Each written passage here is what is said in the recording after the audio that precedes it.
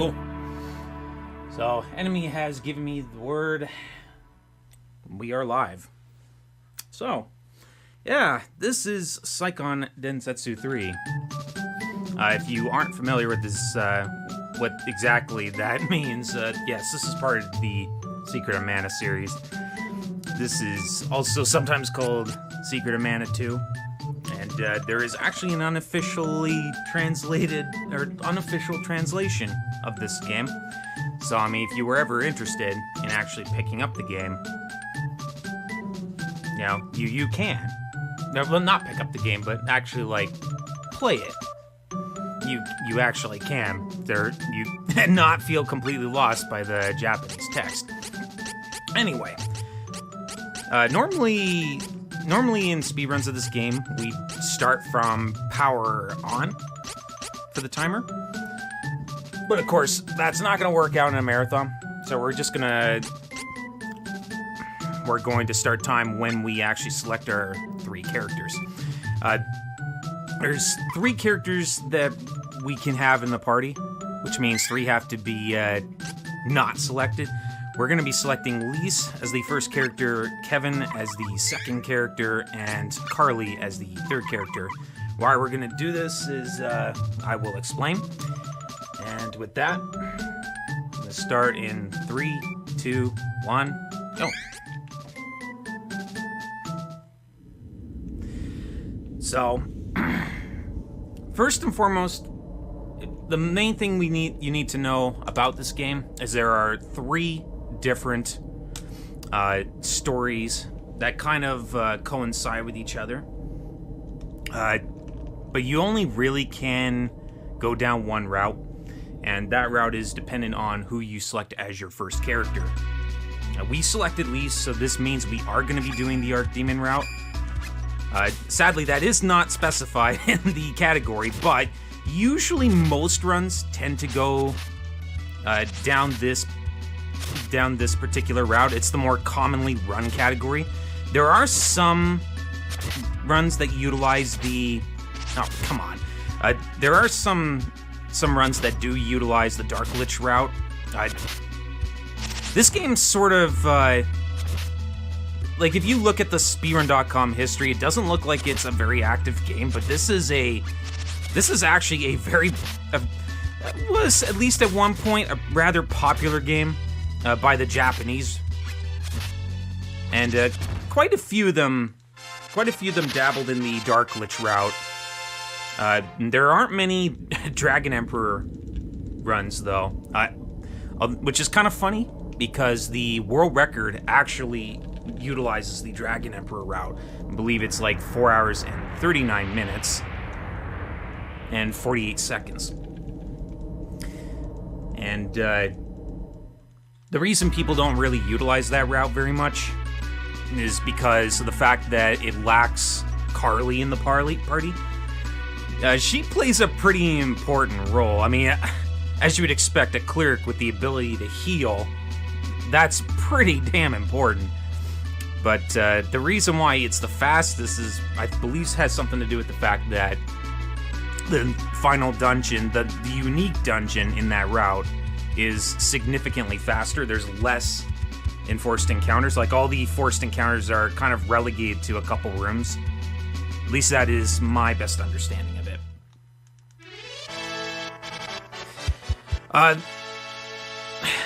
But since we're not doing either the Dark Lich route or the Dragon Emperor route, I'm probably not going to talk any more about those routes. Like I said, Archdemon is the more commonly run route, which is kind of funny because a lot of people, casually speaking, will tell you it's the hardest route, but it's, in the speedrun, it's not. It's just not, because of the fact that you get Carly in the party, and the unique fights. Most of the unique fights in this route are much easier than the ones you get in the other routes. And I won't kind of really talk about most of those fights, since a number of them do actually spoil parts of the or particular plot points in those said routes. if you want to kind of know what's going on right now in Lisa's route here, we were kind of just given a little bit of backstory on how Lisa's mother died giving birth to her brother, who is right there, being amazed by the magic trick by those ninjas. Yeah, by the way, those ninjas are brothers, and their name is Bill and Ben. And, well, they hail from the Navarre Kingdom, which is supposed to be a kingdom of thieves. But they only steal from the rich, or at least they did. But something's sort of gone down with the Navarre Kingdom. You wouldn't really know that, though, unless you actually ran Hawks. Unless you chose Hawk as your protagonist, you wouldn't actually know the full gist of what is going on with the Navarre Kingdom. If you do want to know why I didn't select Hawk, though, well, I'll get to that at some point. Actually, you know what? Why don't I talk about it now? There's really nothing much going on here. All these ninjas are doing, they're trying to fool the prince into lowering the defenses. They failed, and then just completely threaten his life instead, and force him to get rid of the defenses. I guess we'll call it, I don't even know if that was a crystal or something, but it's what he disabled there was the main defense force. Like, it's what allows the winds of high up. The Roland Kingdom's really high up in the world. Like, it's one of the highest points in the world. And oftentimes it's a kingdom that's very hard to invade because of the high winds. And Bill and Ben tried to, Bill and Ben disabled the wind defenses, so now they're able to invade the kingdom. Oh, come on. We don't actually want to attack anything. There's really no reason to. So we're just gonna skip everything here. And, yeah, basically their invasion was a success, which means most of our people here are going to be chased out, if not killed. And that does include the king. Or, well, yeah, that does include the king. So, unfortunately, rest in peace, the king of Roland. You're going to get a brief glimpse during this particular scene here of one of the main villains of the game.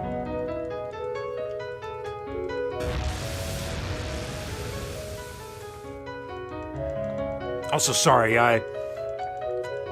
so before this run, I actually had like a 2-hour nap, but I didn't have enough time to actually finish my breakfast, so I'm like trying to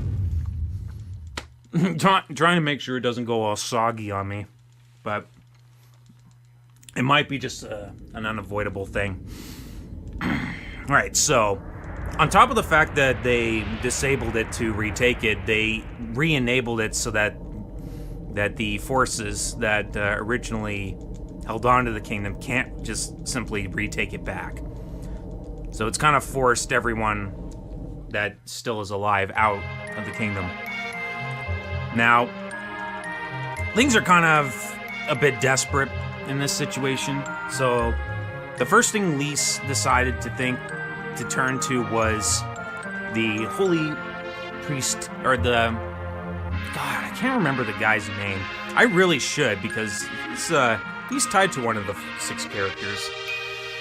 But we have to go see the priest in the holy city of Wendell, because usually he knows what to do in situations like this. At least that's what Lise was told anyway. And this very character, this holy priest of Wendell, is kind of the convergence point where all the 6 characters that you can select are kind of unified. Well, sorry, 5 of the 6. 5 of the 6 characters share a common path in their storylines to come to the Priest of Wendell in order to actually get answers for their particular problems. The one character who does not have that is actually one of the characters we chose, and that is Carly, the cleric. She actually lives in Wendell, and in fact,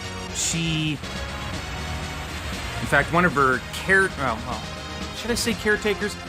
Either way, she knows very personally the Holy Priest of Wendell, and her particular storyline involves her not wanting to tell the Holy Priest about what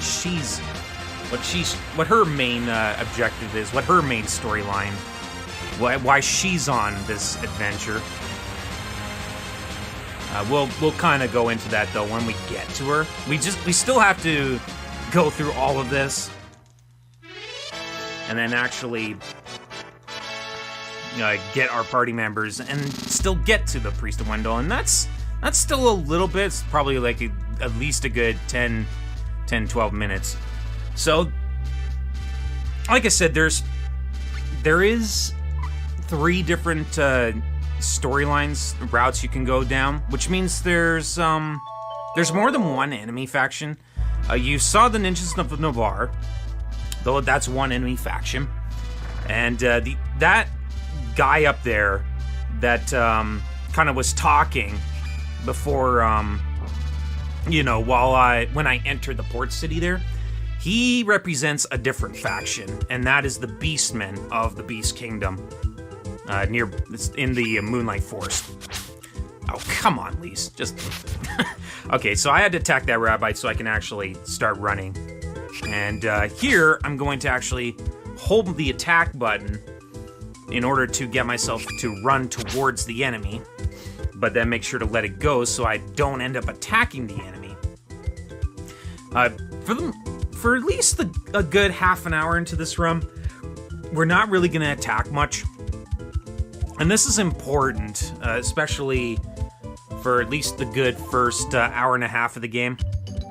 Alright, so I'm actually going to talk with this old lady here, and we're going to take a trip into here. This is the first little town we're going to. See? So I actually, if you want to know why I went to the inn, that's because you actually can't leave that first port city unless you turn it to nighttime, because, apparently the Beastmen aren't, like, patrolling the castle gates or whatever. Like, you can actually... The only time you can leave is during nighttime. So that's exactly what we did. We turned it to nighttime. And then, we headed towards the first town, which is this little village here. So I had to talk with 2 particular NPCs, and then sleep at the inn again. And that forces this cutscene here. So, nice little breather for me, so I can eat some of my breakfast.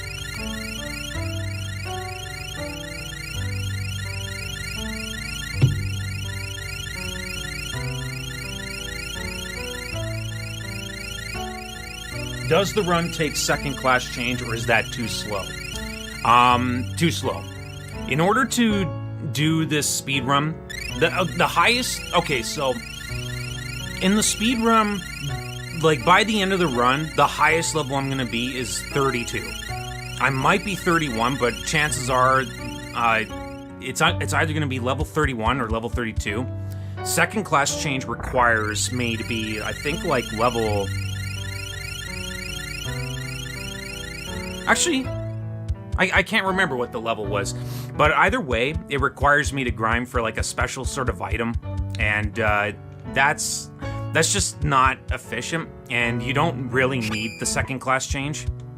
Oh, this is bad luck. Oh, this is bad luck. Okay, come on. Yeah, so that screen is really, really terrible. Getting triple mushrooms there is actually not good. They're also doing rather bizarre patterns of the breakdance, which is slightly higher damage. Still should be okay, damage-wise, or health-wise. Oh, come on, stay away. Ah, god damn it. Wow! I mean, like, held down or something. Okay, there we go. Okay. Yeah, go and attack that, Rabbi. The respawn rate, I think is like if you go 2 screens past, once you're like 2 screens away from, or 2 screens away from a screen you cleared enemies, they'll respawn. So that's an important thing. But yes, getting back to the whole class changing thing, it's not efficient to do the second class change. We will do the first class change, but it won't happen until at least the second mana beast has been vanquished. Like, pretty much for much of the speedrun, we're gonna be very low level, and you can imagine that's a pretty scary thing to even think about, considering how hard-hitting a lot of bosses can be, and how they have these completely unavoidable attacks that you can't dodge. But there is ways to counter them.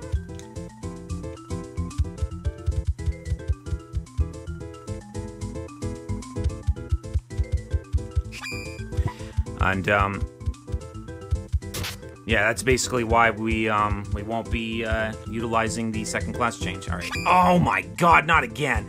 Okay, this is very bad luck. I'm actually getting a ton of mushrooms here. All right. Wow. Okay, you guys are just ridiculous. Come on. You can't.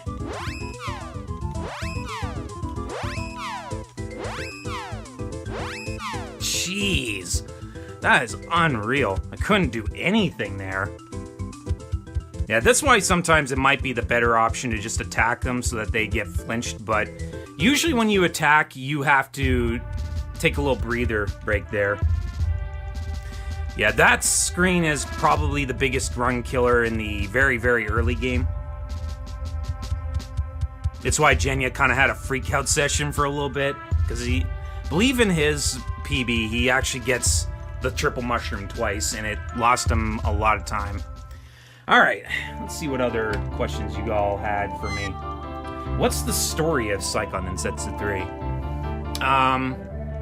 Okay. Well, we'll go into the actual story when we get to the Priest of Wendell, because you'll get a bit of a bombing of lore there. Which we're actually getting pretty close to the Holy City of Wendell.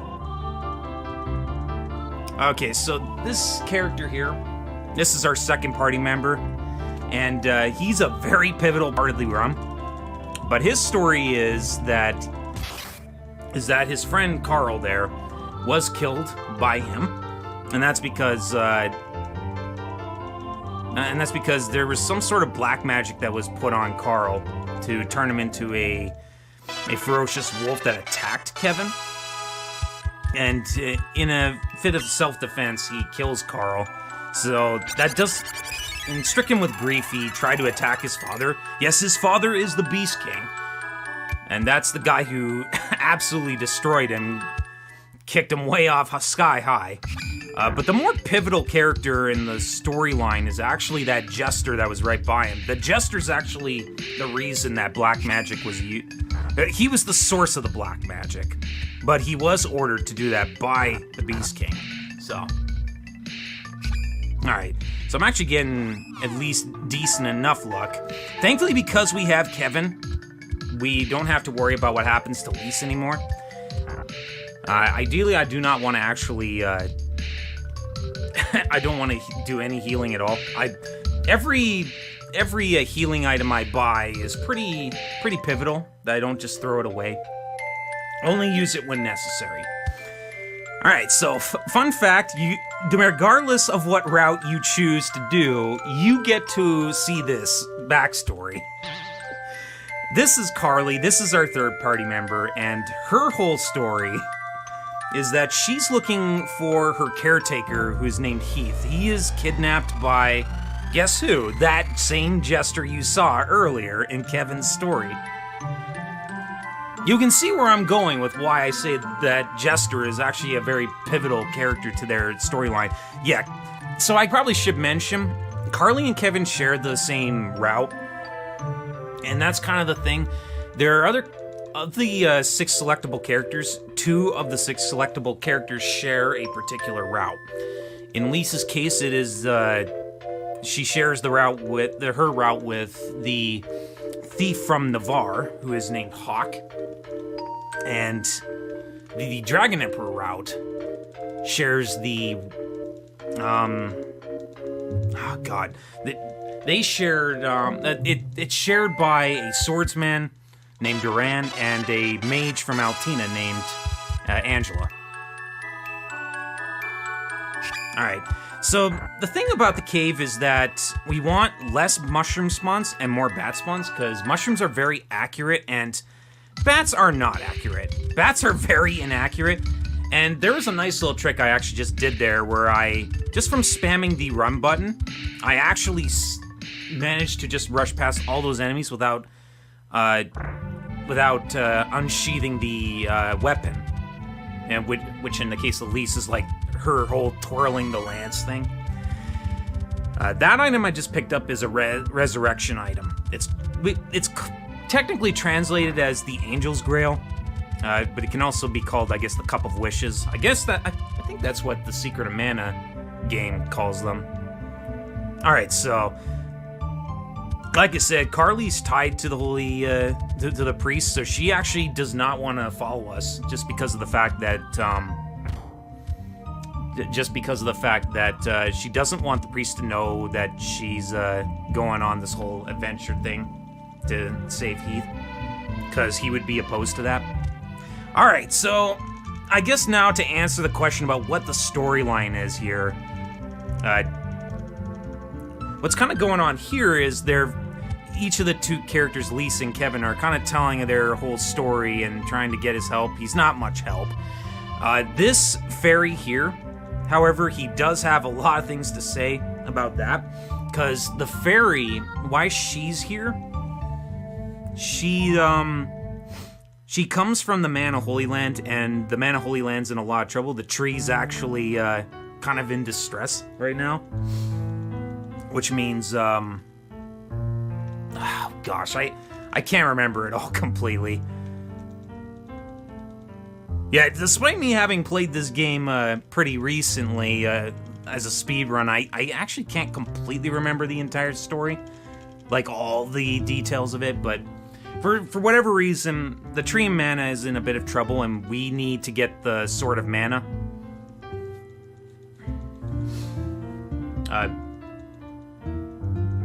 But if you do want the, I do somewhat understand what the enemies are planning, and what they're planning to do is they're trying to activate these Mana Stones right here. Their goal is to activate all 8 of them so that they can open the way to the Mana Holy Land, so they can claim the Sword of Mana, which resides right in front of the tree. And our goal is going to be to get the sword to not fall into any evil people's hands.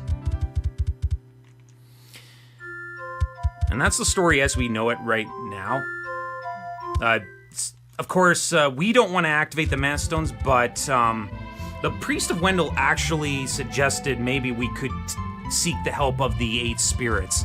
Now, if you know about the 8 spirits, you know that, well, they kind of go through slightly altered names. Most of them are the same, though. We're actually going to pick up Wisp first, the light, the Mana Spirit of Light. I'm not going to bother saving here. Pretty much most of the early game is not really dangerous enough to really be concerned, especially once you have a full party of characters. There's never really a worry of actually full-on wiping.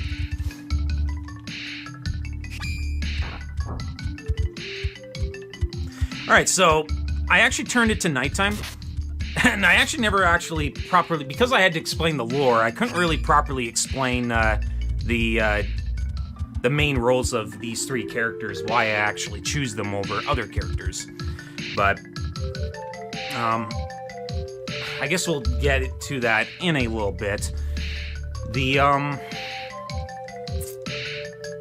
You notice I went to the inn and turned it nighttime, and this seems like a waste of time, But there's two reasons why we do this. The first reason is because, for some reason, in nighttime, mushrooms don't spawn in here, which is good. The other enemies you can get in here are nowhere near as threatening.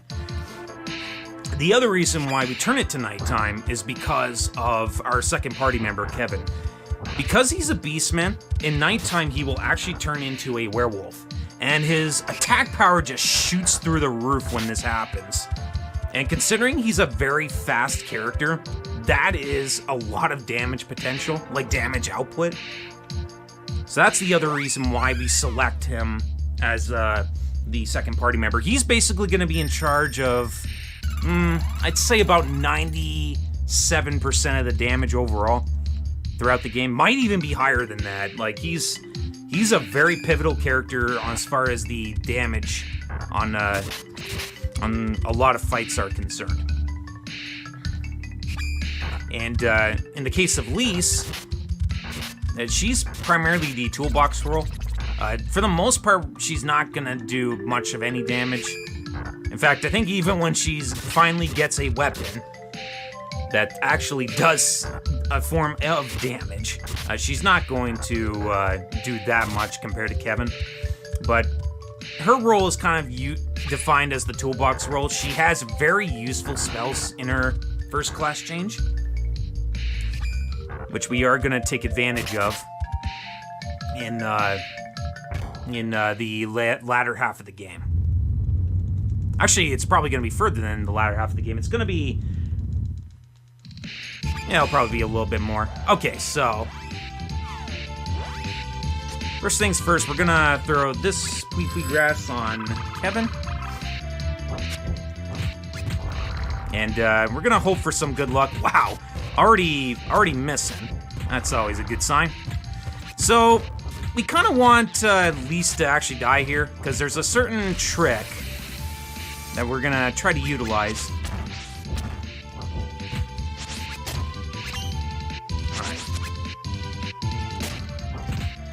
Alright. This first boss here, he's not very, doesn't really hit very hard. But it looks like, given the health situation of everyone, it does look like we are going to, get the dive attack. I ideally wanted at least one of the characters to die so that, Kevin, when one of our okay, there we go, alright.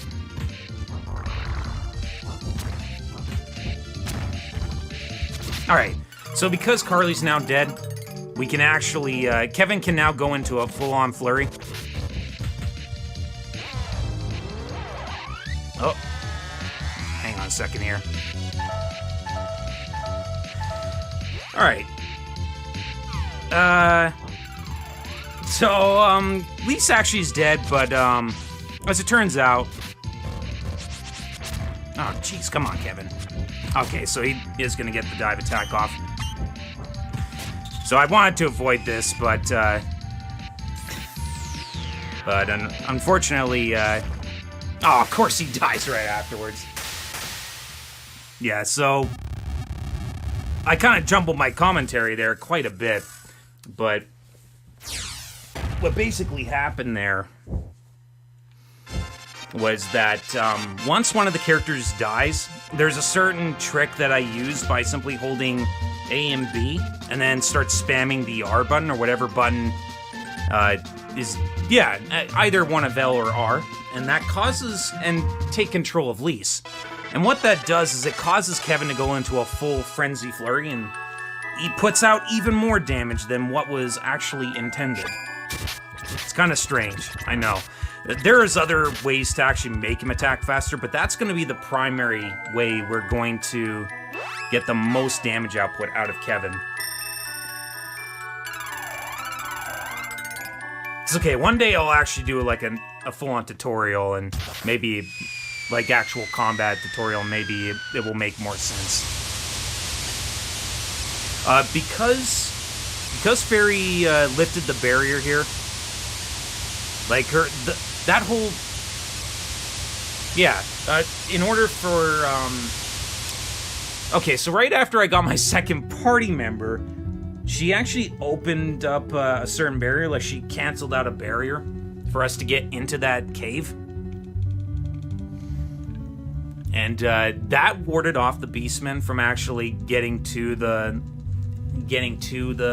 holy city of Wendell. So now that we canceled that out, they were now able to invade Wendell. And they kicked us down all the way down there. We're fine. We're not dead or anything. But they are going to take us as prisoners as they proceed to full-on go on all full-on offensive on the holy city of Wendell. There's a lot of reasons for why they're doing... Well, there's a particular reason for why they're doing this. And of course, I'm not going to say it because that's spoiling the Dark Lich route. In fact, it would spoil it big time. It's like probably it's a very pivotal part of the Dark Lich route, which we are not actually doing.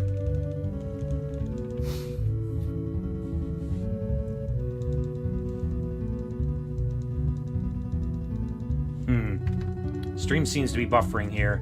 Is there a problem?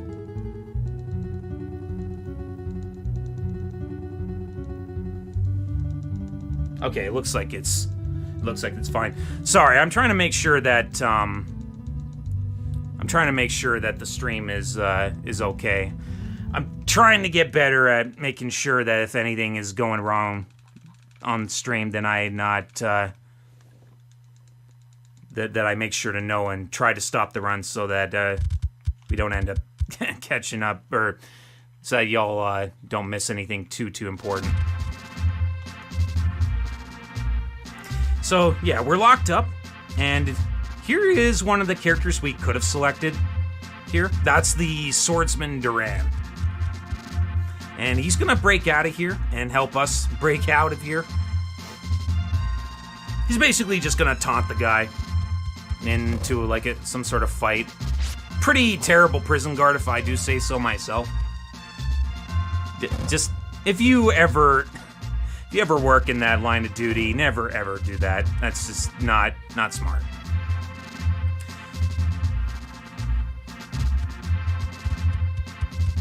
Oops.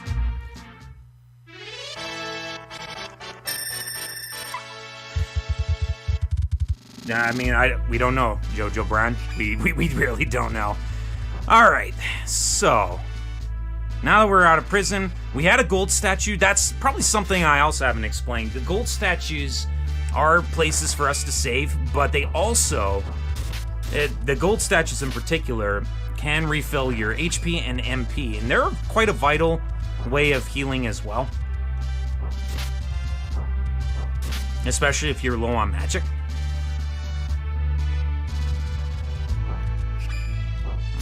Ah, come on. Ah! These wolves, dude. Alright. I'm actually gonna... Oops. Yeah, there we go. Wanted to take control of these here. And yeah, so they took us prisoner and threw us into a cell in Jad. So we're basically... A lot of the citizens are trying to escape while they can, since all the beastmen are proceeding all their forces on Wendell. That's the people of Jad are actually trying to escape now. Most of them, anyway. Some of them, you know, they're just merchants or innkeepers. They choose to stay, but many citizens have fled along with us. And don't worry about d4gr0n. We'll see him again. It looks like a hopeless situation, but he does call himself the world's best swordsman for a reason, so he'll be fine.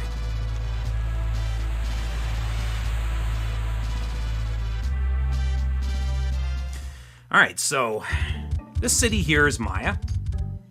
And we're finally going to save for the first time ever. And it's very important we do this because of the fact that pretty much coming up from here, we're gonna finally actually fight things. We're actually gonna fight enemies. It's actually been pretty important that I don't fight anything in order to keep Carly and Kevin's experience closely together. Alright. minute, I gotta make sure I save the right file here. Yes.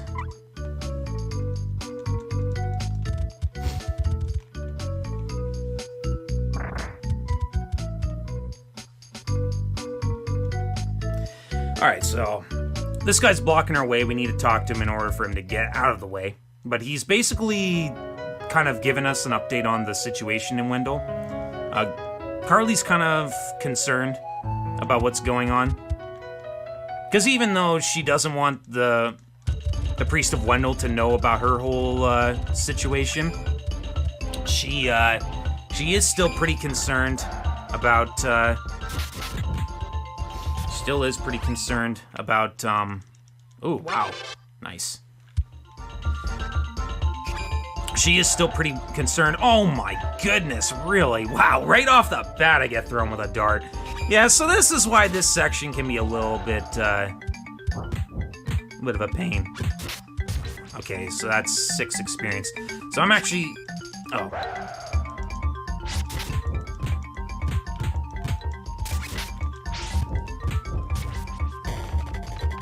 Alright, that, how much experience is that?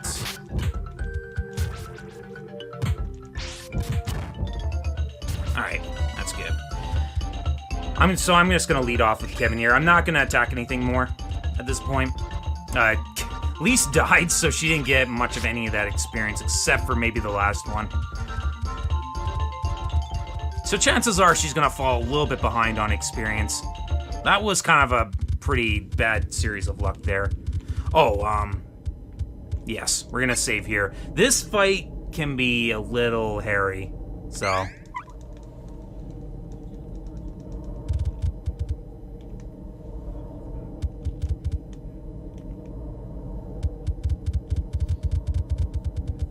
Thanks for the good luck, Kaiso Koala. Alright, so this fight, there's a particular reason why I grabbed the Angel's Grail in Wendell.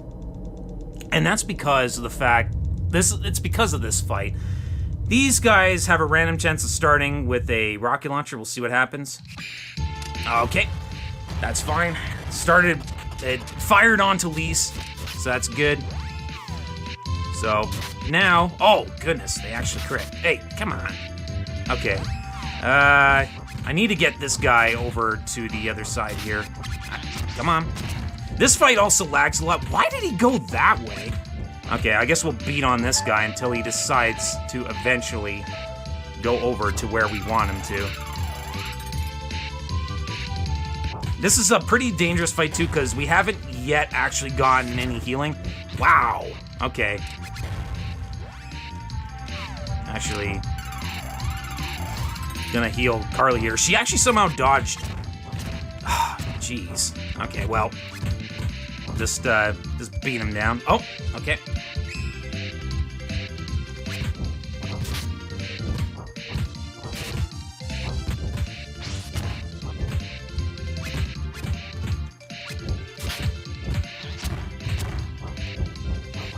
Alright, so this was not how we were supposed to do it. We were supposed to actually... We were actually supposed to, we were supposed to group them up and just completely wreck their day, but for some reason my attempts at doing that ended up having that one get kicked completely opposite direction. It was pretty stupid, but yeah. Thankfully, Carly dying there isn't going to cost her experience. We'll double check on the experience, but there's a reason why we need to keep the experience gap between Kevin and Carly pretty closely together, like within 8 experience. Because there's a pretty important trick that will eventually come up. Alright, so I guess I haven't actually even gone into the whole stats thing yet. There's certain stats we're going to try to build up for each one of these 3 characters. Kevin is obvious. We're going to build up strength. But in the case of Lise, we're going to try to build up stam, at least past a certain point. And then with Carly, we're going to try to build up intelligence and spirit. Man, this is a bad luck here. So at this point, we're gonna try to take control of Lise. Also, now that Carly's actually leveled up, she can actually heal. Oh, come on. She can actually now heal our party members, which is real nice. We don't have to rely on round candies anymore for actual healing. Oh. No. No, I don't want to die.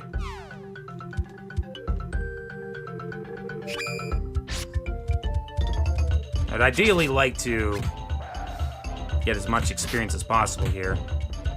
Okay, I guess that'll do. Alright, let's check our experience here. This is the time we can do it. So 137, 34. Okay, that'll work. Actually, I'm not even sure how Carly has more experience than Kevin, but it's whatever. So that whole scene with the mages, they actually, because that machine golem decided to explode, self-destruct, the way to the kingdom of Forcina is now gone. We're trying to get to Forcina, and now we have no way to do that. So we're now going to seek out the help of this cannon and the guy who created it. But of course, he forgot to realize you need gunpowder to do that. So now we have to go and get gunpowder. And that's exactly what we're going to be doing here. Alright, so that's fine. I'm actually going to use a round candy here. We're going to restock on round candies when we reach the... We're going to restock on round candies when we reach the next village.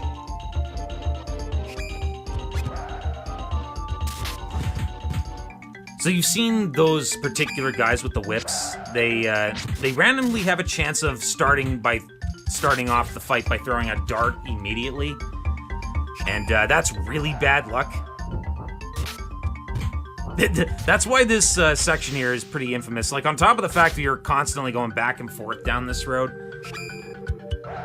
that means there's a decent chance you're gonna get picked off by darts at least a few times. But I'm trying to get whatever experience I can at this point. Also, that old man I was talking to in Maya, it's pretty important you do that in order to force this particular cutscene. And then we want to use Wisp here to kind of get rid of the mirage and move aside this wall that we thought was a wall, but apparently it wasn't. And that opens the way to the next village, which is where we're going to upgrade Kevin's weapon and then restock on some healing items. And this is also a right afterwards is a pretty important part where I have to change a few settings, and while trying to swap Kevin's gear, I usually forget to do at least one of the two. And it's pretty important I don't forget what to do.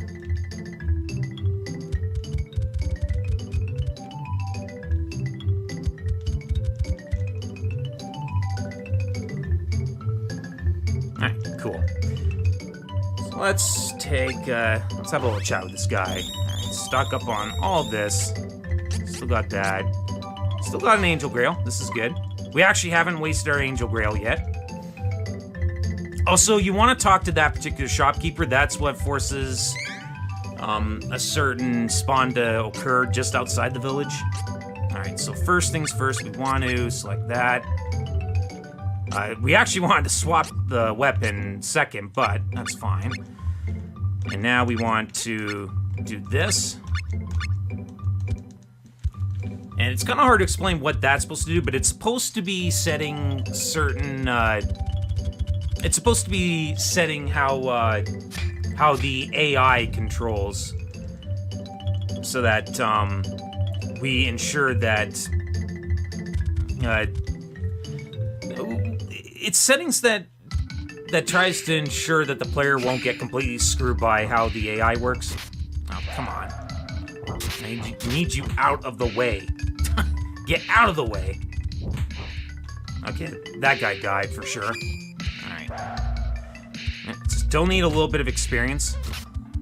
I ideally want Lise to level up off Jewel Leader, but if it doesn't happen, it doesn't happen. I will... It just means I'm probably going to have to put all the points into Agility and to Spirit. And there's a pretty important pretty important reason for why we need to do this. Just to ensure that she has enough damage capabilities for a certain fight. Which isn't for a while. It's probably at least a good, I'd say about 45 minutes away still. Alright, so pretty much from this point, it's probably actually, you know what? Probably be the best idea to heal Carly. Oh, come on. Let's have Carly heal herself. So yeah, this is where we start to encounter some pretty damaging enemies.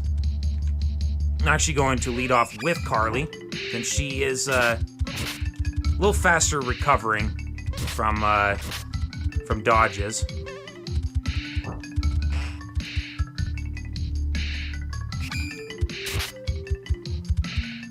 Yeah, so unfortunately, starting off in this game, Lisa is going to die quite a bit. That's just because she's very low on armor. Like, her armor is very, very weak. And this won't change for at least a little bit. For quite a while into the run, but once she actually finally has the ability to upgrade her... Once we have the ability to actually upgrade armor, she will become our pivotal lead-off character in most cases. And in fact, the character I'm leading off with right now is going to fit the role of the pincushion. So, come on, Carly. Oh, Jesus. I'm actually really low on health here. This is kind of scary now. I'm actually going to lead off with Kevin here. And, gee, what? Okay. I was a little bit scared there. I was not sure why, oh, come on. Yeah, these are pretty dangerous enemies. Okay, now we can actually control Kevin and get him topped off. I wanted to ensure that,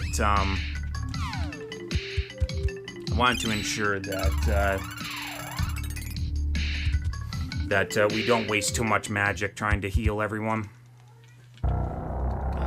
No, Jude, don't do it. Jude?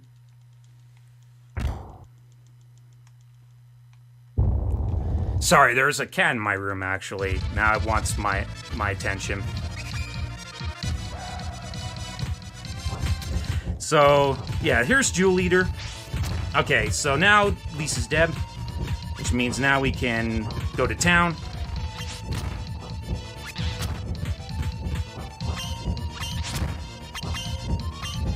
And Jewel Leader is a bit of a pain, but it's mostly him just blocking and then...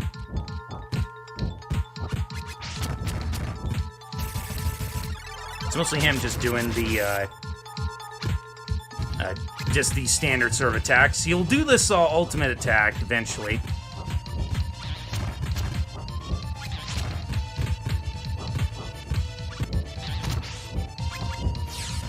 Okay.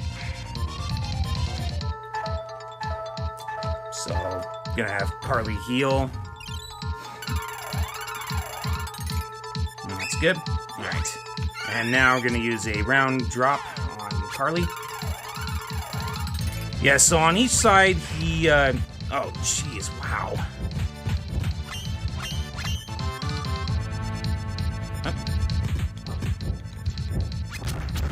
Ideally, you want to try to avoid the earthquake. Like, that's the idea of the really fast kill. But usually I do get it, so...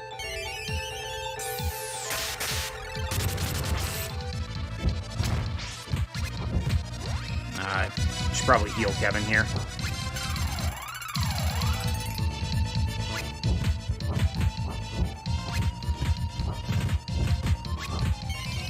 Okay, so after this attack, he's gonna do the,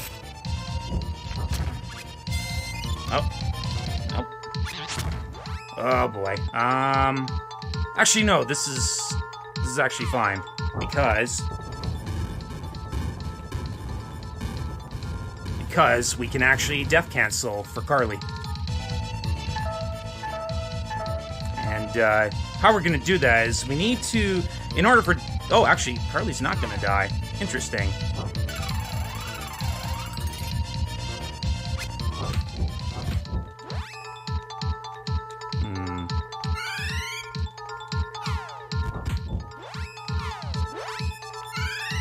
Sorry, hey. Sorry, Cad decided to want to play. Come on.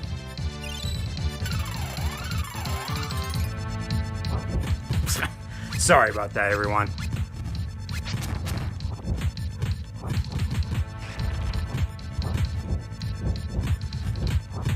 So that ultimate earthquake was in fact the attack I did want to avoid, but it's fine.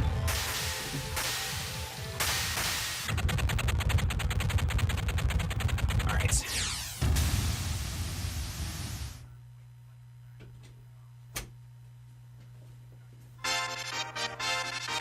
It's okay, the cat just wanted to play. But I was busy, so he understood. So he left me alone. Okay, and so now we dealt with Jewel Eater. There's Gnome.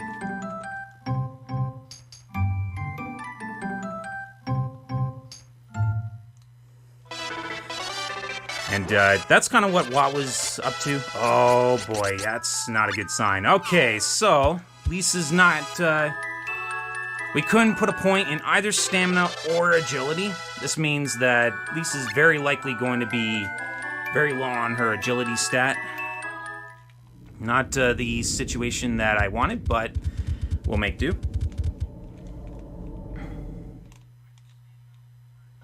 Alright, so we're gonna take control of Lise here. We are kind of working on we're working under a bit of a time limit here. That's because of the fact that daytime is actually fast approaching here. Well, I mean, not fast approaching, but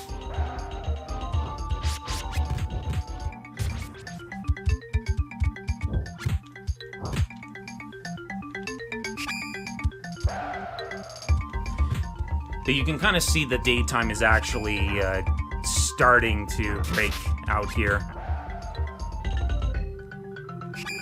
Alright, so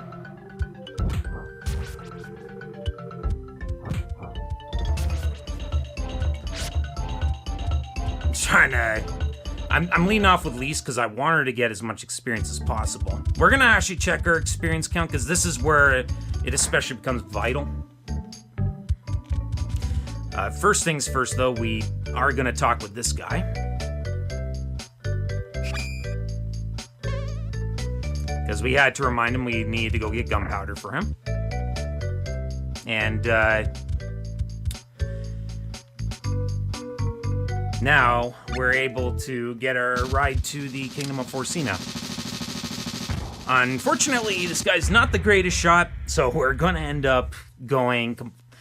we're gonna be a little bit more on the outskirts of Forsina. There's Forsina up there, but we have a bit of a walking distance to go. There's really not much to talk about for this little stretch here, other than the same typical, you know, try to avoid damage as much as possible. So I guess I'm gonna take this time to start talking about the whole, all the stats that you could potentially put points into. There's strength, which obviously does... it's more damage to your physical attacks. There's agility, which for the most part does not work as it's intended to. Like, it's supposed to help with dodging, it's supposed to help with critical hit chance. It does not do any of those. It's a very bugged stat. But it does increase damage with thrown items. which is why we're going to actually use that stat for Lise in a particular fight. And it's a pretty important one.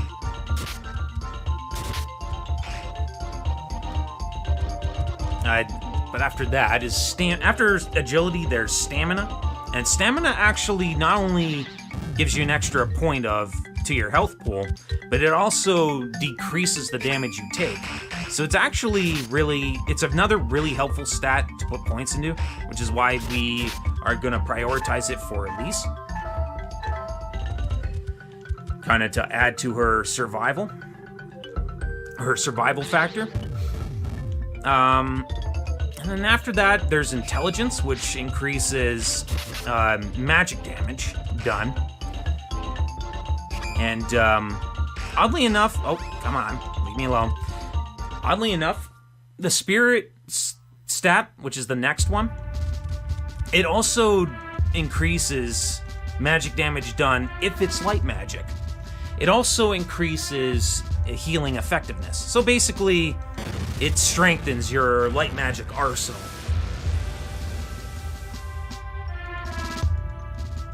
Which makes it sound like light magic is really strong in this game, and well, I can't speak from personal experience, but that probably is correct.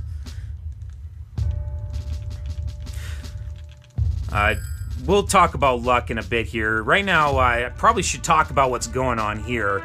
So we know about the Ninjas of Navarre and the Beast Kingdom and the Beastmen. Now we meet with the third enemy faction, and that is the Mages of Altina.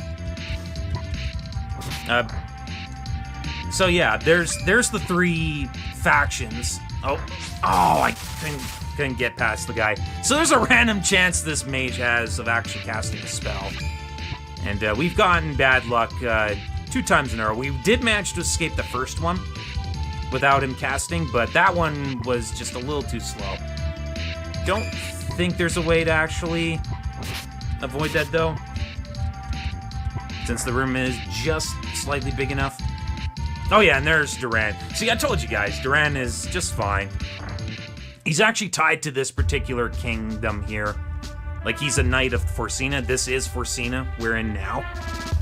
And that's sort of how you get the idea that d4gr0n and Angela share the same path, because Angela's actually from Altina. Oops. And so the fact that her kingdom is attacking Forsena, well, yeah, I mean, self-explanatory. That's how you know, oops. Forgot I was controlling Kevin there. That's how you know their storylines align. But why we're talking to the king of Forsena is because of the fact that he kind of knows where a number of the other, or actually he pretty much knows where all the mana stones and spirits are. So we're kind of getting his guidance on where to go next. He's told us to go and seek out the Wind Spirit Gem, who in Secret of Mana is called Sylphid. I don't know why that was a change, but you know. So hey, there's a familiar face right in there, but you notice he doesn't have a cannon.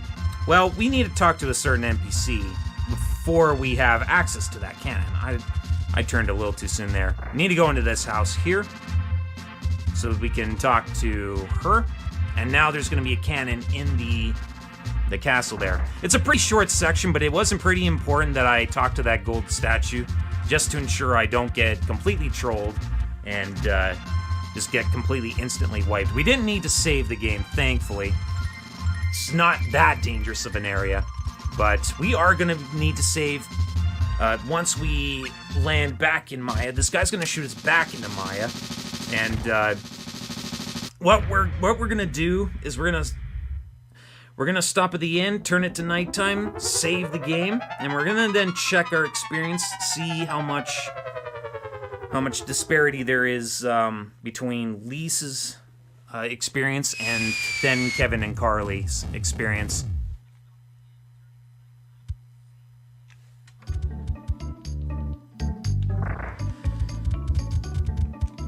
And then once we do all that, we're going to then head to Beisel, which is a very, very important town. But we won't know why it's a very important town until our second trip there. But that'll be... It won't be long before we have to take a second trip there. Alright, so first we're going to save...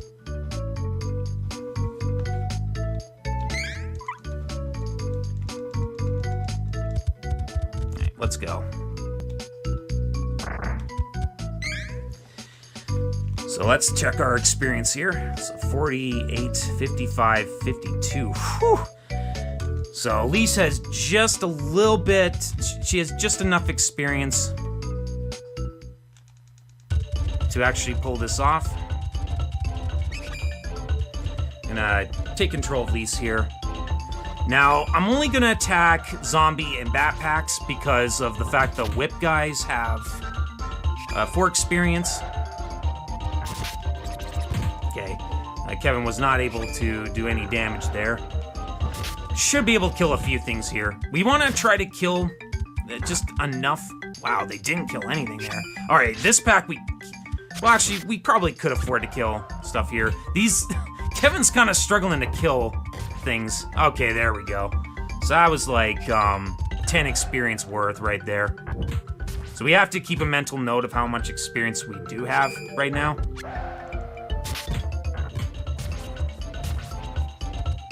Now we do want to make sure, since Lisa's so very close to Carly's level up when she's gonna hit level 5, that's kind of dangerous because I need to make sure to avoid a level up in the case of Carly and Kevin. It's very important that I do this for the trick that's gonna happen, like, I'd say about 15-20 minutes from now, maybe? Maybe?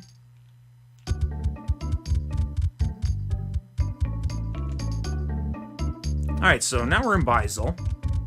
Killed what we could, anyway.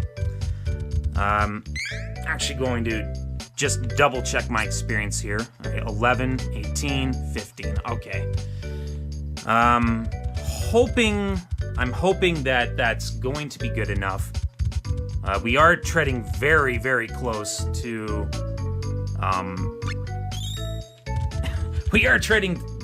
We're treading pretty dangerously close here to our level ups, which is not... So we can't really grind for any more experience or any more money. So this is probably the hard part for me to explain. What I need to try and do is I need to get enough money to get through this next series of events, but not end up triggering a level up here. And as you can imagine, you have to kill stuff to get money. So and we have to get like a whole bunch of items pretty shortly after the next couple of events. And we also need to upgrade Kevin's weapon as well. That's also something that we have to do. So we're actually in Palo, and if you don't know where Palo is, it's near Retrothon Kingdom. So as you can see, we got a bunch of people who hail from the Navarre Kingdom. Thankfully, though, the ones that are in town here, they're being mind controlled. So they're not like, they don't know about us. Yeah, so they don't know about us. Like the ones at the Retrothon Kingdom. Alright, cool. So, you know, the town isn't like in constant, we're not in any sort of threat or any trouble in the town itself. Alright, so this section is very dangerous. As you can see, these enemies do like 33 damage. We don't have that much health or even close to that. And most of them are very accurate. You'll notice I'm actually opening up the menu. That's to trigger a miss from the enemies. In fact, that's what I was kind of doing with the whole triple mushroom pack, so I didn't end up dying and game overing and having to start the entire run over from the beginning. But yeah, if you want to know why I'm opening up the menu, even though it does waste some time, it does force the enemies to miss. Otherwise, that will happen. Uh-oh. Okay, so this is kind of a bad situation. I'm gonna use up a round candy here. That was a very good call because I actually got hit there. In fact, this... Oh my god, okay. Whew, that was close. Yeah, that was a very good call to do that. Thankfully, the round candies are not super, super vital. So we actually don't need to stock up on any more. And there's a reason why. But much like a lot of things I've been kind of building up on, it's something I can't really explain until we actually get to that point in the game. There's a lot of things that are going to happen over the next half an hour into this run. This is like probably the scariest portion of the run because many things can go wrong, and it includes not having enough money to get back to Palo when we're done with everything, which means we'll be forced to level up. I do have a backup save in case this happens, but it's a very realistic thing that can happen. So, and hopefully it doesn't, but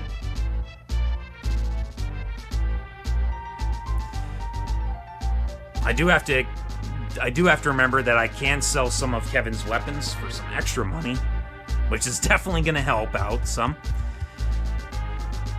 So yeah, these are people from the Retrothon Kingdom. They're the survivors of the attack, and they're trying to mount sort of a plan to retake the kingdom back. And the old man is suggesting the help of a tactician, who is actually of a particular race that's hard to approach, since they're usually fearful of any type of race aside from their own. So we need a sort of hammer that will turn us into said race. And that is of the Chibiko. If you know Japanese language, you know what chibi means. It's small, tiny people.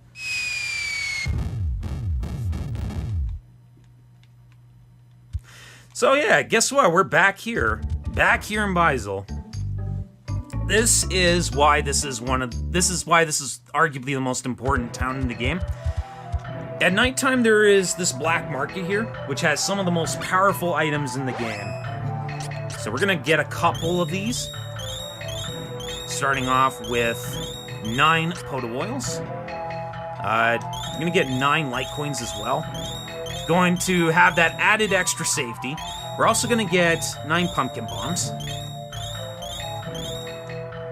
And I might come back to this shopkeeper. I'm gonna sell those weapons for some added extra money. And next we're going to pause the game. And we're going to put the gunpowder into the storage. Oddly enough, you don't need the gunpowder at all in your actual inventory in order to actually initiate the cannon sequences. As long as it's like in your storage or your inventory, you can actually utilize them. Like regardless, like you'll still end up going on a bit of a cannonball ride. All right, so I need to have at least 270 in order to actually accomplish what I need to do. It looks like we are going to have enough. This is good, I think. 1, 2, 3, 4, 5. Okay, that should be good.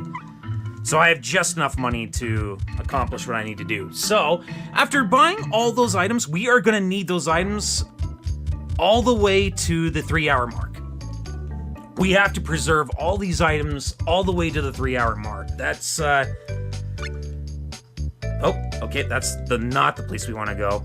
We want to go to Jad. Jad is where we want to go. And this ship ride, we need to buy all those items and still have enough money to do this ship ride here, which is gonna cost us 270. And of course, we still have to get back to Palo.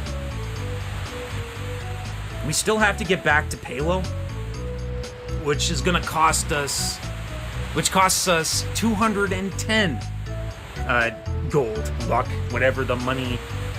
I believe it's called luck in this game, but that's the, we'll just say it's gold. We need 210 gold, and I think we have 57, so we need to do a little bit of grinding here. Well, not grinding, but we need to get money without getting much experience, because again, like I said, I think Lisa's at like 11 experience, and then Carly's only like 2 or 3 experience behind her. But thankfully, we do have a remedy for this situation, and you notice if you do remember, this is where Rabbites are. Well, some of the Rabbites are going to be level 8. They are worth 1 experience, but they are worth a ton of gold. So we're actually going to kill a bunch of them. So if you love this enemy, I'm sorry, but we are going to kill some of them. It's vital that we make sure we have whatever money we have. We're gonna not kill any level 9s because they're worth 2 experience. Uh-oh. Hey, guess who's back? The mushrooms are back. And they are just as hard-hitting. Actually, they're worse. And we also don't want to attack level 1s because they give us 1 experience, but because while they give us 1 experience, they also give us like no gold, so it's not worth killing them. Our health situation's not looking so hot, so we're probably gonna have to talk with the gold statue, but this is fine. Oh my goodness, it's kind of scary now. Thankfully, we're past all the danger now. We'll talk with that gold statue on the way back, because we're about to enter the Chibiko village now. So we're gonna use the hammer.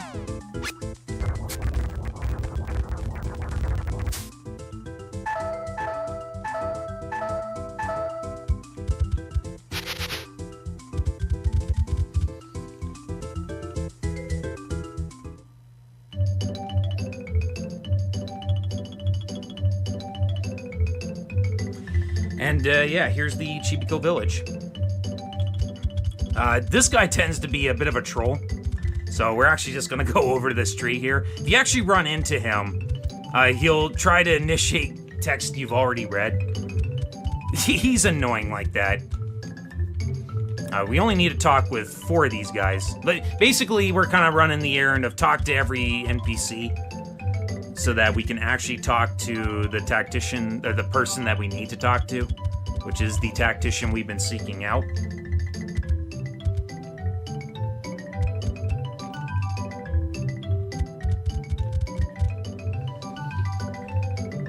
And yeah, so now we've got this forced cutscene here. I'm gonna be given the full rundown of we'll be given the full rundown of the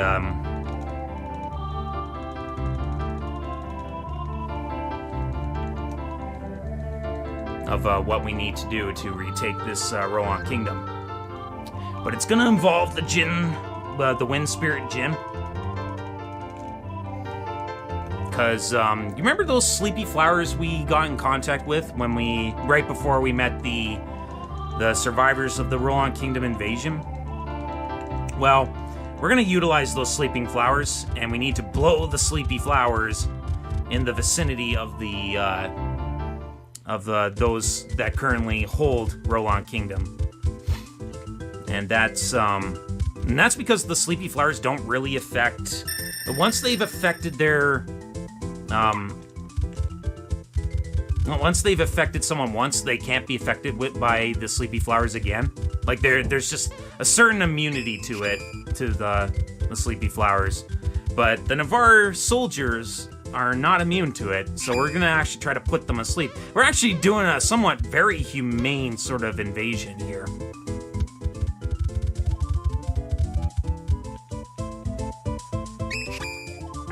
Which is kind of strange because they don't really deserve that given the lives they claimed to take this kingdom.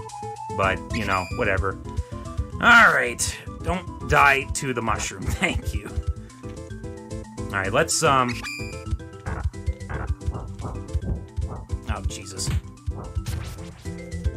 Right, first, okay, we gotta check our experience here, because we gotta be getting pretty close. Alright, 5. Alright, we should be fine. I can't imagine this isn't gonna be can't imagine this is going to be short.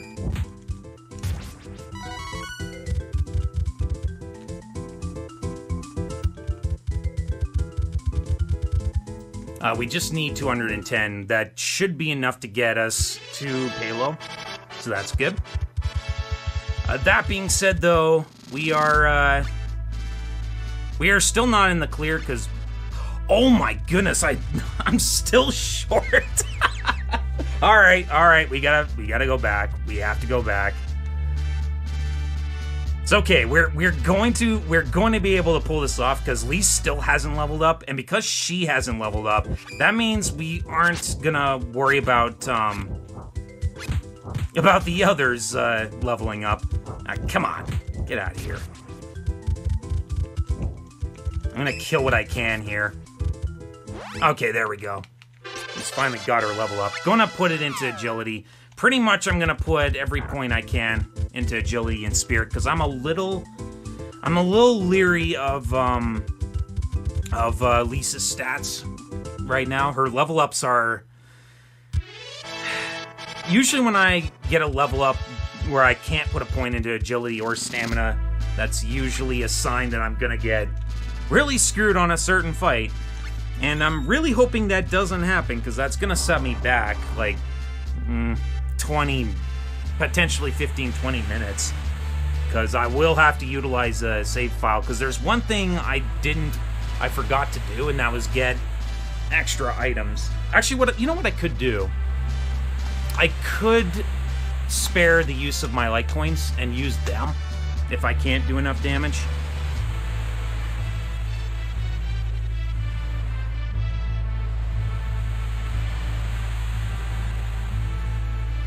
That is always an option. Alright. But I guess, I'll worry about it when we get there. Alright, so now we're past the point of having to worry about our goal for a little while, but now we've come to the point where we can finally begin our level up. And the reason why we hold off on level ups for Kevin and Carly is because we're about to perform a stat manipulation for Kevin. Kevin needs strength, like it's very vital he needs the strength real bad in this run. And so but his next level up is going to absolutely 100% not be, it will be a level up that will not give him strength. And because of this, we need to perform a certain glitchy sort of trick that involves us tricking the game into thinking that Kevin is one level higher than he actually is. Okay, so this is a good situation. We already got zombie pack, which means a single use of this light point is going to kill off the entire bunch of them. And we're going to leave the screen while they are dying. Alright, and we're gonna then kill this pack, because Kevin's already leveled up, but we're gonna add even more experience, and this is gonna confuse the game into thinking we're a level higher than we actually are. Oh my goodness. Get him off the screen. Okay, good, come on. Okay, whew. Got to the next screen before Kevin's level up happened, and just like that, we've tricked the game into thinking Kevin is one level higher than he actually is. And so, he actually got a strength point because of that. If I failed to do that, you would actually see the strength point grayed out completely. This is sort of the developer's way of preventing you from overpowering certain characters. Oops. Oh, Jesus Christ. Can you just not gang up on... Okay, we're gonna use Carly to heal. I need Kevin to lead off here.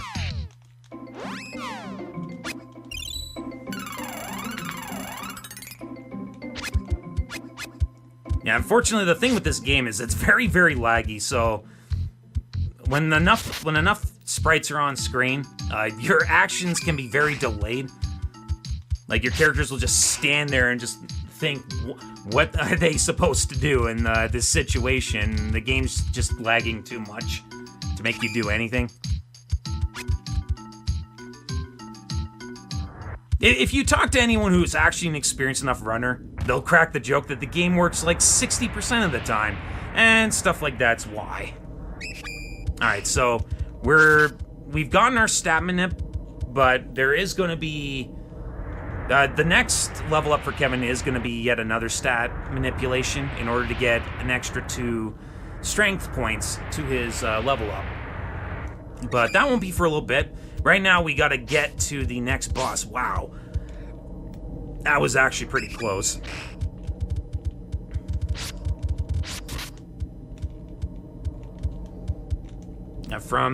So this section here is a bit of wind passages. Oh, come on, Lise, you gotta stay there. Thank you.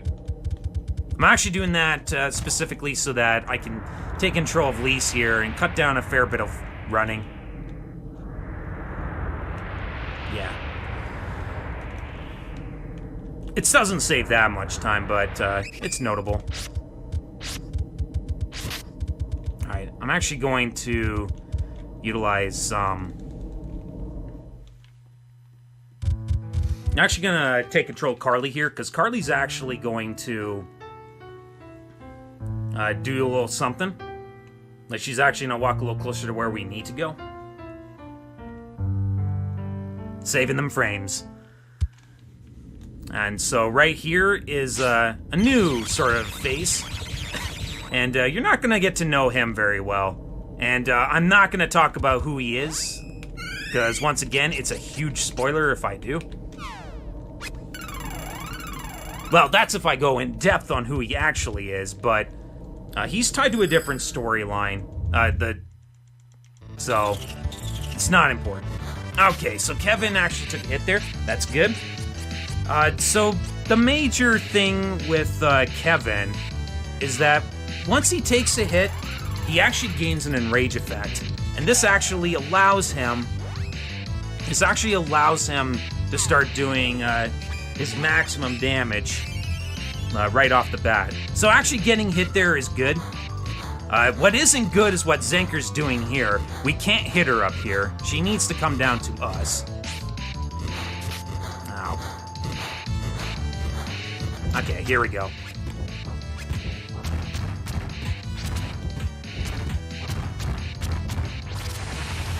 Zenker actually doesn't have much health, so if all goes well, we'll actually completely destroy her if she stays down here. Once she does the speed up stat, she'll actually be that's actually her desperation move when she does speed up. All right, she's also casting, so she's gonna die once this spell's over. Should anyway. Yeah. Kind of par for the course that she does that.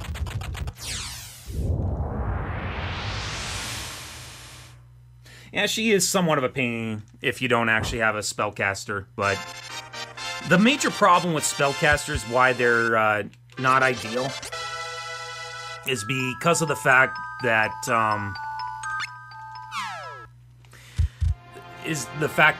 spells actually completely stop the game, and they take a while to cast, and the spell has to actually play out. So it's actually a huge waste of time to cast spells at all. It's not like in Secret of Mana where you can actually just cast a spell over and over and over and over again and just completely wreck a boss's day. This particular game works a lot differently from Magic. Like, they really nerf the magic pretty hard. So, you'll find in a lot of cases your playthroughs involving magic casting are much, much slower than that of just regular melee of melee attacks. There's a lot of broken aspects to the melee combat, and granted, most of it's because of Kevin. Kevin's just an inherently broken character. And things like the enrage effect are exactly why, oh my god, this is a bad situation. I have to get through this zombie and he's not letting me through. Come on. I'm not, oh god, oh god.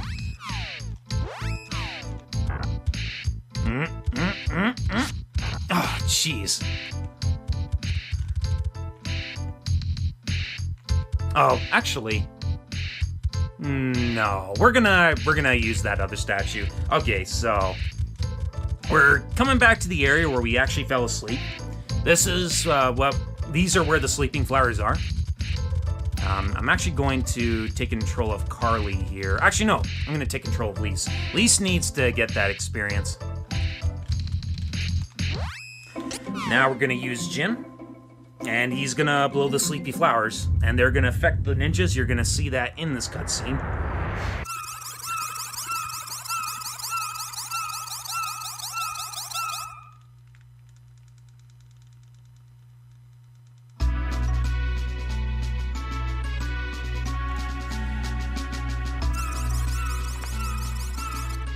Okay. So, the ninjas of Navarre have been put to sleep now, most of them anyway. And now it's time to talk about the round candies, why I haven't been buying so much. These 2 barrels contain a full stock of round candies and then 3 extra angel grails. So pretty nice to have. And that's kind of why I didn't bother buying any more healing items, even though that's technically a big risk. So we're gonna just detour down here, because down here is gonna be a gold statue. And we're actually gonna save our game here, because there's a chance I could mess this up. Hopefully not, though. But, actually, yes, go in here. So, chances are, normally I need to kill at least 2... I need to kill at least 2 ninjas here, usually. We're gonna find out if we only need 2. Okay, it's gonna probably be 2. If I see a level up happen, that's a bad sign. I would have to reset. Okay, we didn't get a level up, so that's good.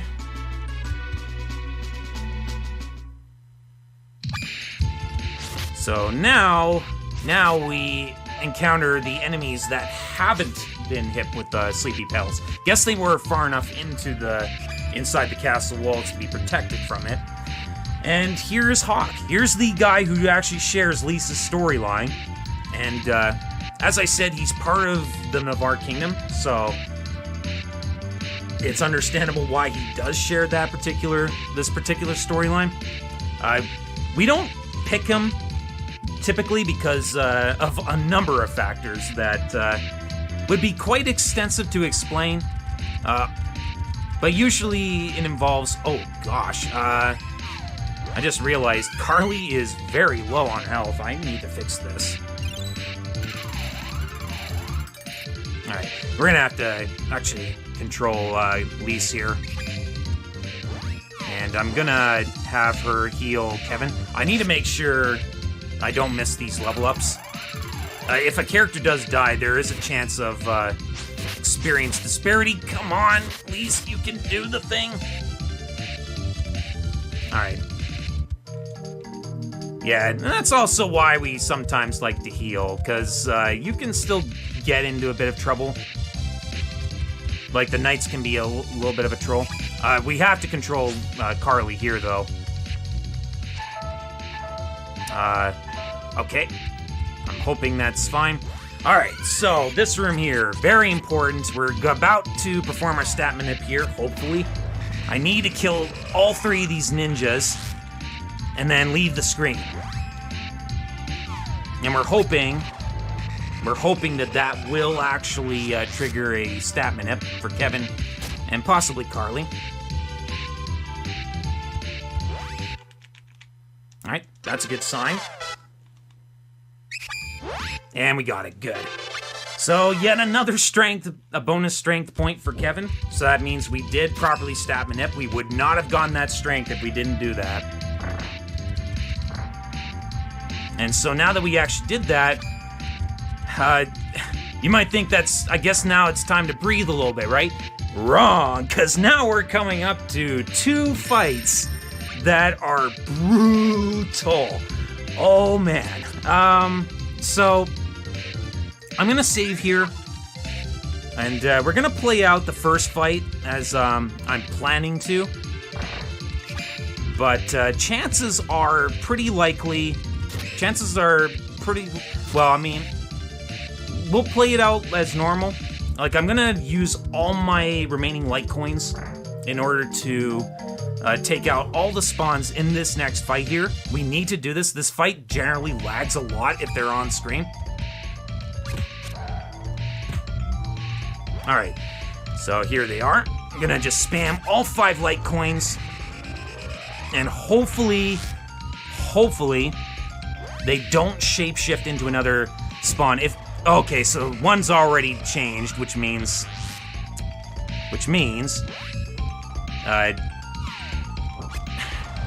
their health has fully replenished up, but I'm hopefully gonna kill them with the remainder of the light coins. It's kind of sketchy, but usually, I think this one that hasn't shapeshifted yet is gonna die, at the very least. If we do kill him, okay, that should be enough. Okay, good. Alright, so now it's time to just completely wreck this guy's day. So with the spawns gone, we need Kevin to just completely go to town here.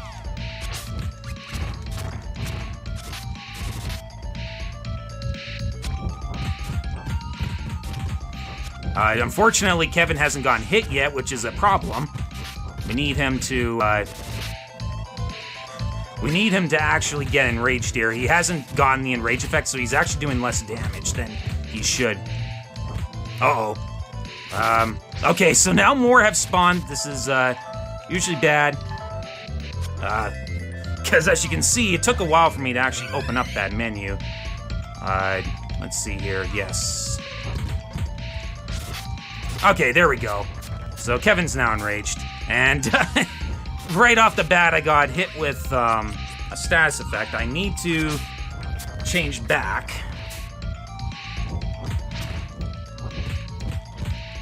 Oh my goodness. Please? Yikes. So you can see how long that actually took. We're gonna actually use a round candy because I don't trust this,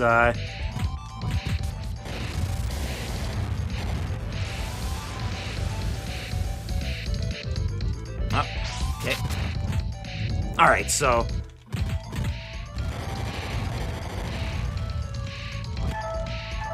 Alright, good.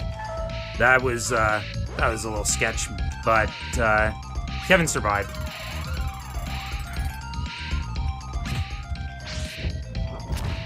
Alright, now we should be able to finish him. Should. Oh, Jesus, come on.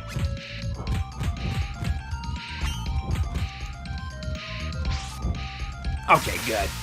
Oh, yeah, that was a little messy. Getting, like, 3 spawns is not, that's not what I intended to have happen there, but it worked. It's a bit of a scary fight just because of all the lag. Tell me they are not going to... Come on, die. You can see how problematic this fight can be sometimes. Just having a real problem. Wow, I actually got another strength for Kevin. That's good. Alright. Nothing for Elise. That's I'm hoping that's not going to be a problem. This is kind of scary now. We're going to see how much damage she can do with these pumpkin bombs, but I have a feeling we might have to reset here depending on how much damage value these pumpkin bombs are going to do. 95. Okay, I don't know about this.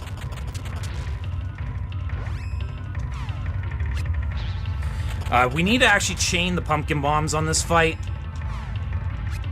because of the fact that because if they actually once they actually reach a certain health value, they'll split into two and their health will automatically regenerate to full. And killing both of them is not possible at our level. This is a very nasty fight.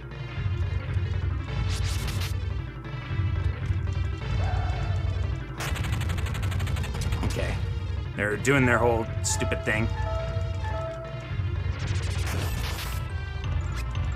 Alright, cool, we did. Okay. I had to actually get Kevin in there to punch him a few times in order to ensure they die. But we did manage to do it. Holy, that was scary. Lise also didn't level up. This is also a problem for her situation a little bit. So that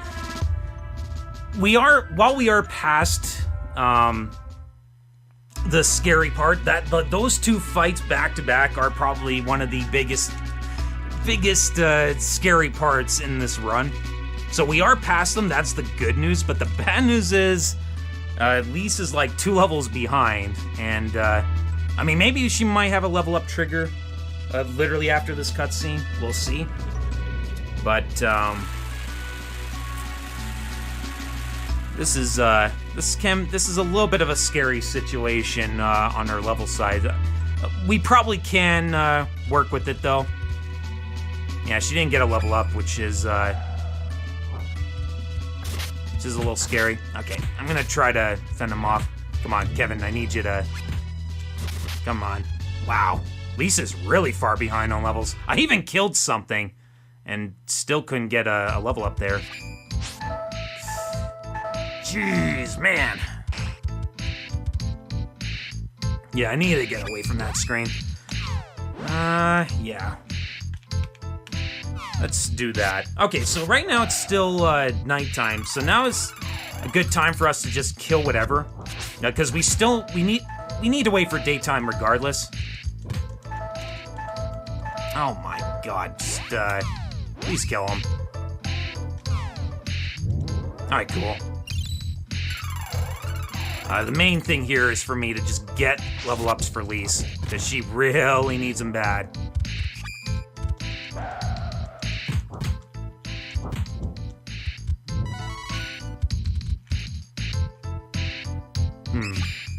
I have to actually check the experience count. Because this is kind of strange. She's not gaining any level ups. Okay, I have to check because she's... Alright, she's at 2. Jeez, wow. I guess it was all those enemies I killed. That's probably why there's such a disparity between Kevin and Lise. We can work with it. It's just that Lise might get a bit behind on level ups. It basically just means there's going to be a point in the run where I'm going to have to grind experience for her. Because she does need to reach level 18 after the second God Beast. It's pretty important. Because that's the point where we do class change for the first 2 characters.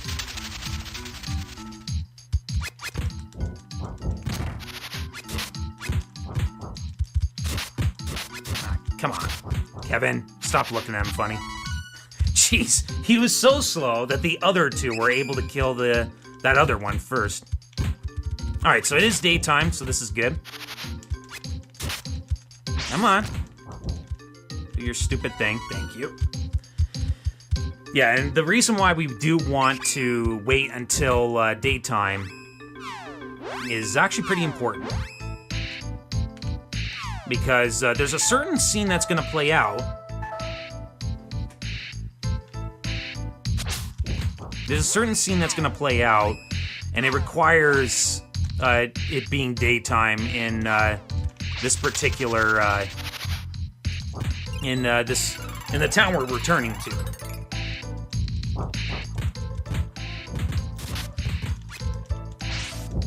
All right, cool. So I'm gonna take a look at Lisa's experience here now. Actually, first, before that, since the Navarre soldiers have, or the ninjas have been outed from the Roland Kingdom, they have now retreated from Palo. So the villagers have actually taken back the kingdom. But you can see that Hawk is back. He's unlike the other ninjas of Navarre, he is a good guy. I mean, he wouldn't be a playable character if he wasn't a good guy. But here's kind of the lore with his situation here. He went to the priest in order to try and remove this necklace off this girl right here, because it's apparently the type of necklace where if he actually told her the truth about what was going on, it would actually kill her. So he was trying to find a way to remove that necklace off her, and this cat person's actually a friend of his. He was also mind controlled, but yeah, that chick you saw, she's pretty much taken over the kingdom. She's thrown the king of Navarre into jail, along with her, the girl. And yeah, basically, anyone who tried to oppose her either got mind controlled to do her evil bidding, or they were fed to the demons. Which is probably accurate given the bones that was like literally at the foot of the throne room stairs there. So now, we are finally going to upgrade our gear. Yes, we finally are going to get armor. This is finally a major relief because Lise really needs some better gear. And we pretty much just... We just need better gear. It's something that we absolutely need because enemies are just gonna hit harder and harder as we go along. But the good news is money is not gonna be a problem for at least a little while. But well, we're still going to reach points in the run where money is still gonna be pretty tight. So it's still pretty important that we don't throw away items like literally candy, unless they're round candies, because round candies aren't worth much. They're only like 5 gold. All right, so before I do anything, I'm gonna heal Kevin. Not gonna bother healing Carly. This is now the point where Carly is gonna be the pincushion.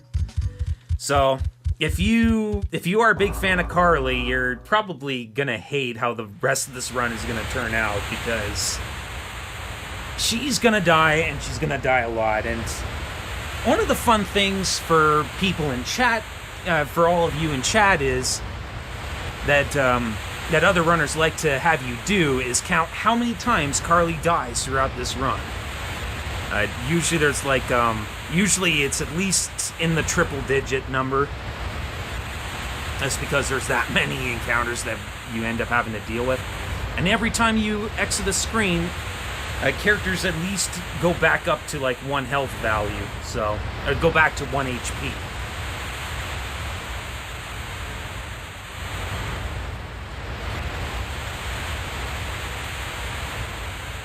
Okay,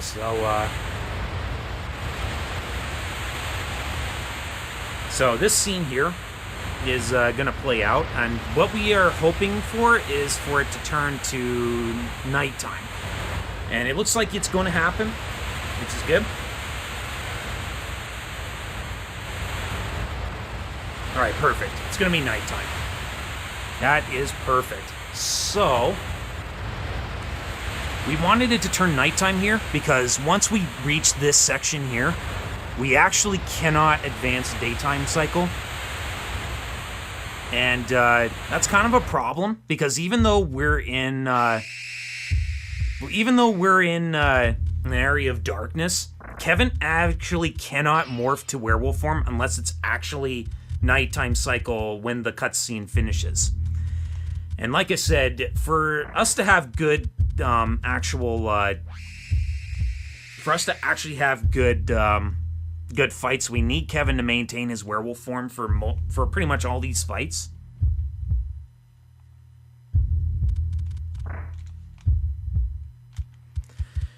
So that's why I kind of was spending some time grinding experience, heading towards Palo.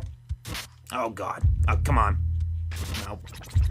I'm a little iffy about my D-pad here. I might have to do a controller switch. Alright, let's see if I can remember what to do here.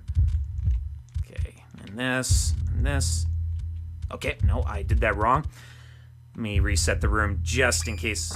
I think I don't need to do this, but just in case. Okay, there we go. I just hit the wrong bookshelf. Alright, so here's a ghost here, and we're gonna have Carly talk to this ghost. This is another annoying aspect of this particular section of the run. As it turns out, you can only do the next fight with 2 party members, and this means we generally need to utilize quite a few actual items. Oh, come on, Lise. And already we're off to kind of a bad start because of the fact that both of us are poisoned, which means our health is draining, slowly but surely. I'll probably just utilize a round candy if things get any too dicey anyway. Where's my other controller? Okay, it's back there, good. I'm probably gonna plug in my other controller once I actually finish with the fight. Just for safety precautions. Sometimes diagonal inputs aren't properly registered. Oh, Jesus. And that slip of paper there is the secret to the bookshelf, all the bookshelf stuff. Alright, I'm not going to bother healing Kevin here. We'll just use a chocolate on him. But I do want to make sure Lise does stay at full health. Like I said, now that we have armor, she is going to be our main lead-off character in most situations. Like, we'll kind of play it by ear, or we'll kind of play it as the situation, as the situations go. Sometimes Lise just gets picked off really fast and whatnot. Alright, so here's the boss fight. Alright, that's not bad luck. And first thing we're going to do is we're going to heal Kevin. This is very important, and we're going to keep control of...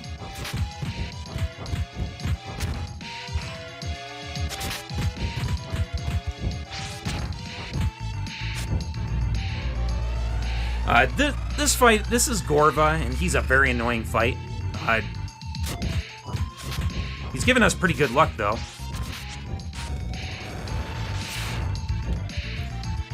But, after a certain point, he will go up in the air, and sometimes he likes to waste time moving around, but this time he's actually treating me pretty nice. Alright, cool. So, I'm gonna use this round candy. And then I'm gonna heal Kevin to full with a chocolate. This is kind of how we're gonna play out the fights. Alright, wow. Really, pretty good luck here.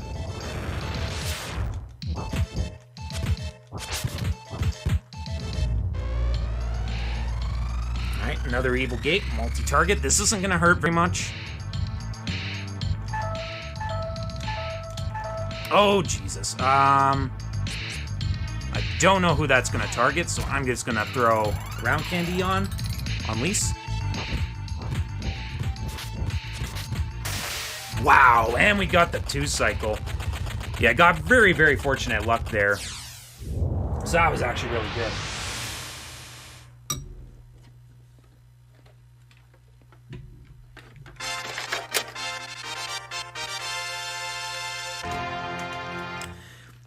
And as luck would have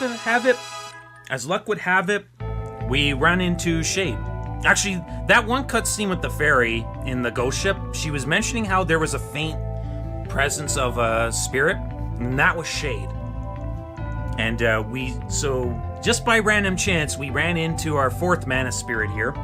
And this lore he's dropping on us is this whole talk about how the dark mana stone has been was destroyed long ago.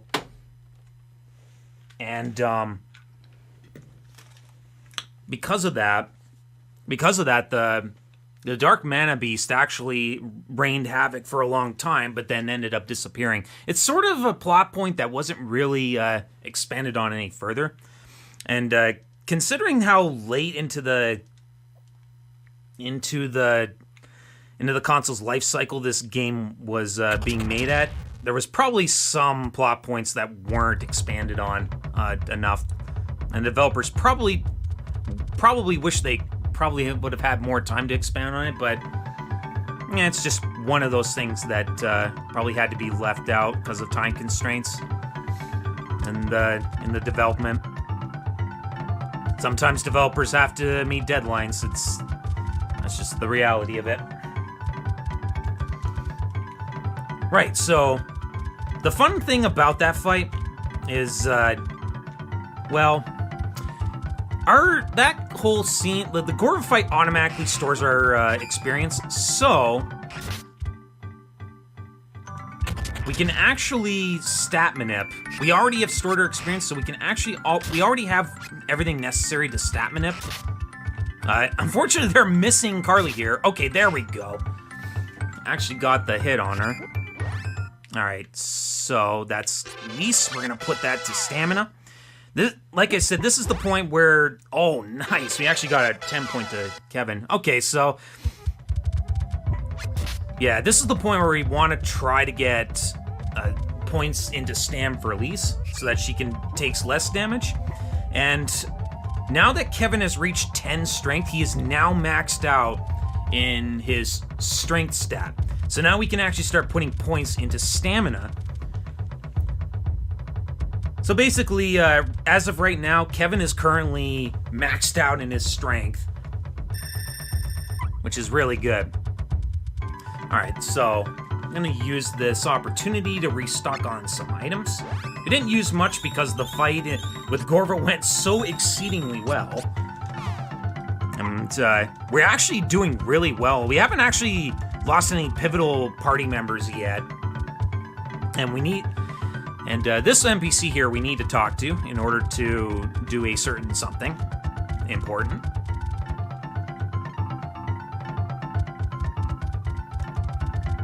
And we're heading to that spot that actually triggers...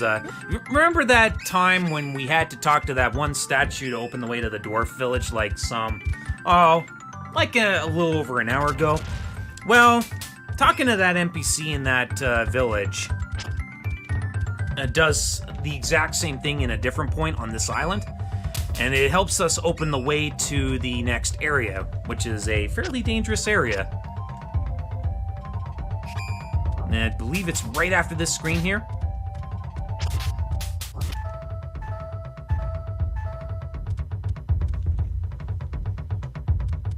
And we're actually going to seek the help of Gnome this time in order to clear the way for us.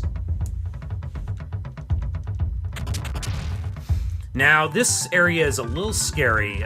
There is some forced encounters here, and that's kind of scary because there's a lot of dangerous enemies here, namely the Packin' Babies and the Podos. The jellyfish are actually not that bad. Unfortunately, no matter what, we are going to get a bad pack regardless. We just have to kind of power through it, and ideally, though, we'd rather have a triple Packin' Baby pack than a pack with a Podo, because Podos have the innate ability to multi-target heal, and this delays the fight a lot. So on top of them doing a lot of damage, they have tools to make the fight last longer, and that's not good. We do not like enemies that extend the fight to way longer than it needs to be. So our goal here is going to be to keep Lise in healthy condition. Usually this is pretty easy with a triple pack and baby pack. We're getting pretty good luck here. The pack and babies will eventually turn into an actual pack and pack. Ooh, really good luck. All right, so now we want to take control of Kevin here. Here's our forced first encounter here. Our first forced encounter. Ideally, I want to make sure, since Lise is very low on experience, we do need her to get as much experience as possible. I'm actually gonna heal her here. I was kind of debating whether I wanted to or not. Okay. And just take him out. Oh, I missed that. Okay, you just need another punch. So, once again, back and control Lise so that she can lead off, and we're gonna heal her to full. Again, the only time we really need to heal Kevin is when we are about to face a forced encounter. So, yeah, even though Carly's gonna die a lot in this, playthrough, Kevin's gonna keep her company from time to time. And that's kind of gonna be the main theme. Sometimes it will be Lise keeping her company. It really depends on the luck of the draw. Oh my goodness. So, usually the most dangerous situation is when both your party members die, like, right off the bat, and then it's literally all three of them trying to gang up on the straggler. Oh god. Oh, jeez. Okay. We're going to heal with Heal Light here. Okay, good. So Lise should be able to survive this.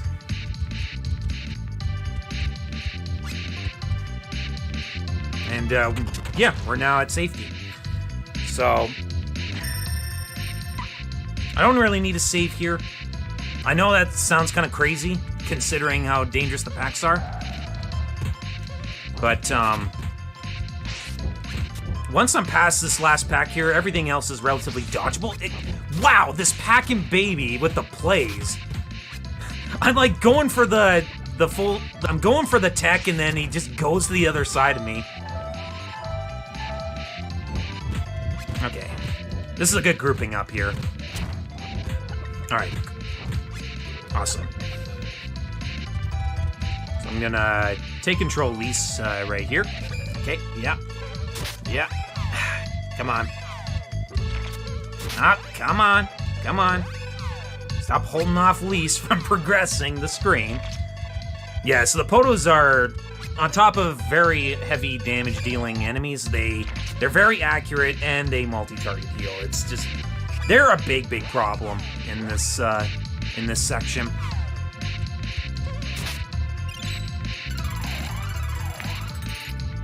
Because while the Pack-In Babies probably do, I think they do about as much damage, maybe even more, they are pretty inaccurate enemies as well.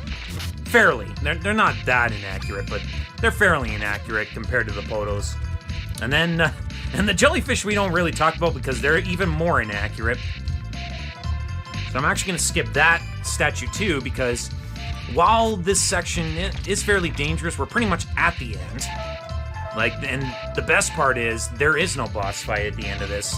Instead, we're gonna get this character, who we haven't actually been introduced to yet, but in Hawk's prologue, you get a much better idea of who he is. But he is tied to the storyline we are gonna be doing here, which is the Art Demon route. And, why keep walking instead of running? Not sure. Wait, did I dump on Booskaboo? I don't think I dumped on Booskaboo at all. But, yeah, speaking of Booskaboo, here he is. Yeah, this is a forced cutscene. We actually can't make it go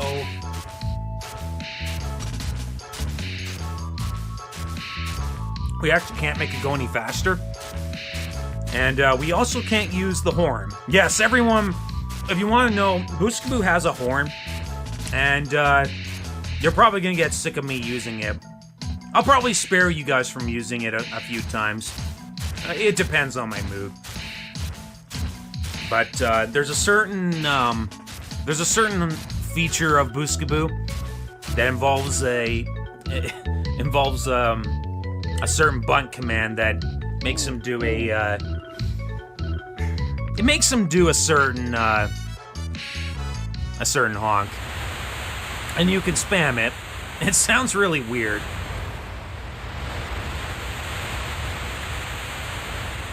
But yeah, he's gonna be kind of a pivotal part of our travel for much of for at least the next hour of this run. The cannons are not gonna be. They're not gonna be a major part of our travel for much longer. In fact, once we are done with our final trip to Forcina to get the final rundown of where the remaining mana spirits are, that's going to be it for the cannon travel. It's going to be Booskaboo travel for the next hour.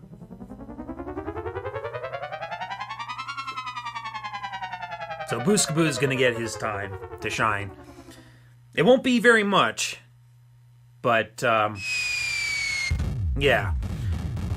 Pretty much for the next remainder of pretty much for the next hour, it's going to be just travel from point A, get accomplish objective, go to point B, accomplish objective there. It's just you kind of have to do things in a certain order. Well, technically you could go. Well, actually, I'll discuss about that while this cutscene's playing out. So this first point here, this ice area.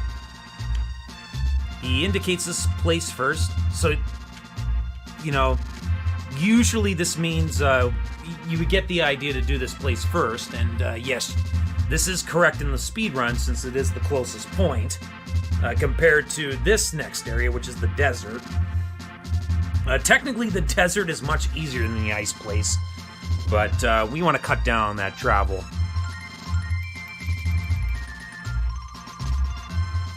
And unfortunately, you do need to do the ice area and the desert area before you head to this area that he's indicating here, which is the Moon Tower, which is where the Moon Mana Stone is. And it's kind of stupid why it needs to be done third, but there's a certain statue that's blocking the way, and in order to actually get rid of that statue, you actually have to do the other two first. And then, of course, to get to this area, you need to do the moon place first. And that one makes a little more sense because you need the spirit to open the way there. But that won't be for a while. First, we're going to get our flute. This is going to help summon Booskaboo so that he can help us swim our way to the next 4 areas. Alright, basically to help us complete our objective of getting all 8 of the mana spirits. So here we go, our final use of the gunpowder. This is our final use of the cannon.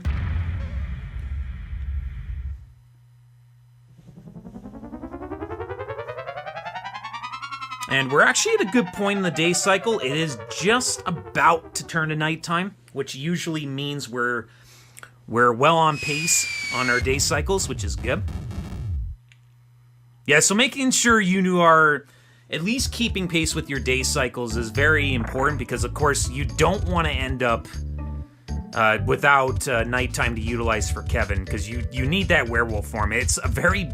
Werewolf form is very broken in this game.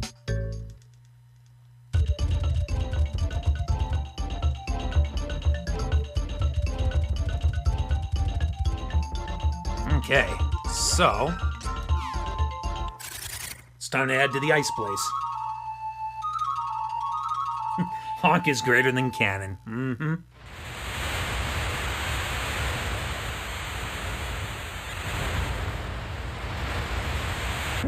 All right.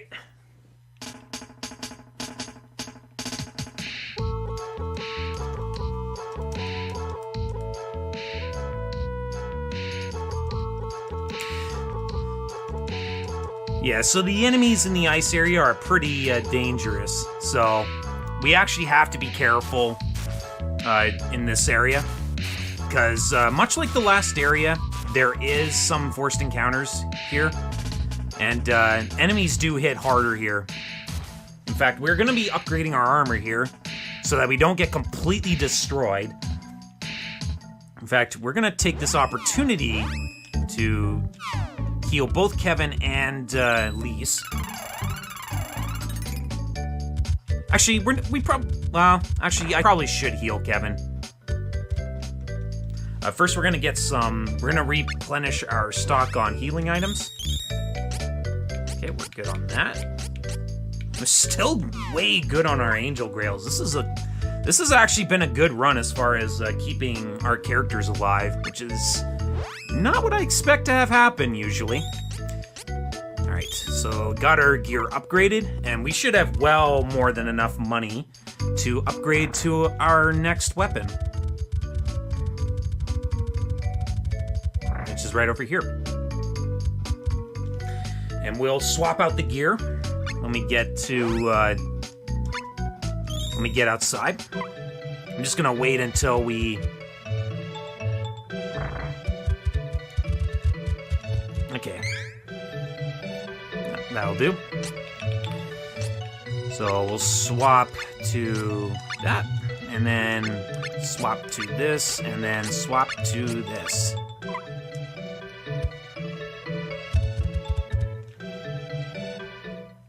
Alright, so now we have entered the ice area. I'm gonna heal Kevin here. I'm actually going to try and at least keep him somewhat decently healed. My priority, though, is going to be to keep Lise alive. We will heal Kevin, though, when we do reach the enforced encounter area. And, yeah, here's the Black Mages. They're back. And remember how sometimes there's a random chance of them casting a spell? Well, that applies to every one of them. And so far, this isn't a good sign that I've already been picked off by one. Because they are a very common encounter to have here. I'm gonna heal. Alright, this one decided to just come and smack us with the staff. That's ideally what you want them to do. Because, of course, like how spells tend to waste time to cast for your party, it's kind of the same when they cast a spell. It's a lot of wasted time. Oh, okay, good. Alright, this one decided to be nice. We're actually going to take control of Kevin here, because this is where the first forced encounter is.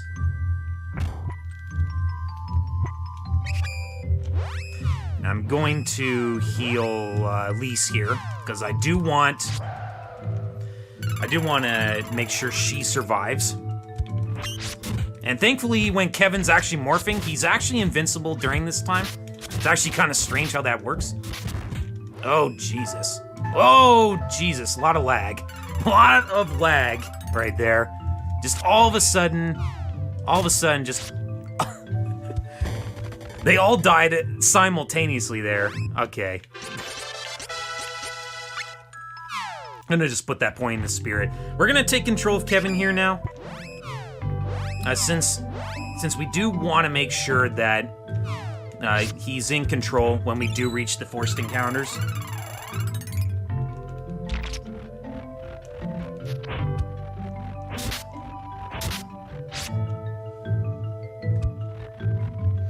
And we don't need to save at that statue, because we're going to be coming up to a gold statue pretty soon here.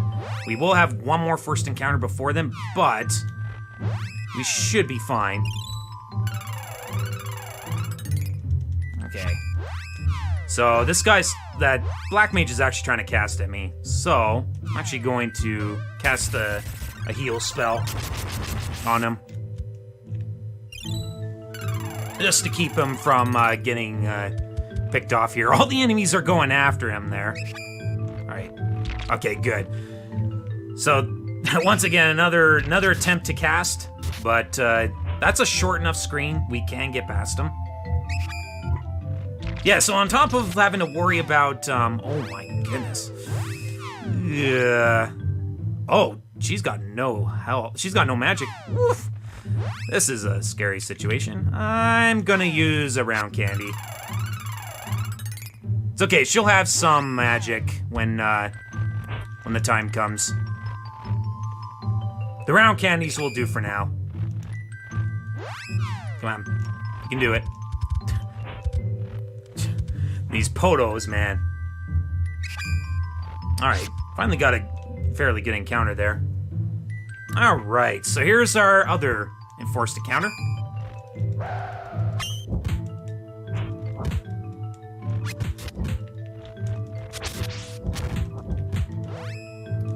Gonna heal these here.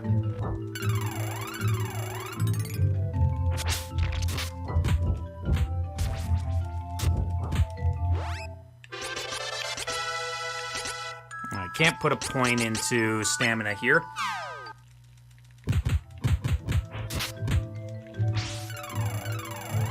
Oh, well, finally you get to see that spell actually get used. Nice. All right, Kevin actually got a good level up there. All right, so we're finally past all the forced encounters, and now we've reached the gold statue. We are gonna save here because in the other direction is the boss. So, yeah, it's been a little while. Which one was it? This one? Wow, I hadn't saved in over 40 minutes. That could have been bad. Do we have the Earth Claw? Or the Air Claw? Yeah, we do. Good. Okay. Let's just get over there. And, yeah, this guy's back. And remember those machine golems, like, from way over an hour ago?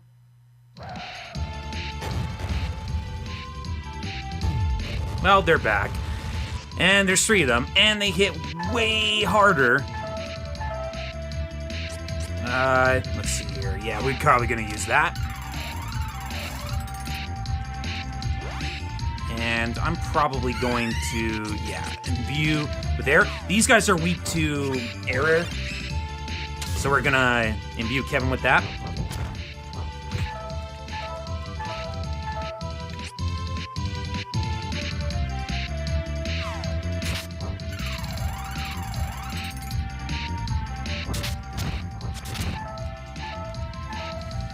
Jeez.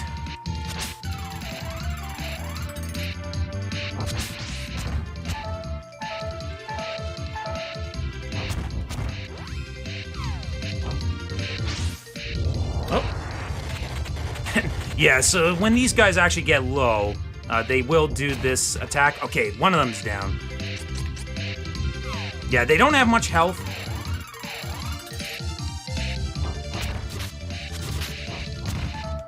Oh god, that's a scary situation. Let's heal Kevin. We don't need him to die. Okay, well there goes Lise. Thankfully we do have an Angel Grail in this situation. Alright, cool. We actually prevented him from doing that spell. So this one's gonna get the business shown. Yeah, so there we go. That's the machine golems. Got our 8 points into stamina. Hopefully we get another one for Elise, but I'm not counting on it because it does not look like she was properly stat manipped like Kevin was.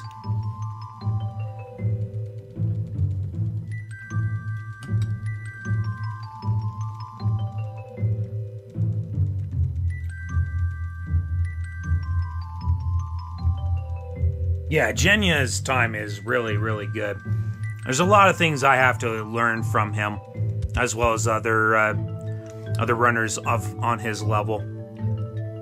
But I haven't quite gotten to that level yet. I have gotten good enough to know at least what I need to do in the run, but we haven't gotten to the point where But we haven't quite gotten to the point where we are quite that good just yet.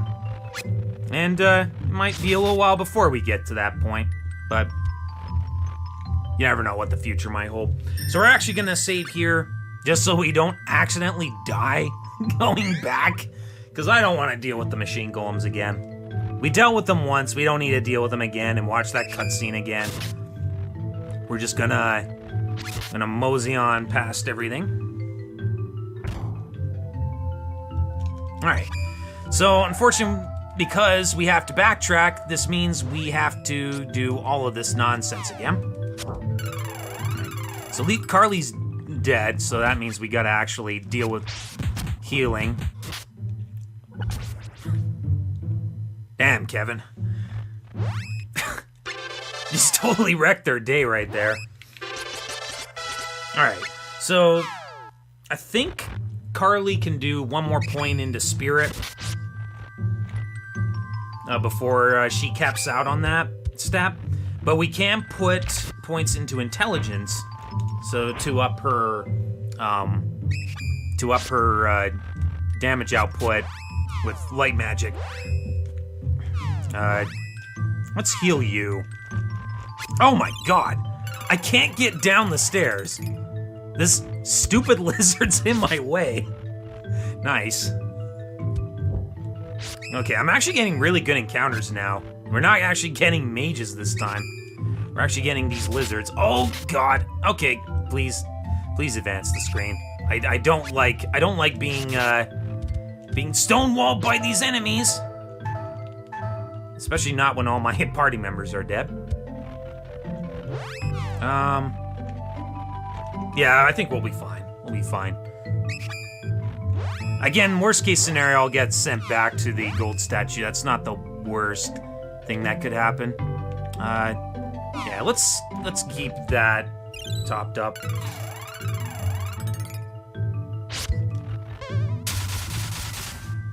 Alright, so I'm gonna hold the opposite direction. Yeah, so if you want to know how I damage boost forward, you hold the opposite direction you want to go. That's how you actually go the proper direction. And here we're going to heal Lise to full because we want her to actually get this experience. No, I'm glad I actually did that. Let's heal her again. Actually, I should probably heal Kevin. This is a scary health value. Alright, cool. Caster's gone. And you see it's actually progressing to daytime right now. And that's good.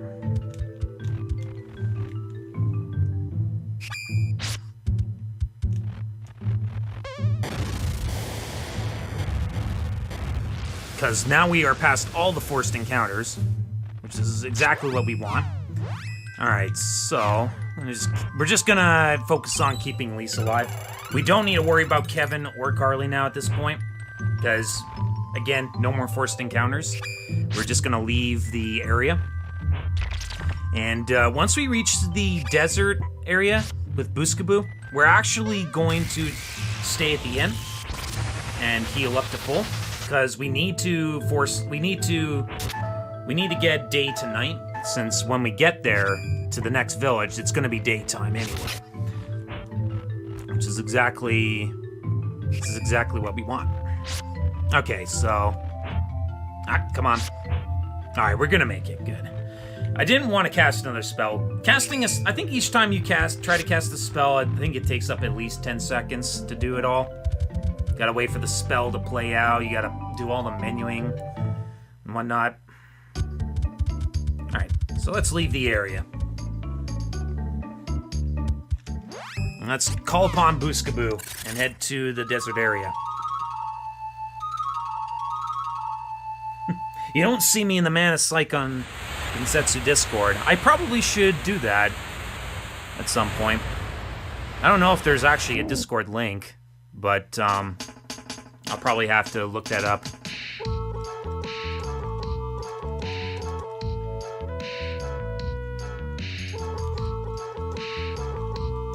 Because there's a lot of things I probably could learn from the the people who are clearly better at this game than me. Yeah, there was a time when this game was actually quite active, but I think that period kind of went by.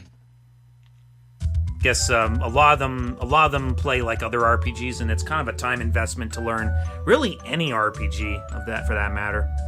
Also, I kind of made a bit of a mistake there, not waiting for Carly, but it's whatever. Stock up on our healing items. Kind of took a beat down on that particular fight. And we do have that though. All right, cool. So we're gonna stay at this inn. I'm gonna force nighttime. Like, okay, so when you stay in an inn, you can choose for it to be nighttime or daytime. And this is pretty important. This is why I stay at certain inns. It's also a chance for us to save our game as well. Alright, so we're not gonna lose too much progress if we do end up dying. Actually, wait, hold up a second. There's something important I forgot to do. We gotta get our defense seeds out. That should be these right here. I had to do that because I don't think you can open up that menu if you're actually in combat.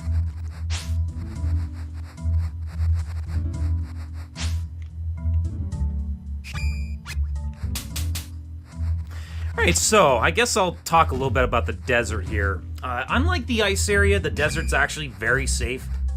Most of these encounters are either really slow, like these rhinos, sometimes pretty stupid, like these shaman. The only actually threatening enemy you will encounter are these birds here. They're the only ones that actually get pretty aggressive and decently fast. Sometimes the shaman's just like, they'll come up to you, look at you a little funny, and then maybe take a pot shot at you. The rhinos do. They can get hits on you, but usually they aren't gonna get like 2 hits on you like they just did there. All right, so let's heal Lise. We're actually almost to the boss fight in this area. Yeah, it's a pretty short area, and there's no forced encounters unless you take a wrong turn. So that's good. Yeah, we want to heal Kevin. This is gonna be our opportunity to get topped off here, because the boss fight is literally right across the screen here. And the first thing I'm gonna do here is I'm gonna throw a defense seed on Lise.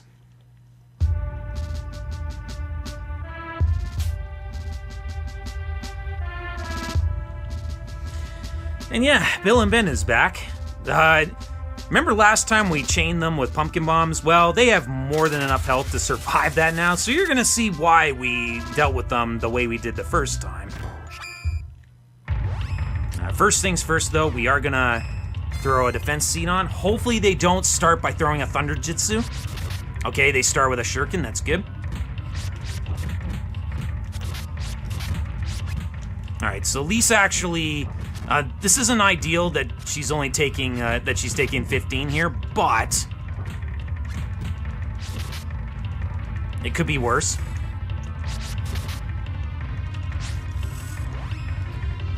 Okay, let's see here.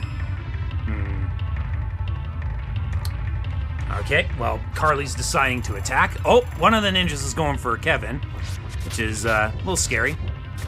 Okay, Carly's down. So, ideally here, I want to control Kevin and use Lise as kind of bait for their attacks, because she is going to take less damage here in this fight, whereas Kevin is going to take a lot more damage. He's going to take double the damage.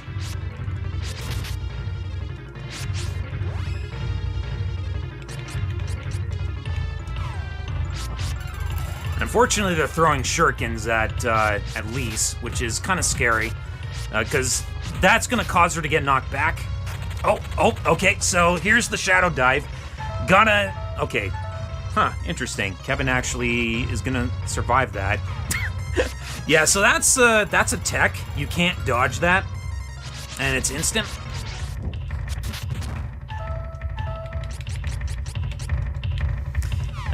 What I was preparing to do was death cancel, because usually the Shadow Dive will kill Kevin. It looks like we're actually gonna be fine. Wow, actually not gonna gain a stamina point there. That's a problem.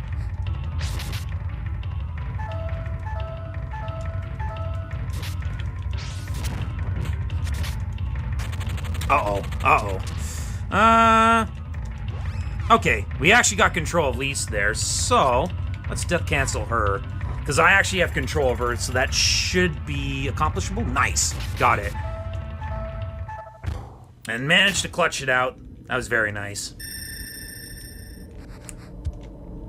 You kind of have to have the intuition of, to swap party members to whichever one's gonna die to a certain attack, and then have a different character heal the one you're controlling. Oops, that's not the way. Yeah, so this section here, you can only go a certain path. If you veer off the path that you're supposed to go, an explosion will happen and knock your party back. And here is why the Armored Knights become very dangerous. Because now we're at the point in the game where they have the ability to imbue their weapons. And they hit like a semi-truck when they do this. So you don't wanna deal with them when they do this. Sometimes you're forced to deal with them. There are certain forced encounters where there's a chance you have to fight them. And that's pretty scary, but that won't be for a while. For now, we'll just avoid them. And, yeah. So, that character's back, and, here's the girl he was trying to save, a while ago. That bad guy was trying to actually sacrifice her to the Mana Stone. Oh, I guess I haven't actually talked about this yet, but in order to activate the Mana Stones, you actually need to sacrifice... You need a host to sacrifice. And she was trying to sacrifice that that girl. I think in the unofficial translation they call her Jessica. But since Hawk foiled her plans, she used Bill and Ben's soul instead. So, unfortunately, we're not going to see Bill and Ben again. They're dead. They're gone completely. Rest in peace.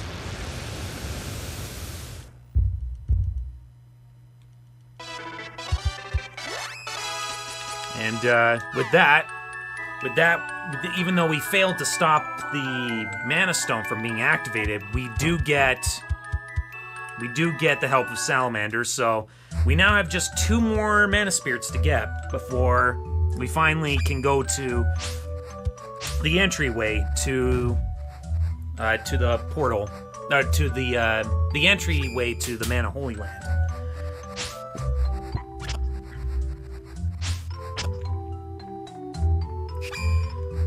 But as per usual, we have to do some backtracking. This is kind of the tedious part of the run where we do have to do a little bit of backtracking for each of these 4 sections. So I guess while I'm spending my time going to the next point, I'm going to take this time to talk about the next area and the next boss fight. Ooh boy, I'm sure up to this point there's been some pretty scary close encounters, considering how low level I am at this point. Well, I'm sure the idea of having to face Lugar low level has got to be pretty scary, and yeah, it is pretty scary, although the interesting part, because we can death cancel, the scariest move he can do is actually pretty easy to deal with. What really is scary is his actual physical damage output, like just from regular raw damage, because even though you can death cancel techs and spells, you can't do that with regular physical damage. So his damage output with just that alone is scary enough. And I could lose I could lose either one of Kevin or Lise quite frequently just due to that. And considering Lise is not properly stat manipped for Stam, she's gonna be kind of a target of death. I feel it's coming with this fight, but who knows? We're going to utilize the defense seeds as much as possible, though.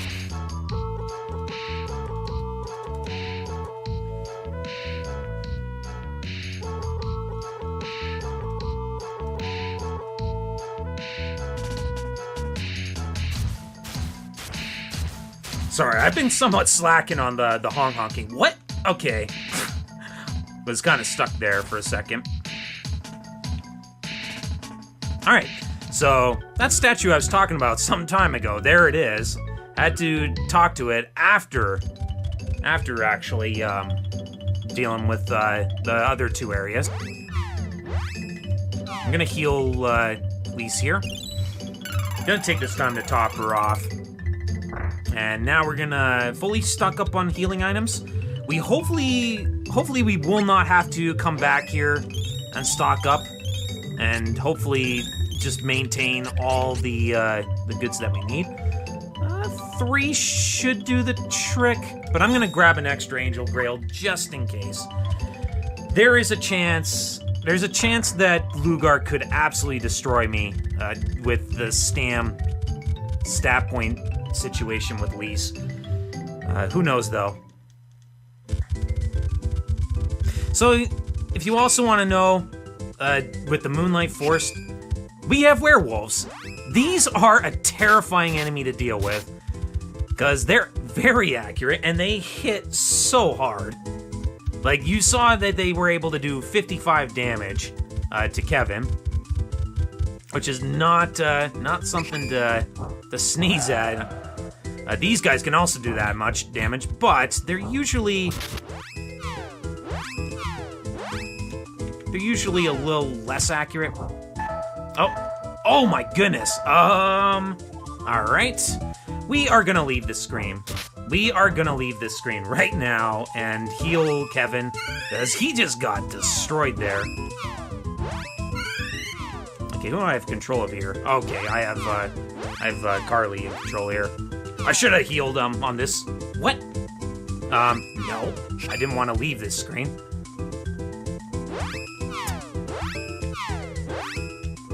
Okay, there we go. Not gonna move until I get healed. There we go. Alright, this time, let's not lose Kevin to... Oh, Jesus. I wanted to avoid the wolves, and then I left the screen. Come on, come on, come on. Get away from the wolves. Okay, we're just gonna go over this way here. Fight them over here. Seems to be the way to deal with them, apparently. Let's try this again. I have to actually kill these wolves. They are worth a lot of experience, and we do need to ensure that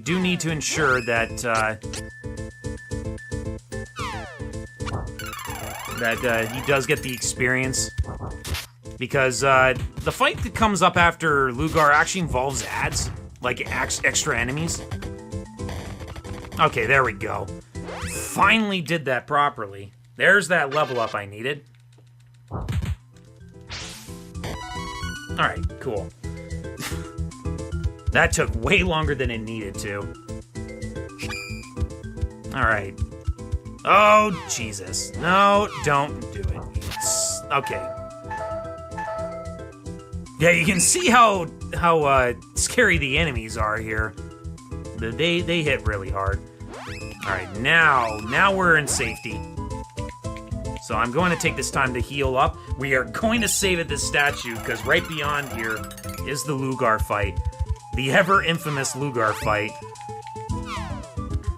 And there is a chance I could die on this fight a number of times.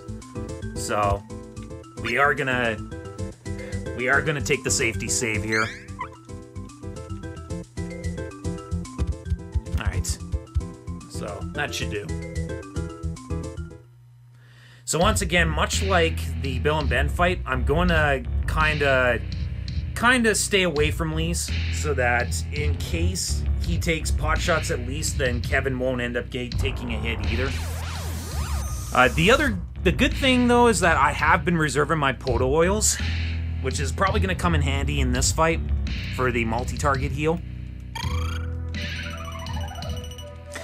And as if you want to know what's going on here, the mages did try to attack this area too, but of course, you can never. The beastmen aren't to be underestimated. They aren't that weak. Of course, it helps when Lugar is there, and Death Jester's pretty powerful too. Yeah, so we're gonna have a bit of lore dropped on us here. Carly recognizes him. Kevin's kind of angered that Death Jester lied to him with regards to the Priest of Wendell actually being able to revive Carl. That's kind of what's going on here. And Lugar is coming back. And here we go. So this guy's got 3 phases. Oh my god, this guy is totally wrecking me. Okay. Let's start by doing this. And we want to imbue both our characters with defense. So like I said, this guy has, no, come on. This guy has 3 phases. And usually he signifies it by, oh,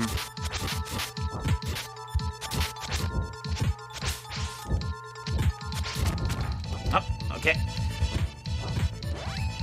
Yeah, it usually signifies the next phase when he does a tech of some sort. Sometimes he won't get the chance to do the tech in this 3rd and final phase. Sometimes he'll do Moon Saber instead.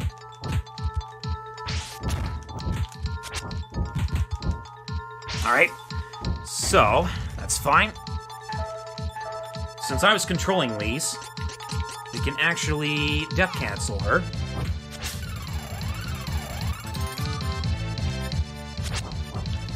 I'm just gonna get them back in position.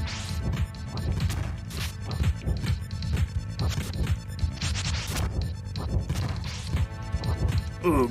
Okay, so now he's on his final phase. Wow, he didn't do the Suzuka Sky Dance or the Sayu Death Fist. He might be trying for.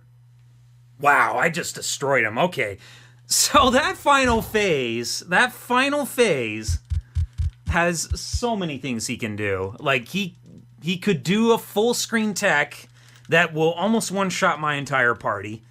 And another thing he can do is cast Moon Saber. Casting Moon Saber is really good luck, because if he does do that, he casts it for a while. And anytime an enemy actually casts something, they can't dodge. So you'll see like a series of hits just hit him like constantly if he does it. But instead he just kind of got destroyed there. Wow. That's probably the best outing I've had on that fight, which is kind of a shocker.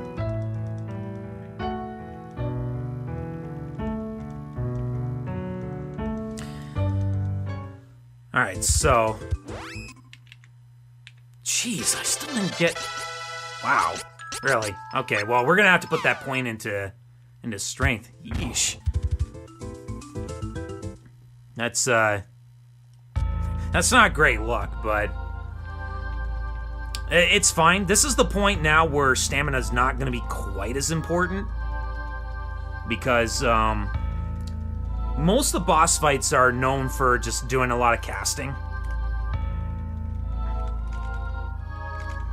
As long as we properly stat manip on the next outing that we can, that's the more important thing.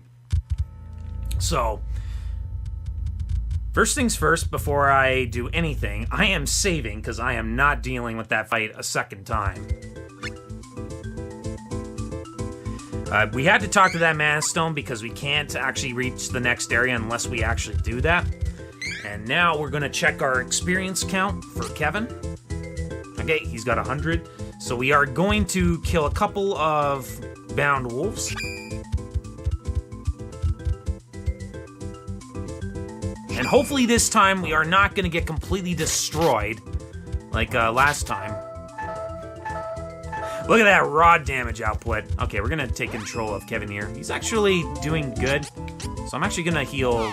I'm actually gonna heal Elise here, just around Candy.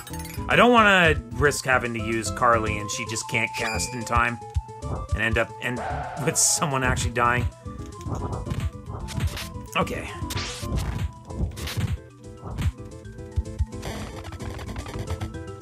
All right. Well. Okay. There we go. They finally got a hit on me. Come on, Kevin. The game is lagging. The lag is real. There we go. Thank you. Alright, so getting that level up is important for Kevin because, like I said, the next big fight has ads that we have to kill. And if you actually level up with Kevin, it'll actually drop his attack power significantly. And that's a big problem. We would have to use an attack power seed for that. Oh my god, this is... Oh, Jesus. Let's heal. Let's heal with that. Jesus Christ, come on, Lise, you can do it. Get out of there. Holy Christ. You can see how scary some situations can be. Okay, well, Kevin's gone, so now... Okay, well, we're gonna make it. We're out of there. Yikes. We're gonna restock on our healing items. You know, no sense in doing it, in not doing it. Marathon safety and whatnot. Let's see here. No, we're good on that. And we don't need any more magic ropes for a long time. I think actually the only amount of magic ropes we need is like 2. Okay. We've actually been really doing well on our seed use. So I know I haven't really been utilizing the attack power seeds. It seems like an obvious thing I should be utilizing for Kevin, but they actually don't do much for him because of the enrage effect. So we're actually reserving them for a different point.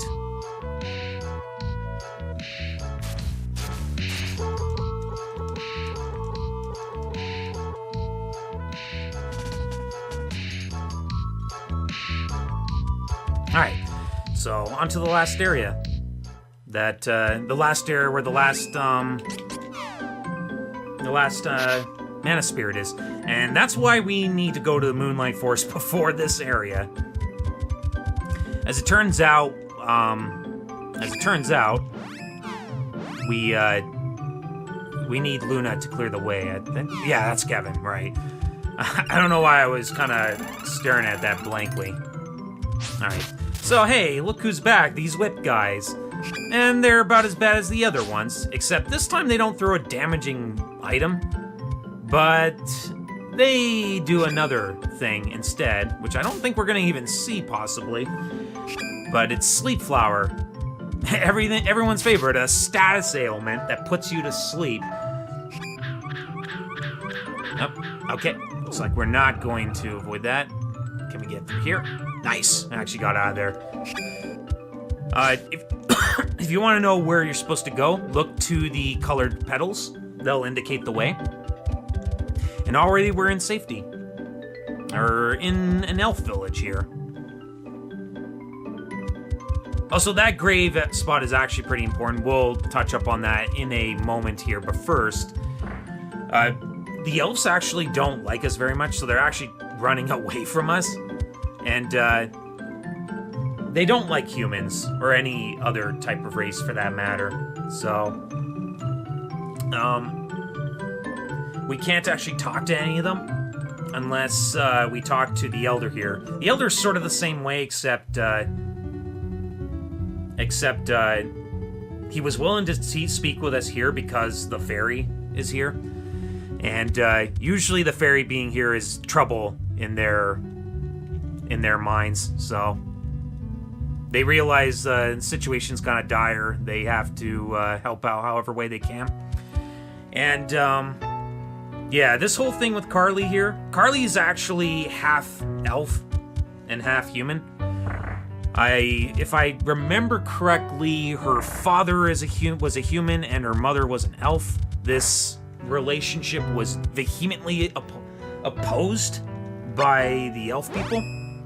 I know, classic, right? The very cliched JRPG. It ain't in a JRPG if we don't at least have the pure blood elves looking down on the half-bloods.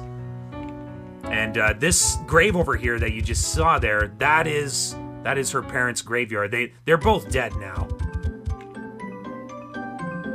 Oh, wait. Let me just do this quickly here. I almost forgot something pretty important, and that is swapping to a different weapon. There we go.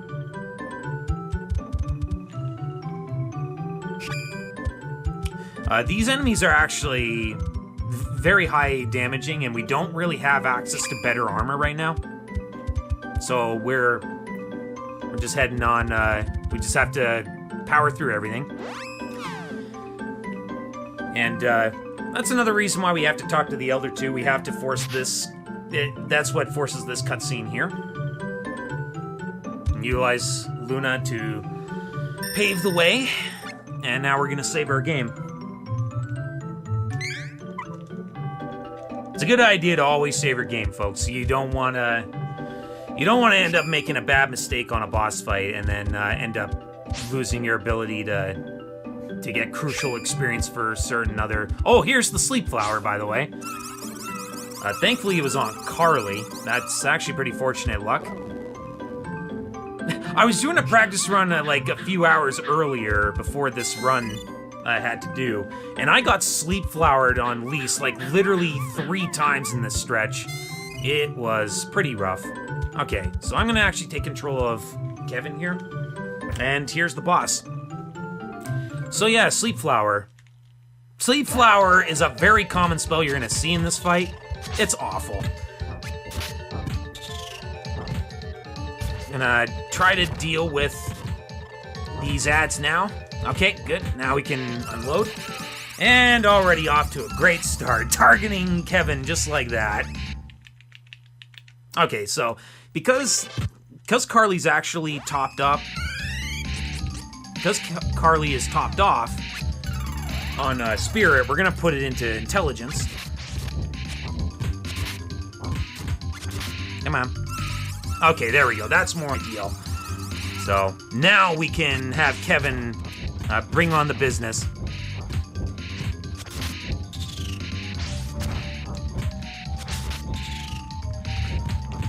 Okay, need to deal with these ads. The ads, much like that one fight like over an hour ago, there is the extra ads actually really lag these boss fights. Okay, well, gonna have to just put him back asleep. So, funny thing with healing items, they actually can drop you out of sleep status. It's kind of weird how that works. All right, come on, gotta get rid of you. There we go. All right, another sleep flower on Kevin. Nice. This luck is pretty craptacular right now. Here's a better idea. Let's okay, please tell me. Thank you. Thank you for the 9 stamp. Oh, another sleep flower. Okay, this time it's on a good party member. I don't really mind like I don't mind it being on being casted. It just please don't cast it on Kevin. That's all I ask. Ugh. All right, so that's on. That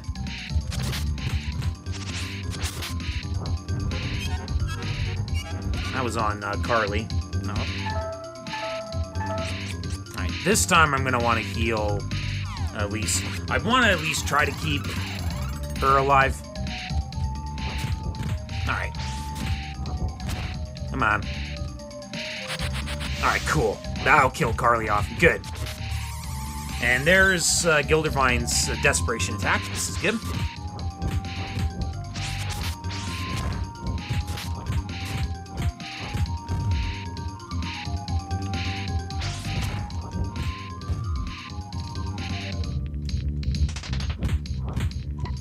And there's nothing much you can really do about this attack. It's random which one he chooses to actually cast it on. Wow, we're actually using our first portal oil. We actually haven't really, we actually didn't use up too much portal oils here. And this is actually really good conservation of items here in this run. And that was actually a fairly good fight. We did have a little bit of bad luck with the sleep flowers, but overall we had a good strong outing on that second phase, so I will take that. And there we go, we have Dryad. That is our last mana spirit. So now we have to head to the gate where we can enter the Mana Holy Land from. I think that's what it is. It's supposed to open the way to the Mana Holy Land.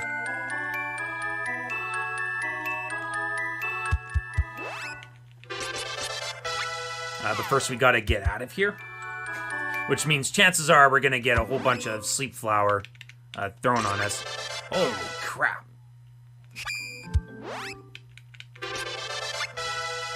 Alright, cool. Oh god. Please don't sleep flower me. Okay, thank god. It was someone else. Someone else got slept. It wasn't Lise.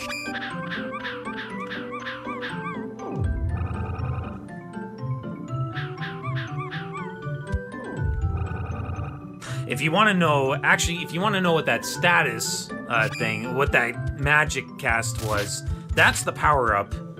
Like, that's, they're increasing their attack damage. Which is something we're gonna see fairly often in some time from now. Probably about 10 minutes from now. But, we'll get to that when we get there. Not sure where Kevin was going there. Alright, so off to this central little island. And once we get to this point here, we're gonna have about a 3-minute cutscene happen. And I'll kind of explain what goes on in it, like what's happening in it.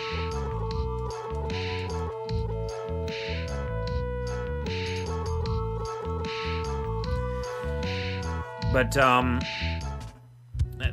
mean, I pretty much covered the 3 enemy factions, and now there's like 3 different routes. This is pretty much the point now where the differences in what route you took do start to take place.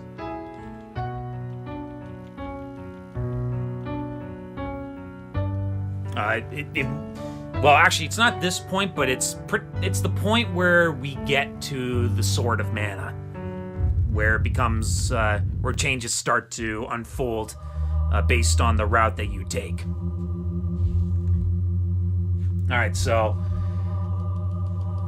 if you have any questions you want to have for me, now is the time to ask, because there's really nothing much for me to add to this this run. At least until we're done with the cutscene.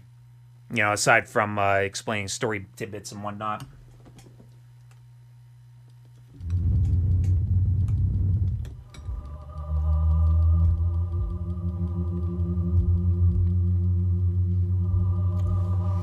What made me want to learn this ROM? Alright, this is actually a good question, Drumboardist. What made me want to learn this ROM? Interestingly enough, when I grew up, video games have been a big part of my life, but there was one genre in that, from this era of video games that I never was really quite into, and that was that of role-playing games, RPGs. And so I kind of stayed away from most RPGs. Like, they were a little too complex for my childlike mind at the time. And my very first taste of a role-playing game, an RPG, was actually this game. It wasn't Chrono Trigger, it wasn't Secret of Mana, it wasn't find any of the Final Fantasies, it was this game. This was the game that actually introduced me to the genre. So it held kind of a special place in my heart, and I actually really enjoyed what it had to offer in terms of its second class change. There was a lot of replay value to this game between all the selectable characters, the different routes that could be chosen. There was always a new experience to this game, and that was actually a pretty nice little thing for me. Obviously, learning the game and watching other runners play this game before I picked up this game, I've really come to realize how flawed it is.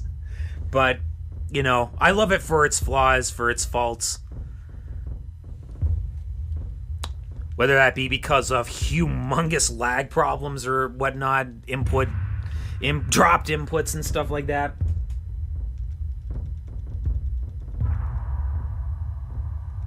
How does not one be into RPGs? Hey, it was a product of the times. Like, I grew up in a household where I could only have so many games, and I quite understood that my family was not like the richest. So I always kind of went for the games that I knew were likely, they had the status that I knew they would be good. Like, I would always go for the Donkey Kong Countries. I would go for the Mario games, the Mega Mans. But RPGs were sort of an unknown territory to me, for the most part. Like, I think that was mostly why. I think it was just that it was a different gaming experience. But I actually had some friends I know from real life that did get me into this game. And then it kind of started a chain of me wanting to experience all sorts of different RPGs and whatnot.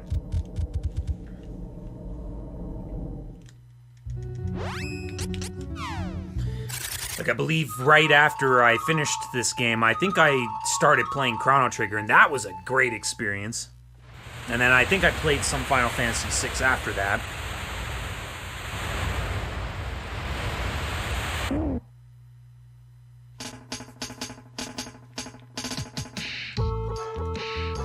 Whoops. So, while I was spent time actually answering questions there, I actually had we had some pretty important lore drop on us. If you do want to know what was going on there, basically the reason the way to the Mana Holy Land was open was because all the Mana Stones had been activated, and this allowed the 3 enemy factions to enter the Mana Holy Land. So basically right now, as we speak, all 3 of the enemy factions, while we are enemies of all 3 of these factions, they are also enemies of each other because they are seeking the same thing, and because they are all seeking the same thing, that being the Sword of Mana, they are now fighting for it. Like, an all-out war is being broken out right now in the Mana Holy Land, and we don't have a way to get there, so we are going to seek out for the Father of the Winged Ones, which is what Lise was talking about. So we're heading to the Rohan Kingdom currently. And for those that do love the Booskaboo Honk, that stretch there was the last time you're going to hear it. Why am I going this way? This isn't the Rohan Kingdom direction. This is not the way to the Rohan Kingdom. We got to go up here. Also, yes, remember how threatening this area was for Lise and Kevin? Well, they do 1 damage to them, so that's how strong gear upgrades actually are. And, I guess I probably should take this time now to explain. The thing with money, and why I say money is always tight, is because, well, to actually continually upgrade our gear, it's actually very expensive. Like, a lot of resources are needed. A lot of gold is needed to actually upgrade it. So, for the entirety of this run, we're never upgrading Carly's gear, and that's why she's going to constantly die throughout this run. And we in fact won't even be upgrading Lisa's weapon until pretty much the tail end of the game. And that's also because weapons are the most expensive gear to upgrade. But in the case of Kevin, we need to upgrade his damage. So, I mean, he has to take priority as far as weapon upgrades.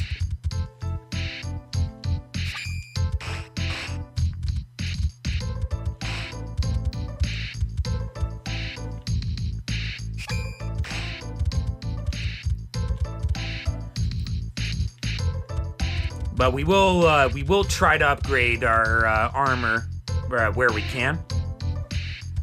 There is actually there's one more point where we will upgrade our armor, and it will serve us for much of the mid to late game until we reach the final village we can upgrade our gear at.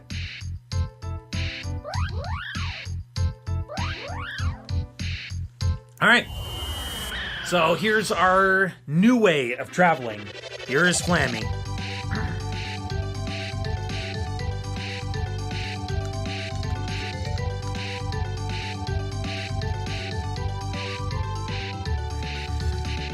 Alright, so while this cutscene's sort of playing out, I actually have no control of Flammy here. She's just flying around. And yes, it is a she. That previous cutscene there at the top of the very... In fact, that... Where Flammy was is the very highest point in the world. Fun fact.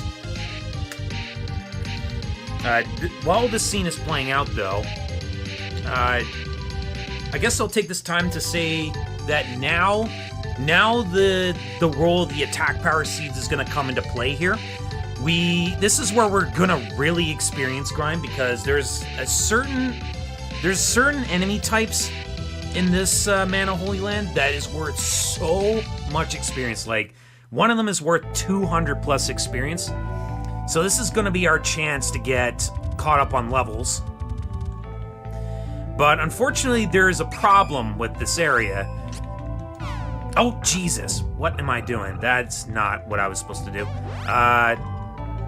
There we go. In the Mana Holy Land, it's always daytime. So Kevin can't actually use werewolf form here.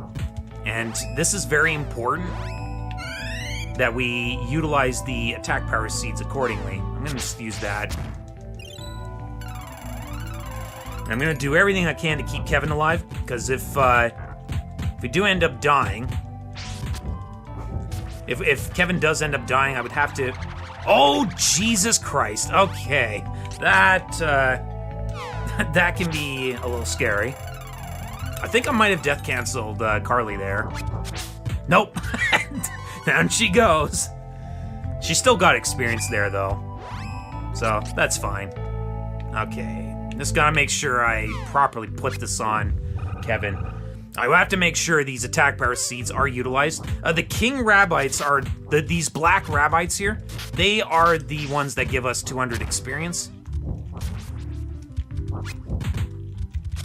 And the pink ones actually are worth quite a bit, too. So we're going to try to kill whatever we can.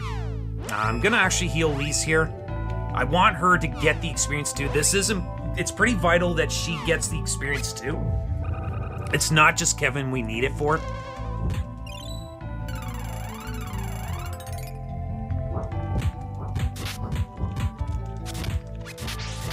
But the King Rabbites have a number of pretty dangerous attacks. You've now seen 2 of them. You saw the one where it was like a full-on AoE. Like, full of these miniature Rabbites just falling down from the top of the screen. That's the Rabbi Rainstorm. The more lethal one, though, is the one where the black one actually starts jumping up and spinning. It's actually a very accurate attack, and it does, I think, 60 damage per hit. And I think it can do it like 6 times. Or, no, 3 times. 3 times. It can also inch closer as well. This attack is usually not that scary, though. Alright, cool. Another level up there. I'm actually surprised how closely situated the experience has been between these three characters, actually.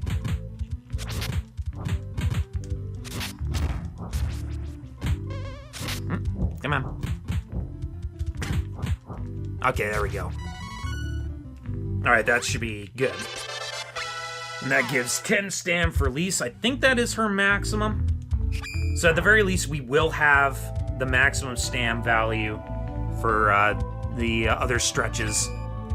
I'm actually just gonna get rid of that guy. And yes, that's Kevin. Good.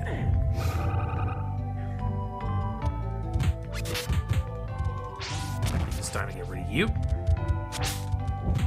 Yeah, so the pink rabbits are also pretty equal. Oh, Jesus, there's that move I was just talking about.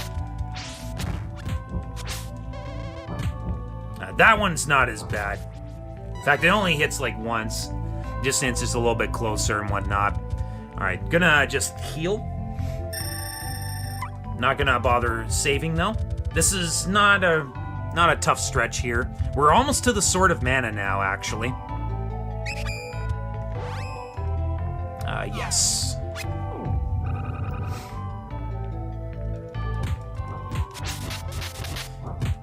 Yeah, so even though I had a bit of a mistake there at the start by casting, oh, Jesus Christ. Okay, let's heal Lise here. We don't need him. We don't need the King Rabbi killing, Lise off here. Oh, okay. Yeah, there's the... Man, these King Rabbis have been on their A-game this run. Well, I mean, as soon as he did that, of course, he had to die. Alright, so... I want to heal Lise. And this is the last pack we can deal with. So we have just enough attack power seeds to finish the job.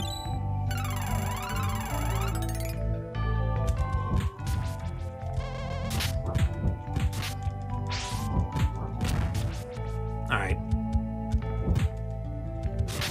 Come on. Oh, wow. Okay, there we go. Alright, now we're going to take control of Lise, because right over here is the Mana Sword. I'm going to actually pull it out. And then a little bit less of a longer scene is going to play out than the last one. And now we've reached the point where, depending on what route you've chosen, is going to... This is where we're going to start seeing some changes, depending on the route that's taken. So we are a fair bit past the halfway point at this point. The next stretch is actually a surprisingly shorter one than one might expect. I won't spoil it just yet until it happens. But we will have our hands on the Sword of Mana for the time being.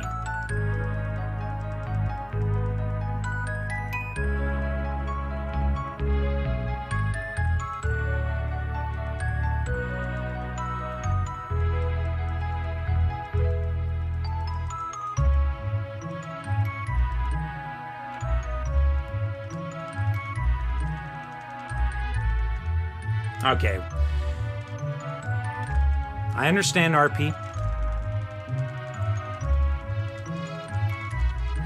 The game just keeps me on my toes. That's all it comes down to. If you're offended, sorry about that.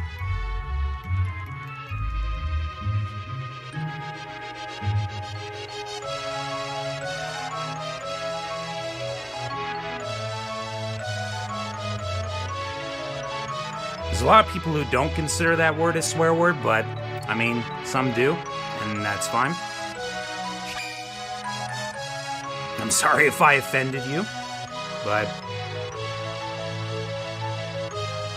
I mean, I can't help it if I'm gonna react to a scary situation, because this game is gonna do that to you.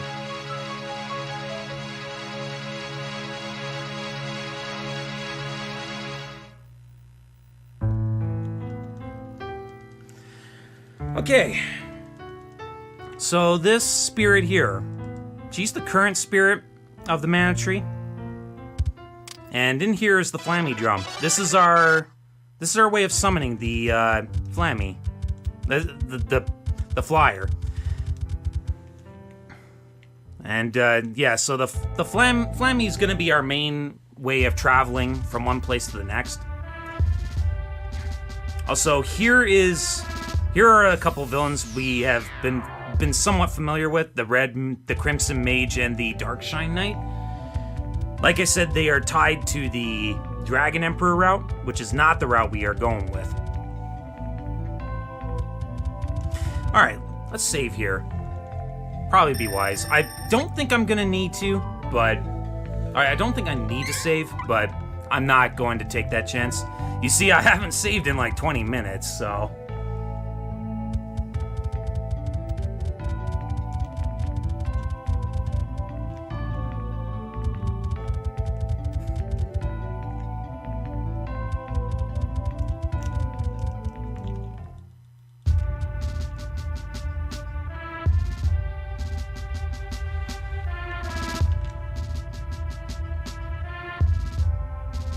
Well, again, guys, it's fine. It's fine. I mean, some people are sensitive depending on what words are said, you know, and I'm not one to judge people for that. All I can do is all I can say is I'll try my best to just not offend anyone.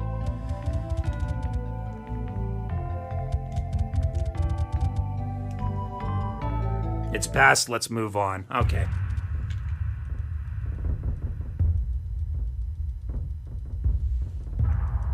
Thanks, 3-2.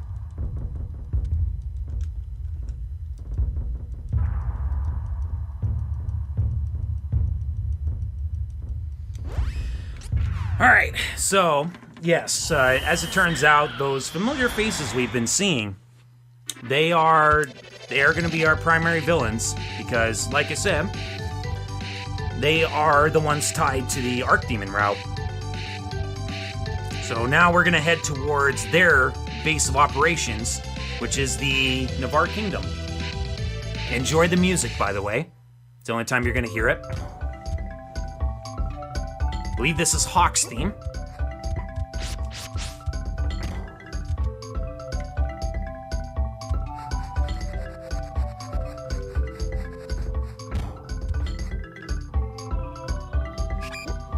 Alright, so we want to try to avoid the Ninja Masters. They have a slightly different color palette than the typical ninjas. And we need to try and get our way to where the main villains and the fairy are at. And I'm kind of taking a weird sort of pathing here because some of these doors are actually locked, which means I have to actually go somewhat of a roundabout way. It's a very short section. It's actually a very not so dangerous area, which is why I say I don't think I really need to save. Alright, cool. And just like that, we're done. So yeah, there's that vampire guy. We haven't really gotten the chance to talk about him much. But he's a servant of the underworld. And, well, the girl has a different reason for why she's doing what she does, but, again, I won't spoil that until we actually reach that particular point. So we have handed off the Sword of Mana, and that Dispel that she casted there did allow him to be able to hold the Sword of Mana. So, because they now have possession of the Sword of Mana, this now means the Mana God Beasts are about to be unleashed on the world.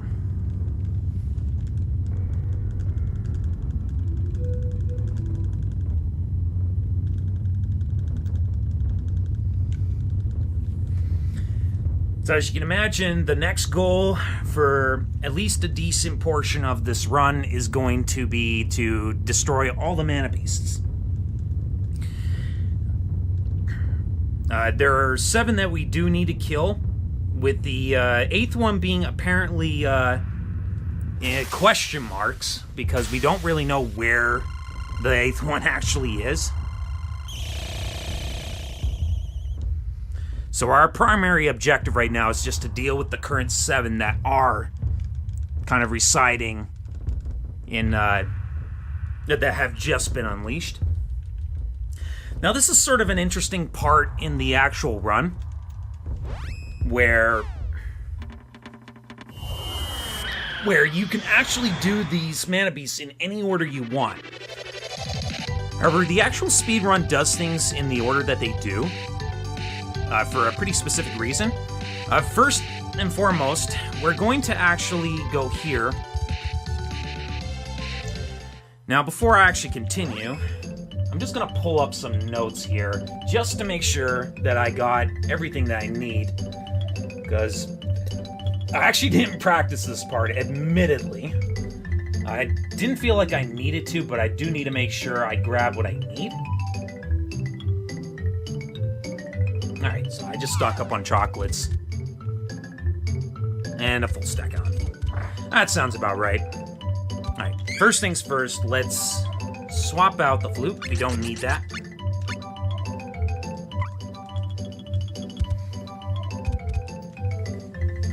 So this is where we're gonna try to stock up on as much as we can. We don't need the round candies at this point, because our health value is going to be more than high enough. I'm going to grab an extra Angel Grail. Let's see here. Yes.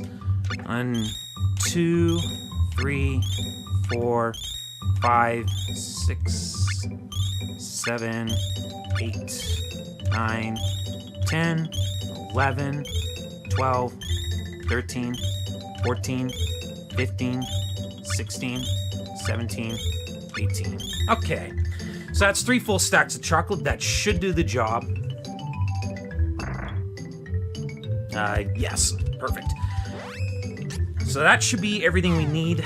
I'm actually gonna offload the round candies. Which one was it now? I think it was this one, if I'm not mistaken. I'll check. I'll double check just to make sure. Okay, cool, it was. Now, there's a nice little interesting thing about actually calling Dranny in the Moonlight Village. If you call upon her, you'll actually turn it to nighttime. Automatically. Even if it was daytime just a moment ago, you will actually force nighttime. Alright. So we're not actually going to sleep here, but we are going to save our game here.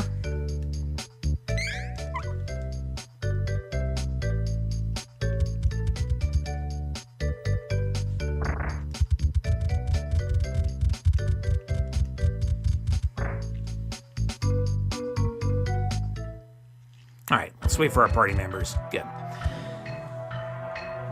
Now let's just see here. Okay. So, let's see here. I'm gonna grab 4 of these, and then stuck on that. Okay, and then 25 of those. So 1, 2, 3, 4, 5, 6, 7, 8, 9, 10, 11, 12, 13, 14, 15, 16, 17, 18. Good. So that should be enough for the pot of oils. Now, the light coins, I need to put them in the inventory stash. I also need to put in the defense seeds. Where are those? I think it's this one here. And then 4 light coins should be that. Just gonna make sure. We don't actually need the defense seats for a little while. Alright, perfect. Alright, so finishing up the stock. Let's see, what did we got here? So, I know we need at least 2 air claws. And we need 2 to 3 ice coins. We're going to just grab 2. Normally we can finish the job with what we need for that. And then, yeah, 9 earth claws.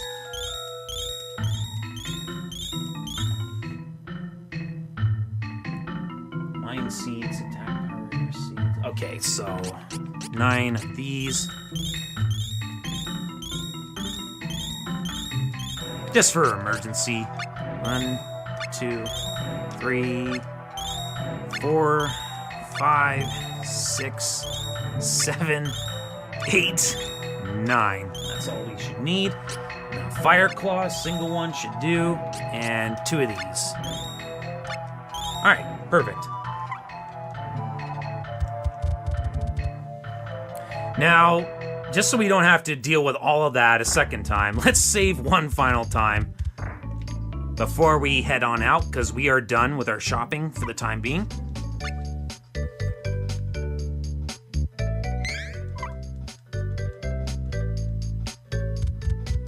All right, let's head out of here.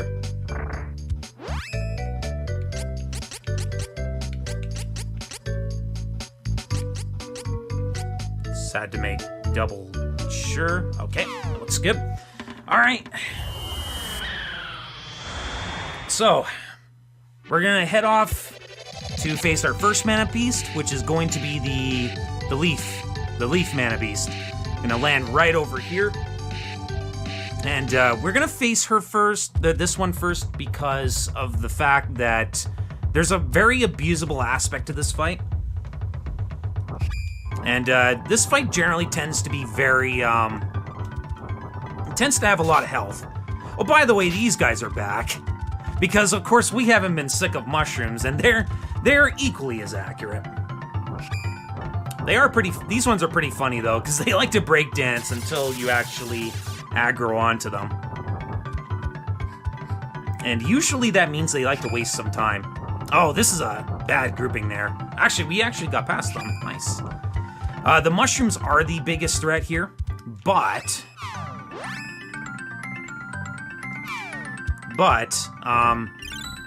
they're pretty much the only thing that actually really is very threatening. The whip guys, I guess they're porons, they can be as threatening. Oh my goodness. Let's get out of here.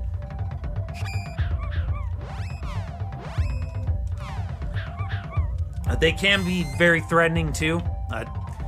They hit about as hard and they have long range, but pretty much everything else is either very inaccurate or they have spells they automatically cast, which is like your opportunity to actually get past them. Now, of course, when you have a spawn like that can be pretty scary. And the other major thing is that there's not much room to maneuver. Oh, if you want to know why I don't think those guys are threatening, they're very inaccurate. Just one of those things. All right. Let's save here.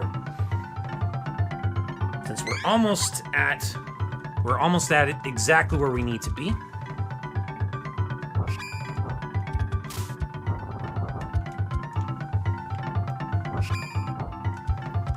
Oh boy. This is a bad pack to actually have. Damage them. Okay, good. So now we're at the first mana beast. Here's Miss Poem.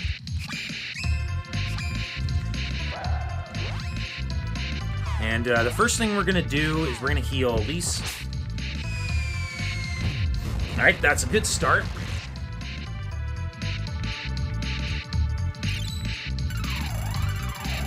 So the goal here is for us to pretty much to get everybody here dead except for Elise. Okay, unfortunately that's kind of bad luck.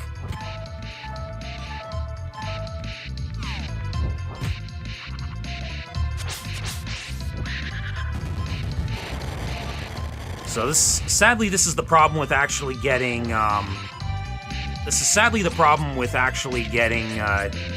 the gold statue.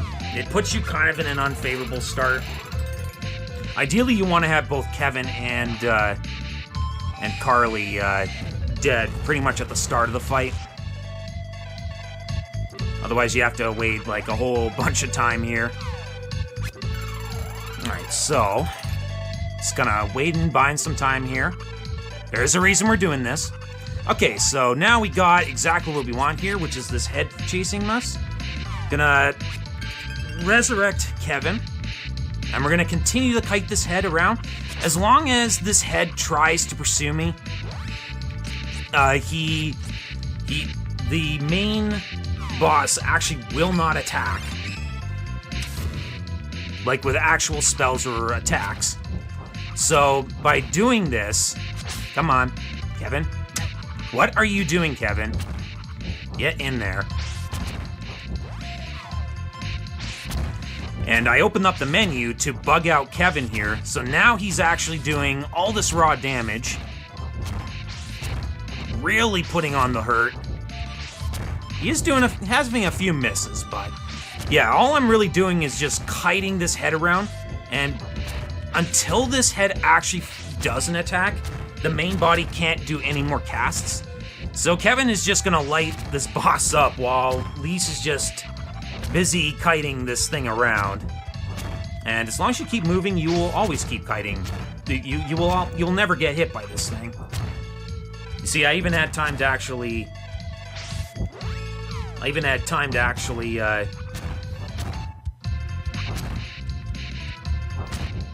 had time to like cast a resurrect heal on Kevin and then imbue him with air, which is surprisingly the weakness here for this boss. Interesting, an interesting sort of weakness for Leaf. Okay, there we go. So this boss should be almost dead. We'll see. Come on, Kevin. He won't stay in that bugged status, I guess, forever. No, missed it. Okay, there we go.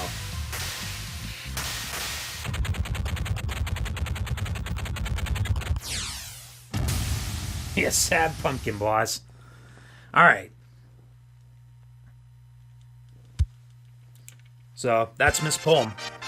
Miss Poem tends to have quite a bit of health, so that's actually a pretty nice, nice little trick.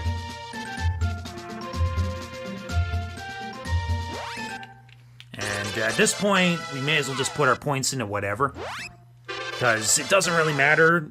Kevin and Lisa are actually maxed out with their stats. It does look like we're gonna need to do a tiny bit of grinding in the desert, but it shouldn't be much. Now we're gonna head towards the desert to face Zanbai, the fire mana beast. But first, here's a nice little, nice few people who have decided to come and help us out. And yeah, as you can see, money is still very tight. It is important, though, that we upgrade Kevin when we can.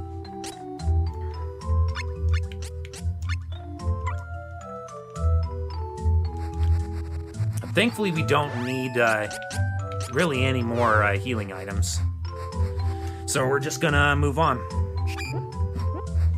And make our way towards the Fire Mana Beast.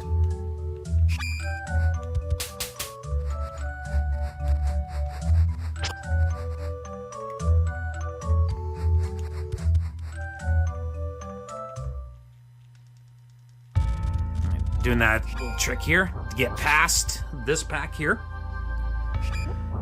Alright, so we're gonna go back down this direction here.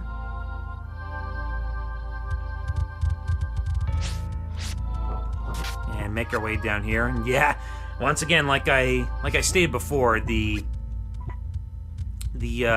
armored knights do imbue their weapons. And considering now we're actually facing really high damaging threats now, there's a realistic chance that we could die. Oh my god! Yeah, like look how much damage that Duck General just did. 100, and that was to Lise. That was not just Carly. Alright, so... yeah, those two characters were just done. There was no way they were surviving that one. Alright, so... I'm gonna get... Carly? Come here. Come here, Carly. Thank you. I actually have to take control of Carly here. Since she is our primary caster, we're gonna actually utilize something pretty interesting that deals with these ducks. We're finally gonna use our water coins, and hopefully this will kill them. This is not guaranteed, though. Depends on our damage rolls. They are weak to ice, though. Alright, cool. Actually didn't level up there, which is surprising, but that's whatever. So this is a good spawn right here.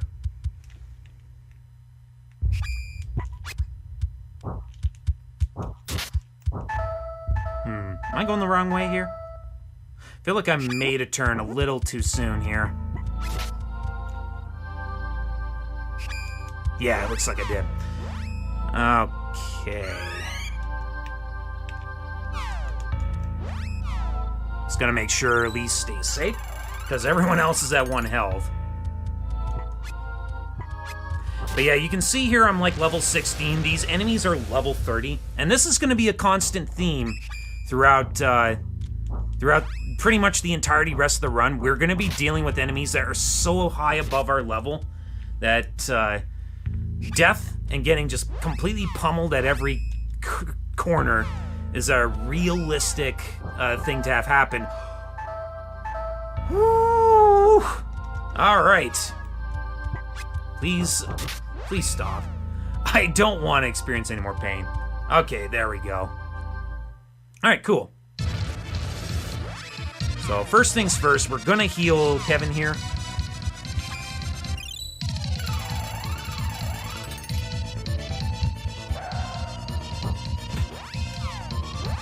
And we're gonna heal him one more time.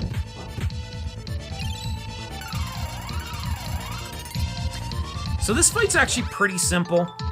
We're gonna imbue with Earth, because while Ice is a weakness, Earth actually can also serve really well here. We do need this boss to actually hit Kevin, so that he can get the Enrage Infect. He's still doing a lot of damage, but we can do better. Ah, there we go. There's the Enrage we need.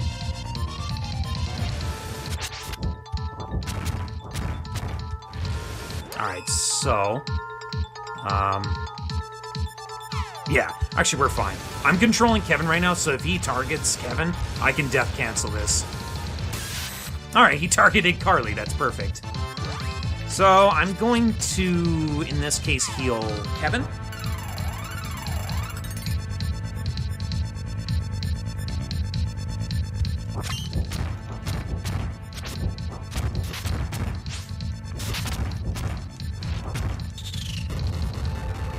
And now, with Carly done and dead, we're gonna just Eleanor trick our way to victory.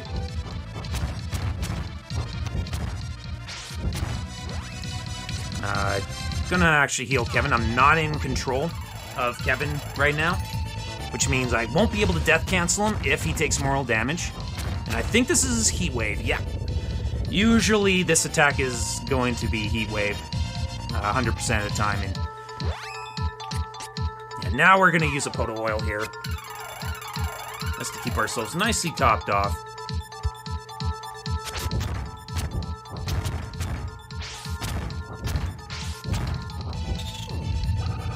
Alright, so power up is Zambai's Desperation move.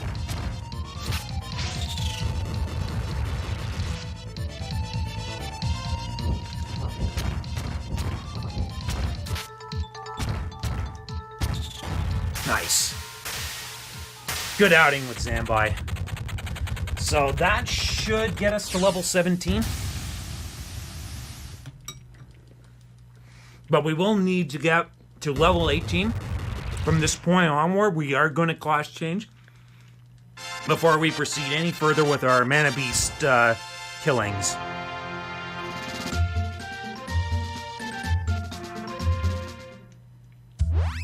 Alright, so there's Lisa's level up. And there's Kevin's. Alright, so I need to control Kevin here. Let's see where our experience is currently. Alright, so Kevin's almost level 18, so that's good. But we do want to get them both to level 18. These guys are a pretty good source of experience, though, so let's wreck their day a little bit. Yeah, pretty much right away we saw the level up.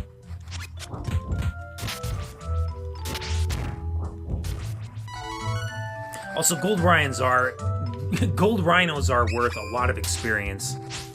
So, hey, where are you going? Come back here.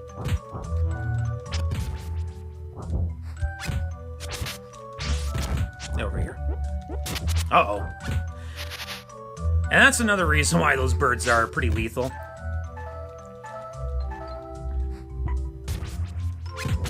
They can morph into an actual bird. Come here. Okay, cool. So now Carly's maxed out on intelligence, which means she's pretty much done with all her necessary stats. So at this point now, we just put our points into whatever for Carly.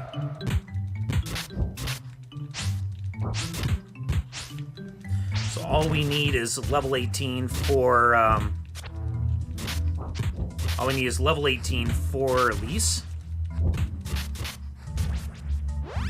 And there it is. Okay, so we got the level cap that we need for the first class change. And we're gonna go and do that right now.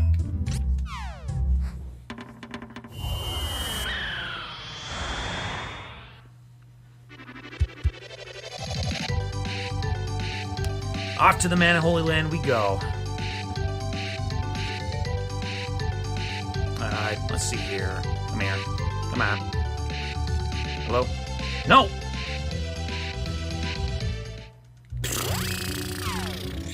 I didn't want to land there. Didn't want to land there. Let's try that again. Come on. I'm supposed to do something here to get this thing to... There we go. Yeah, it's a little finicky, but whatever. It's whatever.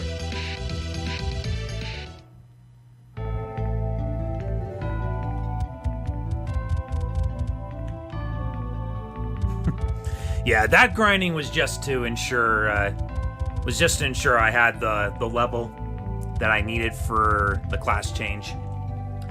And because we can't actually use the mana stones, we have to venture to the Man of Holy Land. But since our current classes are capped out on their necessary stats, it's ideal that to actually go out of our way and actually class change here.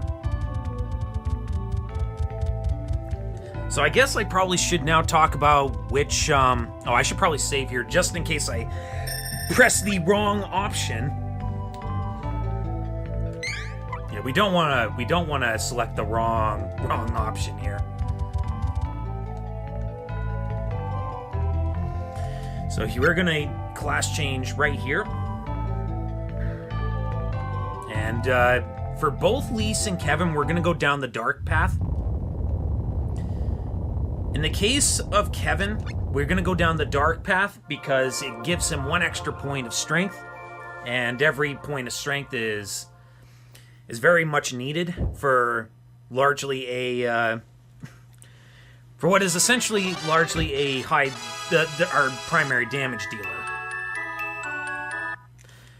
Now, as far as Lise is concerned, we're going to put her into dark class because while we have access to stat up items, like items that raise our stats, we don't have a way to actually lower stats on our targets.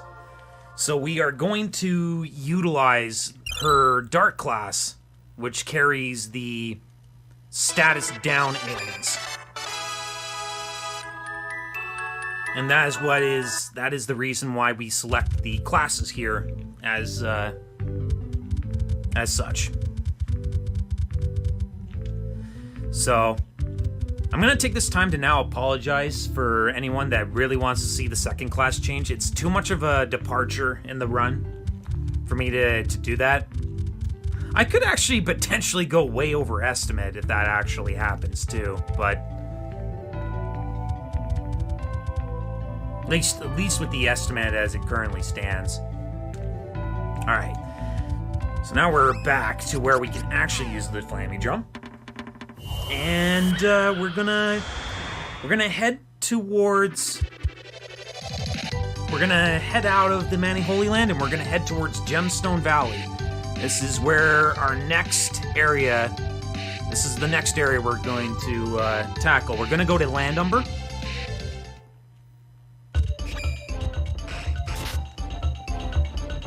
And thankfully these enemies here aren't threatening at all. Level 7. Very low level enemies. This is also... We're about to also approach our next area where we're going to upgrade our armor options. We're going to actually sell some gear as well to keep up with our money supply.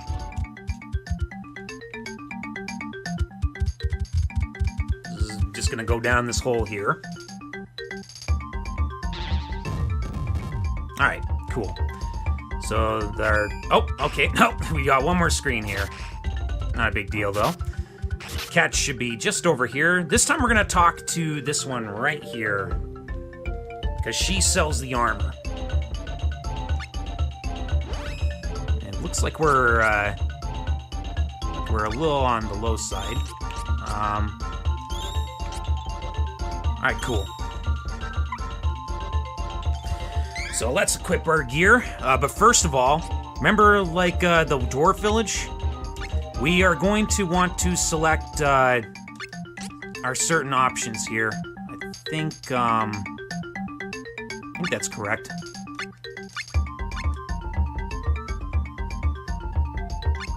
Just to make sure, yeah, that should be correct. I had to make sure to set their AI accordingly. And this is very important because you don't want to actually utilize the level 2 techs. Because the strange thing about the level 2 techs is they kind of work like a spell, and usually what that means is that enemies and bosses will tend to try and counter with a very strong spell. Like, they have something injected into their AI to counter really strong attacks and spells and techs and whatnot. So, but level 1 techs are actually surprisingly... different. They work like a regular physical attack. So you're never at a risk of them countering with a level 1 tech unless they're not like a big boss or anything like that, like gigantic boss of some sort. Alright, so yeah, in case you are wondering, the thing with the Mana Beast section, with each one you defeat, the other ones grow stronger. That's how it works. So, as we go from one new area to the other, the enemies also get progressively stronger too. And you'll see that in their current level. So far I'm getting fairly decent luck. They're not really teaming Lise too much. Lise is the one we need to lead off with. She's the one that can take the hits. This is the point where Kevin really, where you're not going to see much difference between Kevin and Carly, because they're both going to die about equally here. Just a side effect, like... Oh God. Let's see here. Okay. Do not want to die. Do not want to die. These are level 32s. They do hurt a lot. Okay, good. Once again, utilizing that menu just to keep ourselves out of trouble.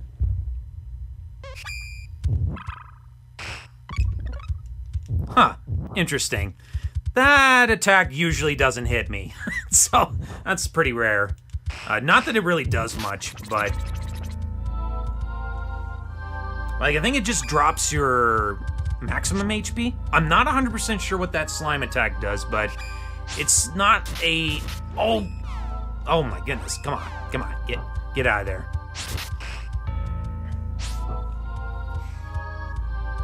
Alright, we're safe.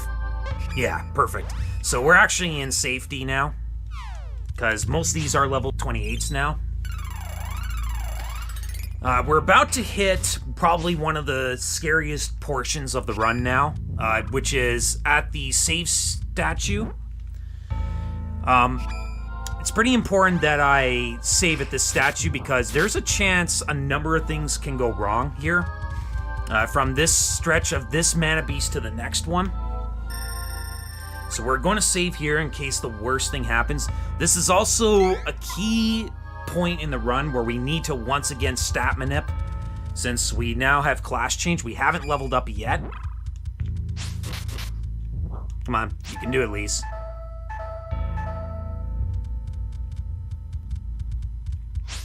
Let's see, do we have Air Claws? We're kind of low on our... Actually, you know what? We're kind of low on our chocolate. I'm actually gonna head back here. Come on, leave me alone. It's better safe than sorry. I want to make sure I'm fully stocked up on my healing items.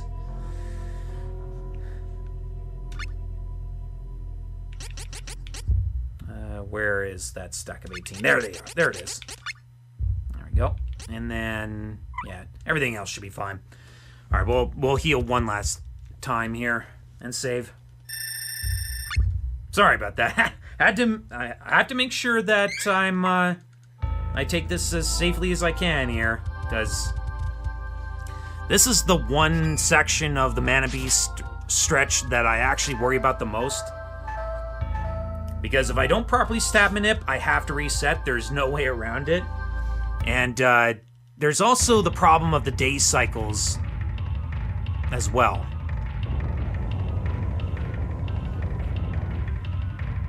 There's a number of things we have to be somewhat concerned about. I'm actually gonna heal Kevin here. So here he comes. So this is Landumber. Not a very difficult fight. He's not the main one, though, that concerns me. It's the next one that does, and I can't really use any point of save. I mean, I might be able to.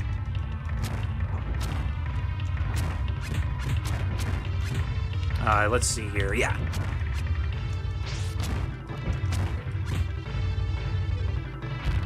Alright, so that will kill Carly. That's perfect.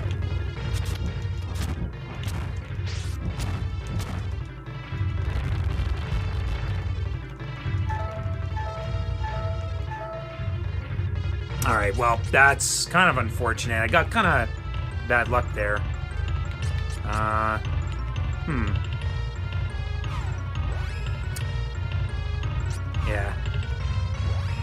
Yeah, like I expected. So, unfortunately, because he decided to do that move on Kevin, it does kill him. There's no way to avoid it. So now... Actually, there is no way to save it. I have to reset. Yeah, so sometimes he has a chance of doing that move, too. So whatever, this is why we save. Just in case things like this could happen.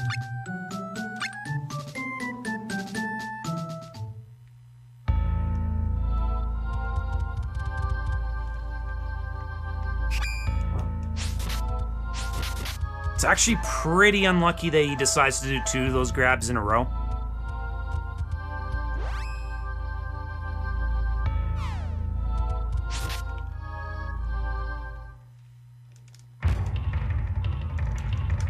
If it does happen again, I'm going to actually put the attack bar seeds in the inventory slot. That would probably be the smart play. But we'll try it again.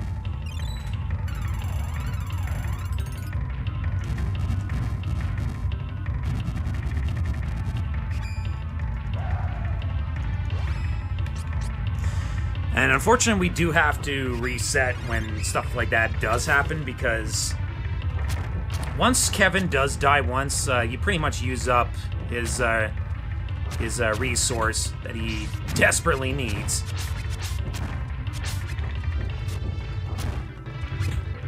Alright, there we go. So the punch is actually pretty easy to deal with. Is it this time gonna... Oh, same character, huh? Alright. Yeah, that's ideally what you want. It's a chance of him doing that, or a chance of him actually grabbing and pretty much wrecking your day. Okay, there we go. So who is this on? Kevin, perfect. That will enrage him, which is perfect. I'm going to use this time to heal Kevin, just to make sure he doesn't die. I am in control of him, though. So if he does end up doing any special sort of move...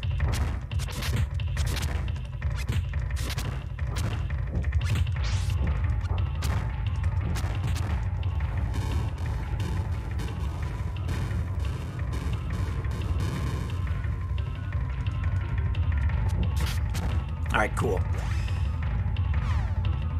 So let's use a Poto Oil here. Now I'm gonna...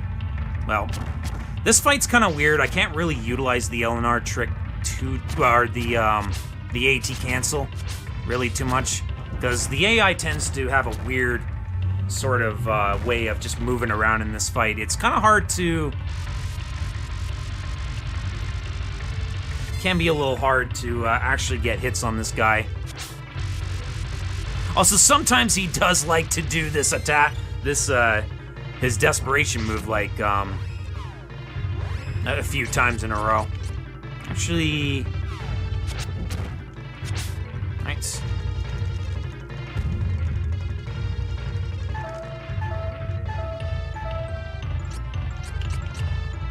Yeah, we're gonna use a honeypot on you. Probably actually could have... actually, yeah, I probably should have used the...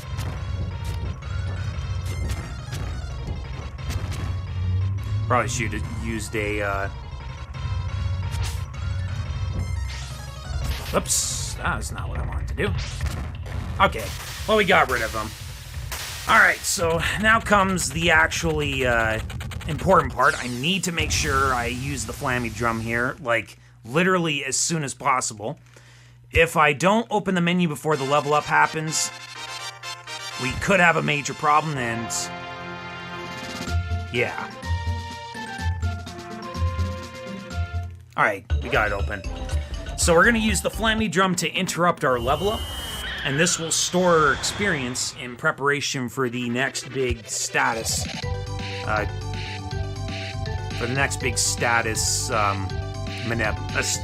Sorry, not status, stat manip.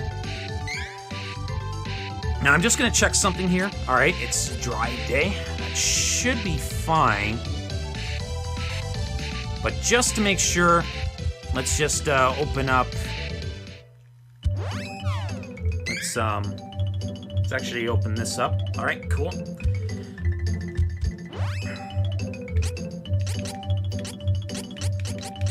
Just trying to check my whole inventory space. Okay. So we should be fine. We've reset the night cycle. And now we're going to head to the Roland Kingdom, where we will face Dangard. This is the hardest mana god beast in the game. And we also are going to swap to our light coins. So I'm just trying to remember. I think this is our light coins. I'm also going to get our attack power seeds, which I believe is this right here, just as a safety precaution. And we may as well stock up on whatever we need for actual healing items. That's correct? Wait, where's my... Pretty sure I hit... Oh, okay, I did fill up with chocolate. Let's double check on our items here. Yeah, we're fine. Okay, so now we want to take control of Carly here. Gonna do the exact same thing as before, where we're going to kill all these zombies here, and then force the screen transition. And And then we're gonna kill a whole bunch of enemies on the next screen, and just gonna force the screen forward.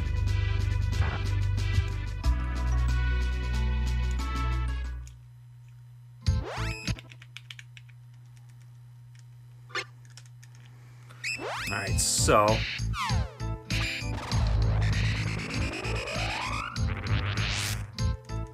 it's gonna keep spamming. I'm gonna do this literally 3 times.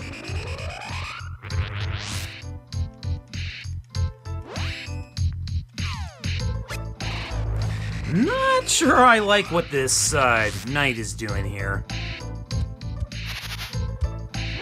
Okay, well, that might be the stat manip that we needed.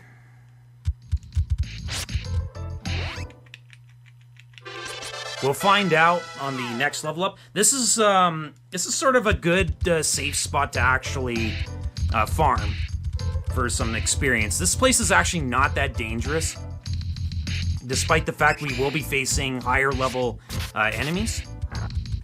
It is a good place for experience. But we're basically treading on familiar ground with this section. Alright, so we got a knight here. This could be a dangerous situation, but again, the full screen tech is probably the most likely thing that could kill us. We are also working under a big time limit here, so it is pretty important that that we work fast. We do not want it to turn to daytime by the time we reach Dangard.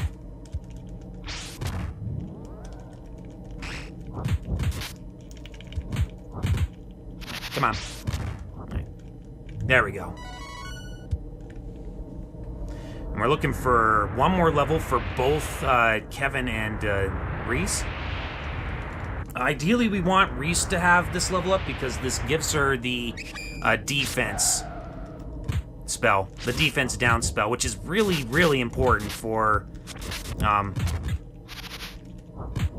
which is very, very important for the next boss coming up because I mean, having the ability to drop defense is really, really nice.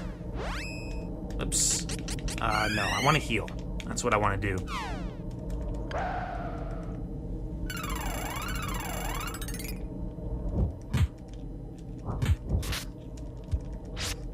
Come on, attack. Alright, so that's a level up for Carly. Usually this is where I expect Kevin to level up. Yep. Okay, so we did get the stat manip. That's good. Having 2 strength level ups in a row is actually is ideal. So that means we're probably going to get 2 stam for Elise. And like before, we're going to kind of take advantage of this whole movement thing again.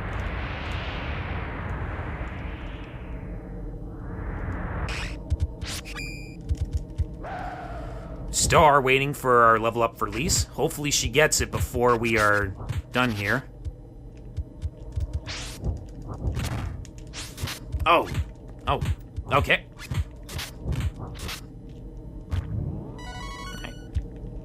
Alright, there we go. We got it. Good. Good. Alright. So. Let's top up. And that should give that spell that we wanted for Elise. And yeah, we want to top off both Elise and Kevin. Oh, you have the chance. Let's look at our items. I think we're good. Okay, there's 8. 4 of those. And 9 of those. Let's be on the safe side. Let's be on the safe side here.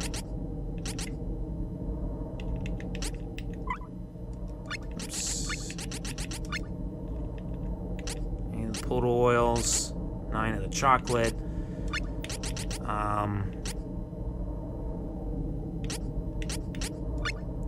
Oh, no. That's, we'll swap to the fire claw, since we'll actually need it on the fight after. Let's make sure we have everything we need. Alright, let's go. So once I get past this fight, it's a safe bet I'll be able to finish the remainder of the run.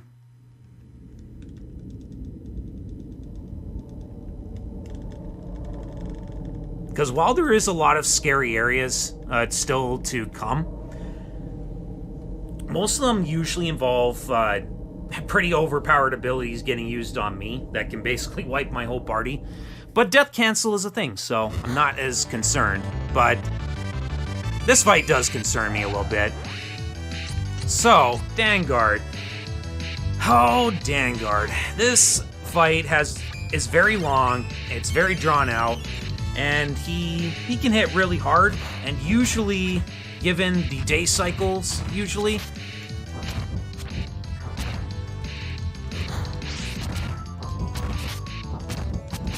given the day cycles, he'll usually be on, you'll usually end up fighting him on a day cycle that you don't want to face him at. Alright, it's also kind of important with this fight that after every single second attack, it's gonna do this attack here, which hits really hard. Either that or it'll do a different sort of attack. Oh, Jesus Christ. Sorry. Let's use the honey syrup here. We should be able to death cancel this. Lise is gonna die, but... Okay, well, didn't matter. We forced him out of the first phase. That's kind of the scary thing with this fight. This fight actually has a lot of really scary moves that can be utilized against us. We want to heal Lise here. And we're gonna view with Kevin. So it's actually kind of ideal if it does attack all of us on its first particular attack, just to give Kevin that enrage that we need. Alright, cool. So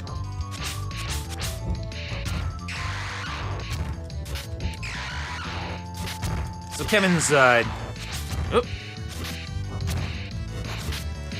Kevin should be enraged now. That's good.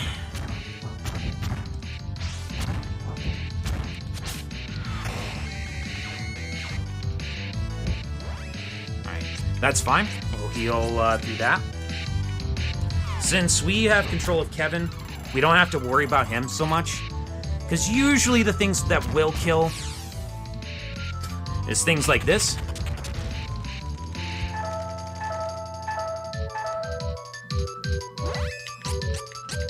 Unfortunately, I did not get in control of him, so now I have to res him. And this is somewhat the problem with this fight. So this is kind of a scary situation. We do have enough Earth Claws, though. This is why we get some extra.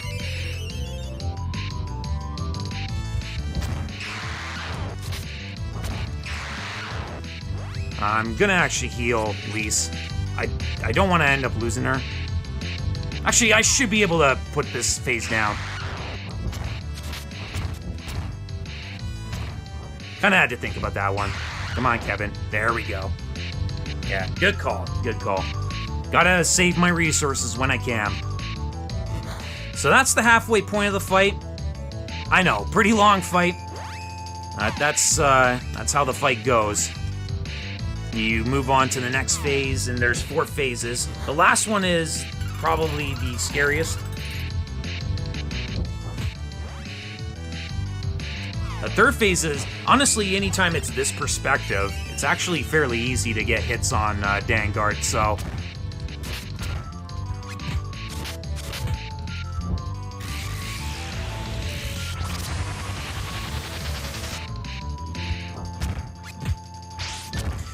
Unfortunately, I think this is the point where this is the point in the fight where Dangard's gonna use a different move, and this is a pretty scary move.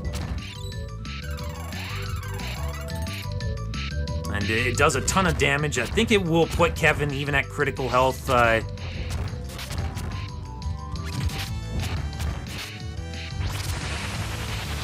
I think it will put Kevin at critical health if he, if it is casted on him. We're gonna use a heal light here. Again, I'm gonna take this as safe as I can. Okay, here's the move, right here. This one hurts a lot. I should be able to survive it though. Okay. Yeah. We're gonna reserve our healing here. Okay, good.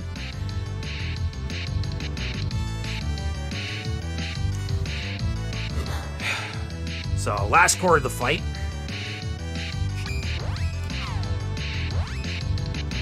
Going to utilize this. We're gonna re-imbue Kevin with another Earth Claw. We have more than enough Earth Claws to finish the job. So that's good.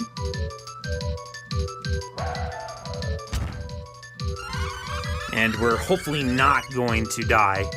There's also a chance this game can lock out on me. It has happened to me before. That's another reason why this fight can be a little scary. It's a naturally laggy fight.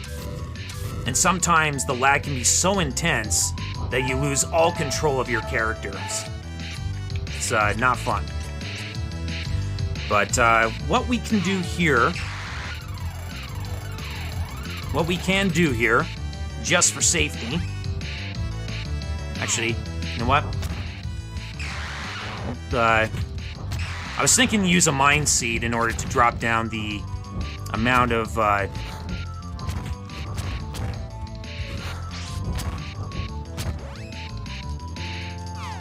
was thinking to use a Mind Seed in order to drop down the amount of damage from magical attacks on Kevin, but that could actually cause different sort of things to have happen.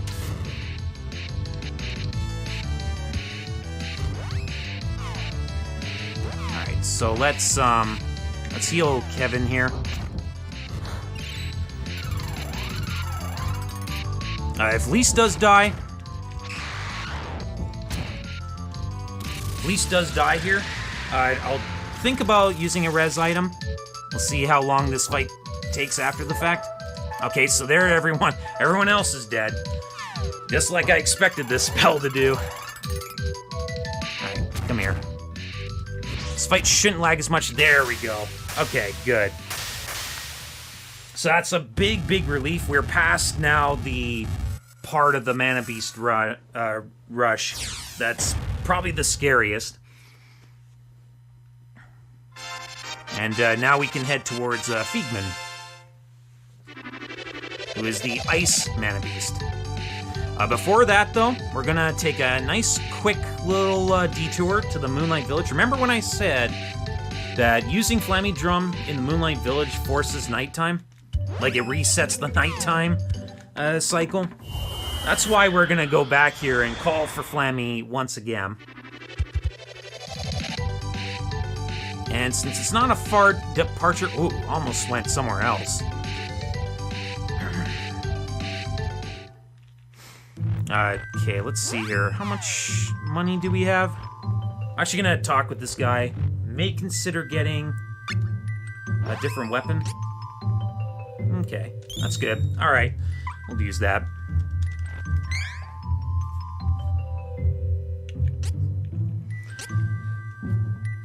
Hopefully, I should have more than enough money. So that's pretty much the last gear upgrade we're actually going to get until pretty much the last place we can upgrade gear from. So it's going to carry us for a little bit. So here we want Carly to just die. Come on, hit Carly. Dang. Oh, she's wow, she's actually able to take more than a few hits. Okay, there we go, Get our stam. Not gonna enter this door until, there we go. Alright, so, back to more forced encounters. Now we got the Mama Potos. Let's use this. As you can see, 89 damage, pretty decent amount of damage. Okay. There we go. The screen can be a little scary if you get tag teamed. Okay, we actually got really fortunate luck. Sometimes in this screen, you'll actually get, I'm gonna heal, I'm gonna res these here. Sometimes in this screen here, you can get a knight that you have to fight.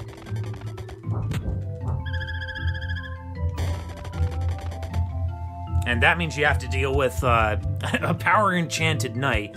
Yes, they are an encounter that you can get. We haven't ran into one yet, which is kind of strange to me. It's a pretty common enemy to run into. Okay, this is a pattern that I usually expect a knight. Usually a dragon is a sign of a knight.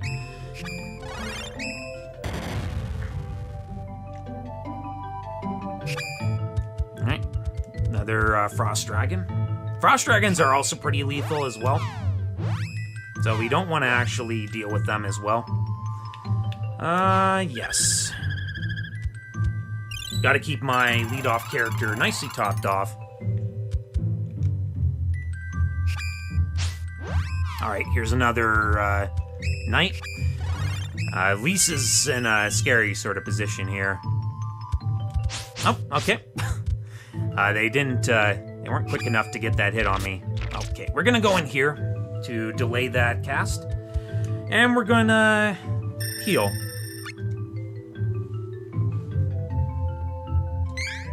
There we go. Now we don't have to worry about accidentally having something terrible occur to us. Actually going to stay right here. I need them to kill Carly. There we go. It's actually ideal.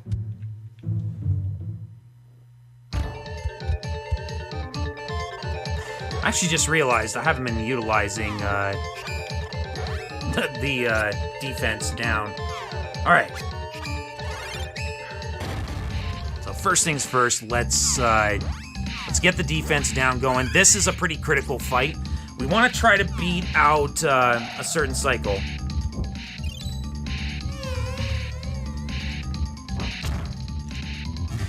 Chances are we won't get it though. Yeah, it does not look like we're gonna get it.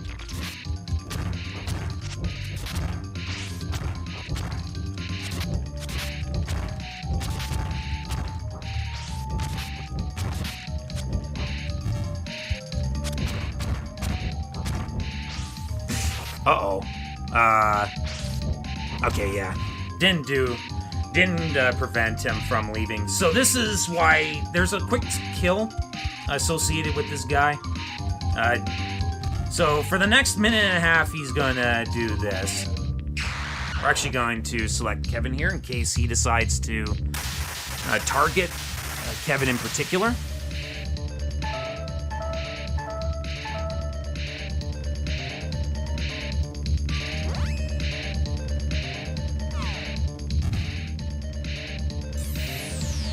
Uh-oh. Okay, nope, that's fine. Was kind of concerned it was a different spell there. This is totally okay. We're gonna death cancel with a honey syrup. And that will keep Kevin nicely safe. We're not gonna bother healing Lise. If he decides to do... Okay, I think this... Okay, it's just this one. Alright. Is that it? Okay, perfect. So, we're pretty much going to light up his day. If I can just decide what to do here. Let's do this. Let's finish the job on this boss.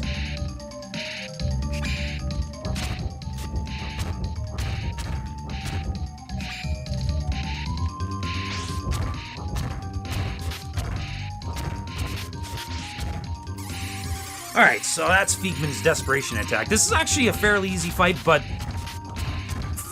this fight in particular is actually sort of interesting. If you actually do a level 2 tech, Figment is actually programmed automatically to counter with a move that actually turns you into a snowman.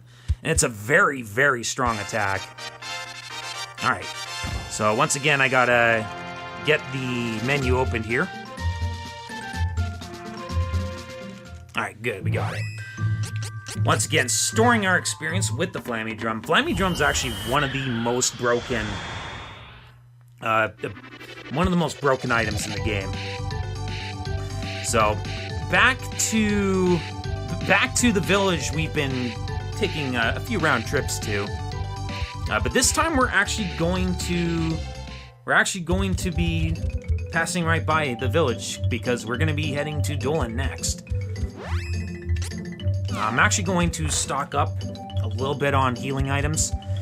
For the most part, these healing items should do the job for the remainder.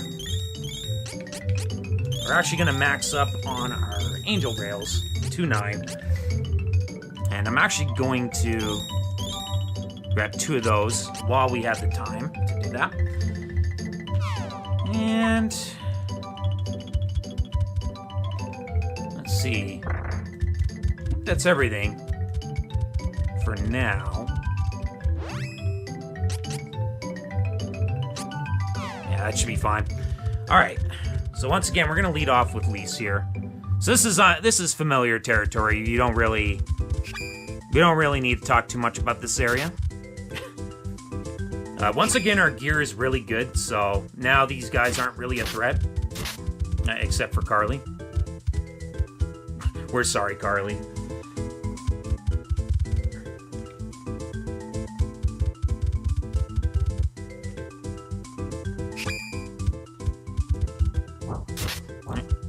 Come on. There we go. Yeah, unfortunately, anytime an enemy misses, you still end up having to be interrupted of your movement. It's kind of something that happens, even though it doesn't look like they should be anywhere near you. I'm not sure why I'm actually concerned about that. Okay, perfect. So that was actually a nice, that was actually a really ideal level up. Alright. So nothing really new for gear. So at this point we'll just save the game and move on.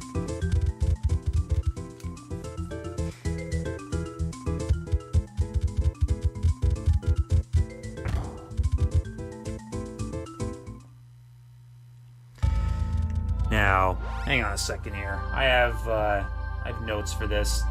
I gotta make sure I go the correct direction here, so... So the thing about the Moon Tower, you have to choose between 4 doors. One of them takes you to where you need to go. And which one you have to go through is always the same, so it's always going to be the same pattern. So that's why I had to write down some notes for it, because it's been a little bit since I've actually done this part.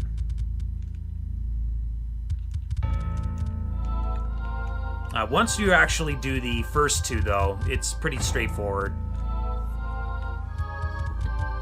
The other main thing, though, about the Moon Reading Tower, though, is the fact that there's a lot of werewolves here, and, well, the werewolves in the Moonlight Forest, they were pretty dangerous at the time. However, the ones in the Moon Reading Tower are on a whole nother level. I think they're like level 36. Oh, 38! That's even worse. And this is a really terrible pack to get. I really need to abuse the menu here. At least you need to break out. Okay, this is a little bit of a scary situation. Come on, Lise, you can do it. I believe in you.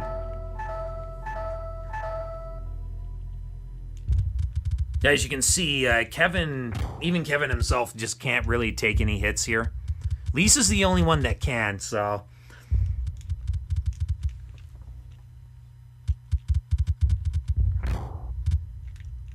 Still got a couple more areas that we gotta actually get through before we get to the top of the tower, which is where d4gr0n is gonna reside.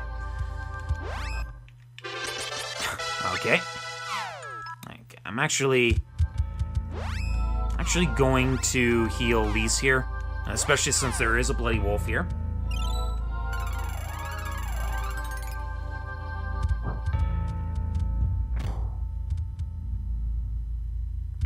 Alright.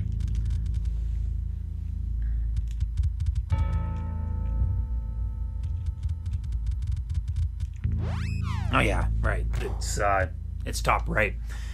Yeah, so I think the order is top left, bottom left, and top right, top right, top right. That's why it's a little simpler once we reach a certain point. Oh my goodness, come on. Come on. Come on. Holy smokes. Let's get past the hazards.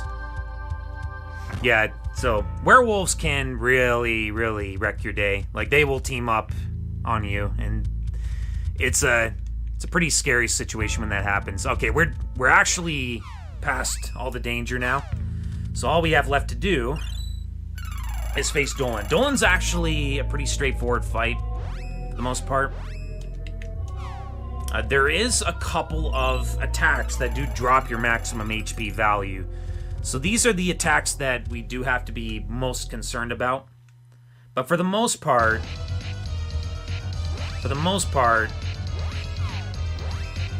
this isn't really too big of a deal.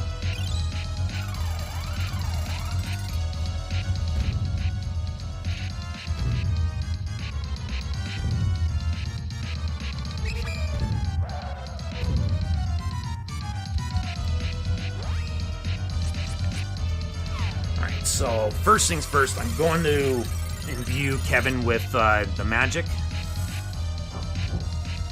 Because at this point now, we're gonna... Oh, okay. Okay, there we go. It's a little odd with this fight.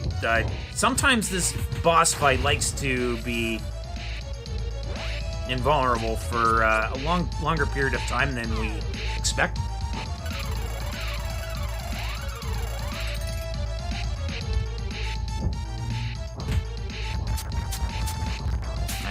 You can do it, Lise. Alright, there we go. Right, so next, we're gonna drop his mind, so I can't do too much damage from magic attacks. And now we can commence the fight.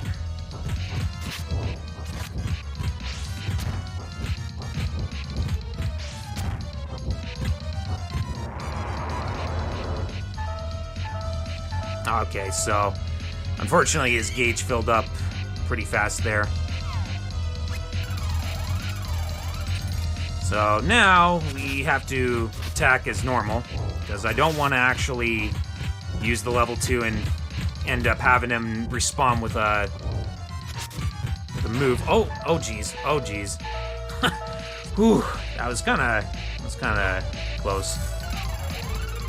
I was actually surprised Kevin didn't die there. He had very low life.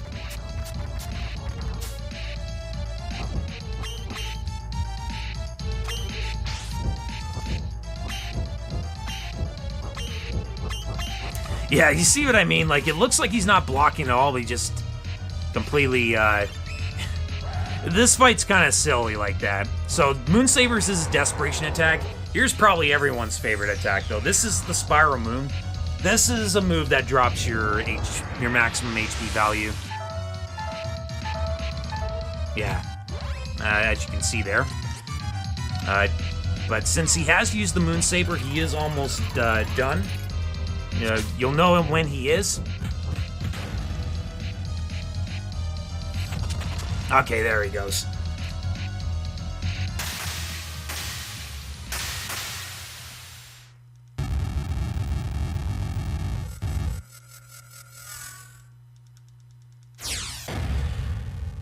Okay, so unlike the other areas, we can't actually open up the menu and get to Flammy Drum because we can't use it in that screen. So instead, what we're going to try to do is hopefully open this door. And it looks like we did get a stat manip out of that. Unfortunately not for Kevin, but that's okay. That's actually going to be fine. Usually there's going to be one stat manip that we aren't going to be able to get for Kevin. It's nice if we get it, but it's not a big deal at this point. At this point, this is the point in the rush of Mana Beasts where we aren't really too concerned about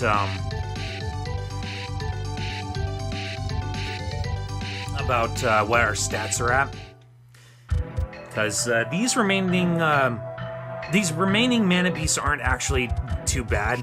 I'm gonna be completely honest here. Alright, so we got level 40s now.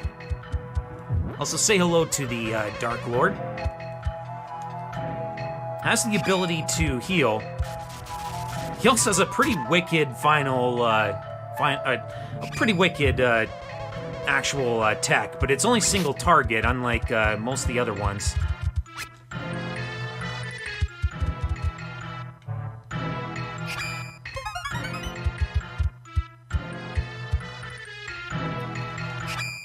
Alright, so there is a forced encounter here, but it's actually not a big deal either, surprisingly. As you can see, there's a lot of these actual enemies have status dropping effects. The jellyfish has the ability to drop your maximum HP. I forget exactly what the sirens do, those harpy-like things.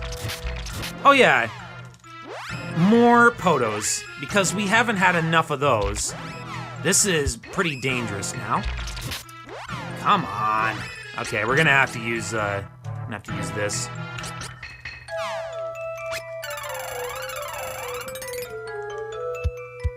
Come on. Oh, jeez.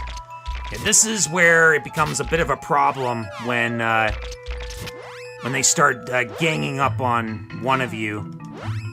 They rush in front of you and then try to just prevent your progress. It's unfortunate when that happens. Come on. Wow. Persistent. Pretty persistent. Okay, so we're gonna swap to Kevin here. Our forced encounter is just up these stairs. And I think we have to read a note on the wall here. These guys also have the ability to cause a status ailment as well. And it does affect your whole party. You gotta talk to this thing on the wall here. Not gonna open that chest, because usually it's a trap. Now, I think if I remember correctly, yep. So we want Shade for that panel, and then we want Wisp for this one to open the door. And that pretty much clears the way. That pretty much clears the way to the boss fight, so it's a pretty short section. All things said and done. This is kind of probably also why the speedrun chooses this area last. And we're gonna have to at least get one heal on Kevin here. Yeah, perfect. Don't you tag team Lise again. There we go. Right, so that should be that.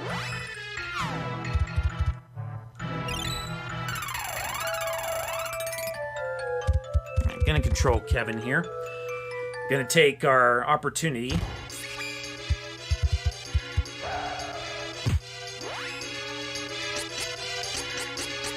We'll utilize whatever spells and res items we have.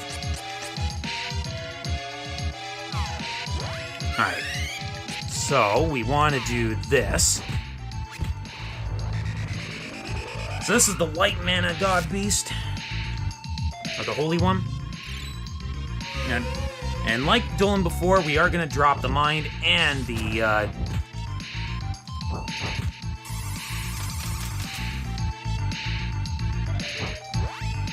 We are going to drop the mind and the defense.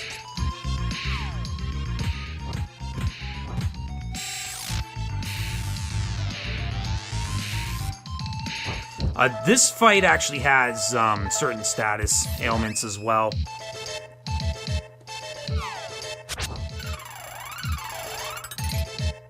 If the situation is looking kind of dire, I might actually utilize Carly here, since she's actually got...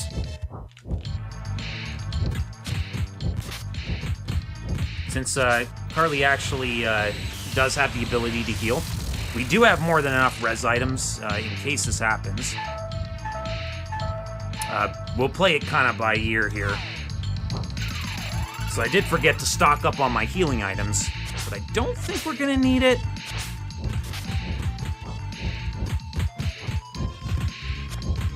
Really unloading some good damage. Okay, this attack is where... This is one of the more powerful attacks he has.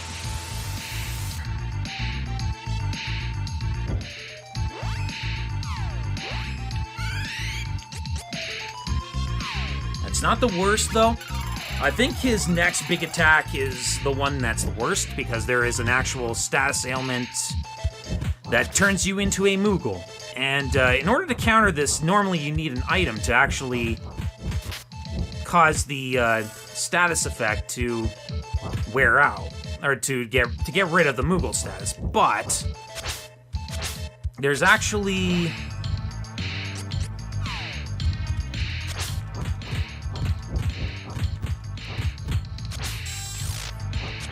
There's actually a way to actually counter it without actual status down items. Alright, uh-oh. So he's about to do... Okay, no. I thought he was gonna do a different attack. I thought he was gonna do the other major attack. I need to keep everybody... I need to keep them topped off. The problem with this next big attack is that if it's mortal damage, it will kill Kevin. I can't death cancel it. Okay, it looks like he's preparing for it. Yep. Here it is. So this will turn us into a Moogles, and we're gonna counter it by turning into Chibikos. Okay, he also did Heal Light. That's his desperation move. Where's the camera? There it is.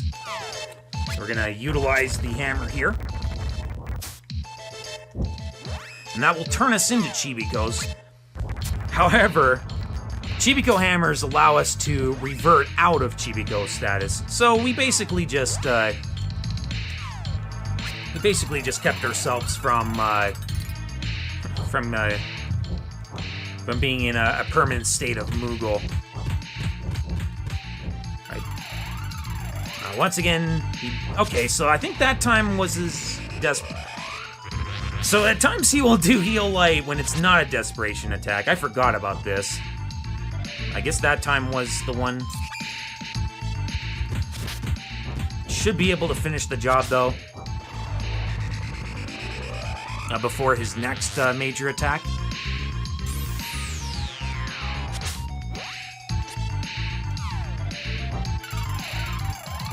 This major attack, though, we can actually counter with Death Cancel. Shouldn't need to, though. I think this should finish the job. Oh, come on, dude.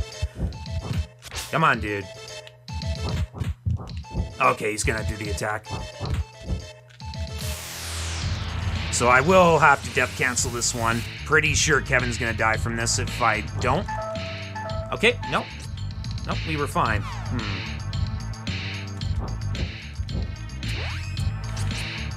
This fight's somewhat annoying a little bit.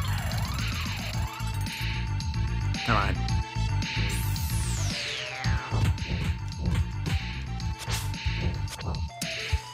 Just, won't go down without a fight.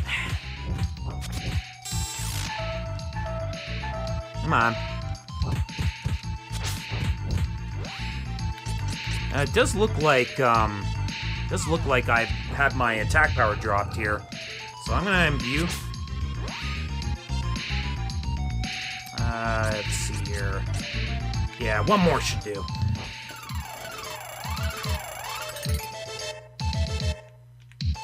Alright, where are you? There you are. Come on. It's gotta finish him off. There we go. Wasn't quite sure why I dropped my attack power status dropped. I'm gonna have to study this fight a little more. But that's pretty much all the God Beasts down. There is only one that remains, but we don't really know where the whereabouts of this Mana Beast is yet. So, we're gonna find out. The next area we're gonna go to is going to tell us where he is. Alright, cool. We did interrupt this one as well.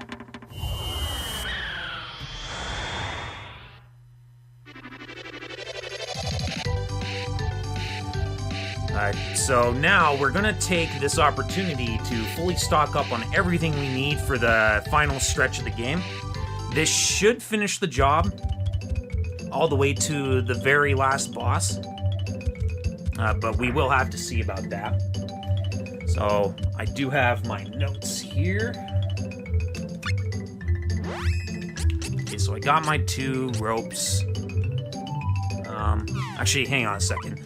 Let's calculate how many chocolates we still have. Okay, we actually got a fair amount of chocolate. Fair amount of Poto oils, too. Nice, all stocked up on that. And where's those ropes? We don't need the ropes just yet. We're gonna actually utilize the defense seeds instead. Actually, do I even need to? Actually, I probably don't. Not yet, anyway.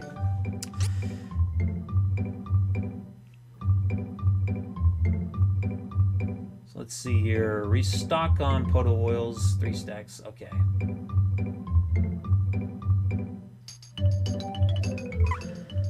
So let's see on chocolate here. Okay. Let's just get 1, 2, 3, 4, 5, 6, 7, 8, 9, 10, 11, 12, 13, 14, 15, 16, 17, 18, 19, 20, 21, 22. That should be enough. And stock up on that. We're gonna get...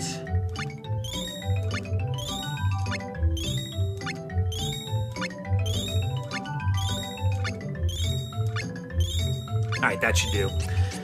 And I should only need 9 Angel Grails. I think that should do the job. Now let's get a couple more, honey, just in case. Better safe than sorry. We have to make sure that we have enough for this stretch here. We still have to... So we're done with our healing stash in Moonlight Forest, or Moonlight Village or whatever. Now we're gonna head to Beisel, and we're gonna restock on all the seeds that we need. I do have notes for this as well.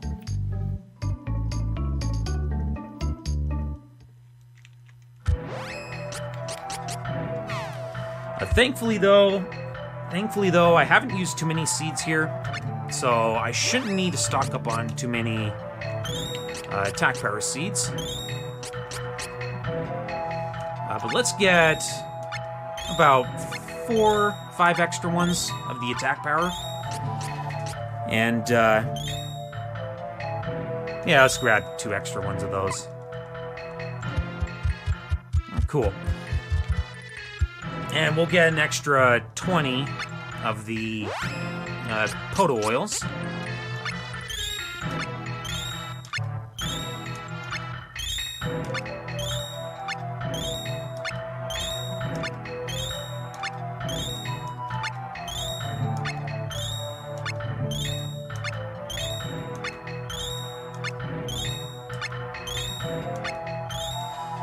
Alright, so I think before I buy any more, I'm gonna sell all my gear just to make sure I know how much money I still have left remaining here. It does not look like we're going to have enough for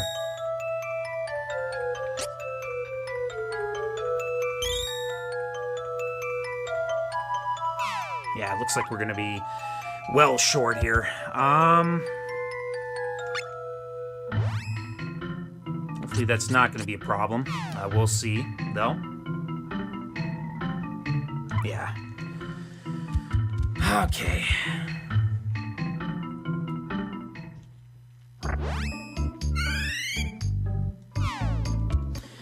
So now, where we're gonna go is the final area of the game where we can upgrade our gear.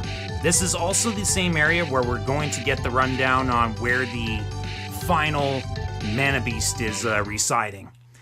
And this is another big difference between what route you do, because where the Dark Mana Beast is residing depends on which route you chose. And it will generally take you to the final area that, it'll take you to the final area that, that the route is going to take you to. So in our case, it's going to be the Dark Castle area.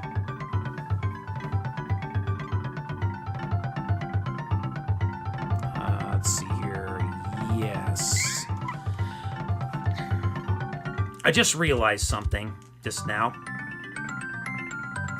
I just realized I forgot to actually sell a pretty important weapon that might actually put me at a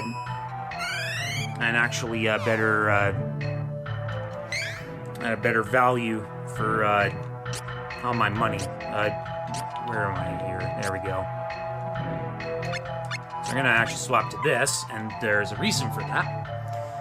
I'm going to talk to you, and we're gonna sell you. So this is where our best weapons are in the game. We're gonna get this, and we're gonna get this. We're finally going to upgrade Lisa's weapon from the starting weapon she had at the very start of the game. You see, I'm already still very low on my money. But that is exactly how tight the money actually is. It's pretty ridiculous.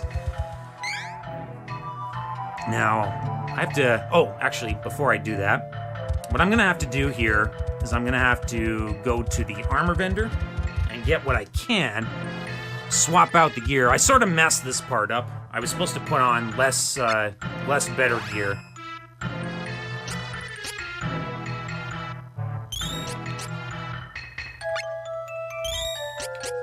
Alright. So let's throw on all the gear, and we're gonna also sell as much as possible.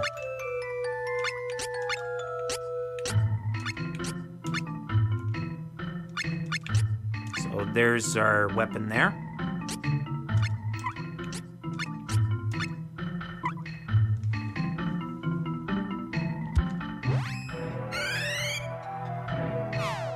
Wait a minute.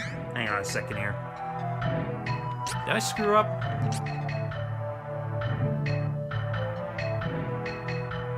No, it doesn't look like it did. Doesn't look like it did. I thought I sold the wrong weapon for a second there.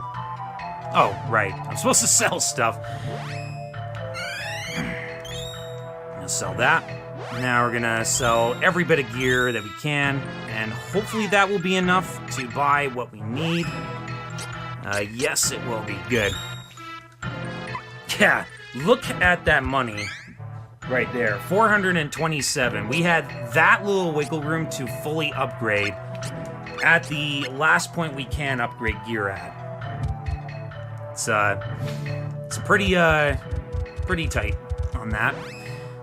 Now, let's just make sure we got all the items that we need.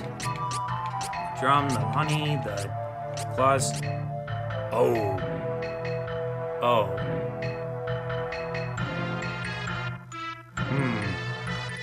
Okay, this is okay, actually. So, I gotta take another trip to Beisel. I forgot a few things. I forgot to restock on my Earth Claws. Good job, me. So what we're gonna do So we're gonna go back here.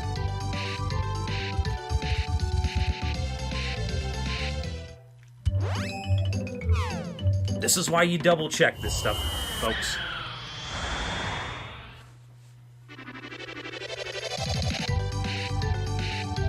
Now we're gonna go back to Beisel. Now, once again, head down to where we need to go. I'm gonna actually put the defense seeds right where I need to. And then we're gonna fully stock on Earth Claws.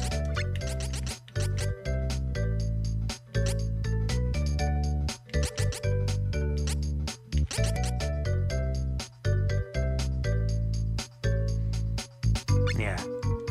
And then we'll throw the ropes in there. That should be good.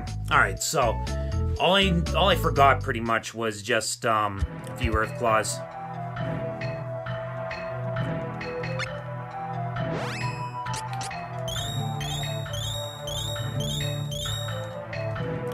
Perfect. Let's get out of here. We'll go back to the town that I was at. Actually, you know what? Why am I doing that? Let's go back. Let's go back to this town again, and let's actually rest at the inn and force it to daytime,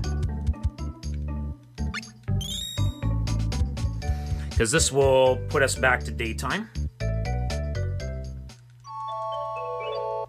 It is important that we make sure we're at daytime when we go to, when we head to this last area of the game. Well, technically that's not true, but it's the actual dungeon that's unique to this route. So that looks good. 9999. Good. Okay. We're good. Sorry for the delay. We are now going to be on our way to where we need to go. And now, here we need to wait for a sound cue to land. And this is very important that I land at this point, or at this certain sound cue, because we want to delay Kevin's level up, or we want to delay Kevin's werewolf form until we get to the Dark Castle. We don't need it for the next Mana Beast. It's not that difficult of a fight. Alright, good. That should be good. So, yeah, here's the last section of the game coming up here. So we're going to be heading to Dark Castle. This is the unique dungeon area that you will only get if you choose the Archdemon route. In the Dragon Emperor route, it's the Glass Desert and Dragon's Hole. And in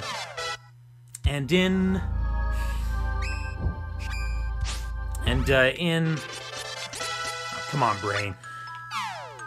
In Darklich route, it's the it's the Mirage Palace. I forget the area surrounding the Mirage Palace, but it's nearby where that village was. So because we actually don't have werewolf form, again, we're going to utilize the attack power seeds in this fight. And here's the Mana Stone. Sort of bugged out graphic there. Sometimes that happens, other times it doesn't. I don't really know why.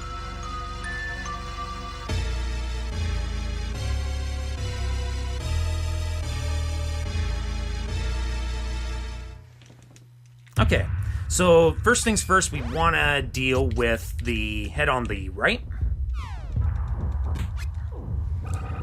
And the other major thing about this fight is that we want to make sure that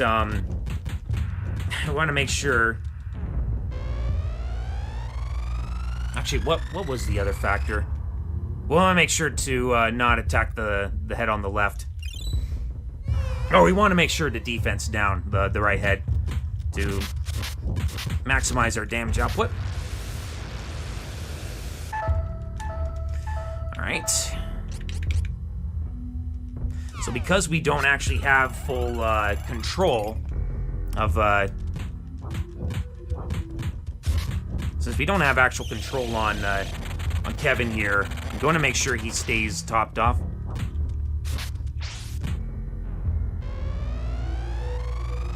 Alright, so that evil gate looks like an actual attack, but it's actually healing both the heads. Uh-oh. That's probably going to be death for Lise. Yep, that's death for Lise. So we're going to have to utilize an Angel Grail already.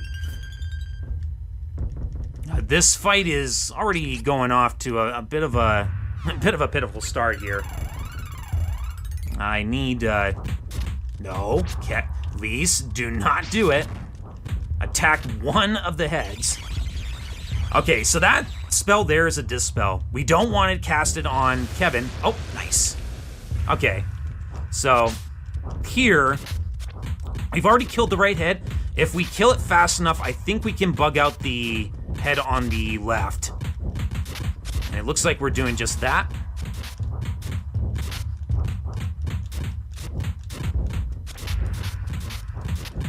And I'm actually pressing the attack button twice and then using the shoulder button to quickly swap between the two. And there we go. So, given Lisa's current health situation, we're gonna try to death cancel her here. No sense in trying to heal her only to have to heal a second time. This attack is pretty strong. So, after the fact, we're gonna try to... Okay, there we go. Alright, so it looks like Kevin decided to attack instead of actually be useful. Yeah, that's unfortunately some of the risk of this particular fight. We're gonna imbue Kevin with some magic defense. He is gonna need it for this fight. And now back to actual healing. Now I'm actually gonna get into a nice little spot here. Hello? Was sort of bugged there because the guy decided to cast. I want to actually get into the top right corner here so I can actually damage both the top head and the bottom head.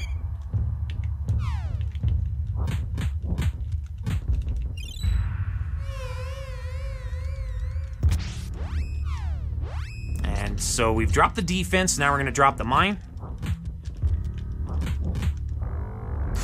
Ooh, the death spell. That was on Lise, though. So, I actually might be able to save this because she's still in mid-cast. That's literally the only time death spell will be death canceled. It's normally a spell that you can't death cancel. So we actually got really fortunately lucky there. And I'm actually in a very good spot here where I'm actually damaging both the top head and the one on the right. And that takes down a number of the casting. Alright, so this spell... Okay. So that spell dropped my magic effectiveness. I'm actually going to use a honey drink here.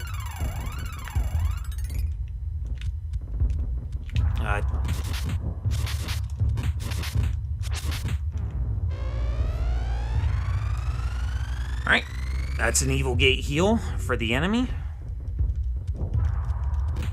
Oh, he's doing yet another evil gate. This one should be on me.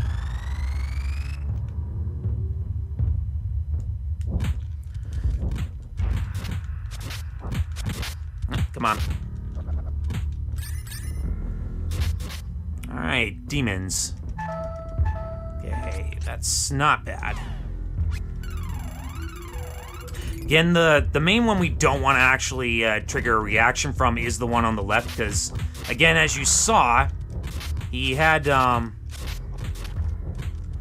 he actually has the demon's breath, which allows him to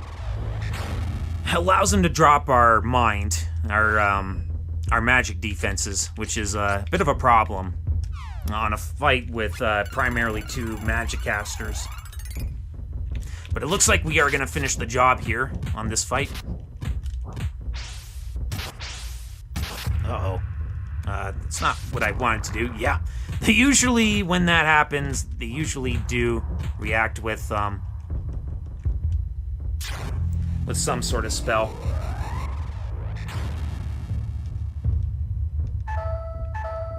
Uh-oh. Okay.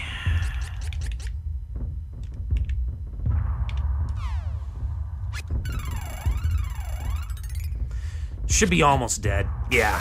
Okay. So that heal was sort of wasted, but it's whatever.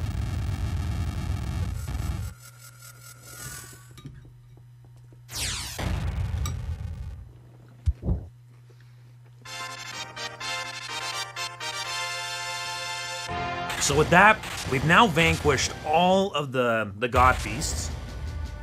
But unfortunately, by killing off the god beasts, we actually made the Sword of Mana have the capabilities, or the capable strength that matches all the god beasts combined. So now the actual villain that holds the Sword of Mana is,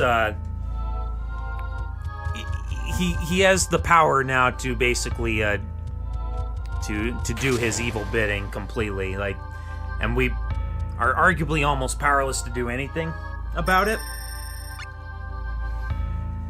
I'm gonna save here just in case. I'm probably gonna restock on my healing items, since that did use up quite a bit. Yes. Put oils.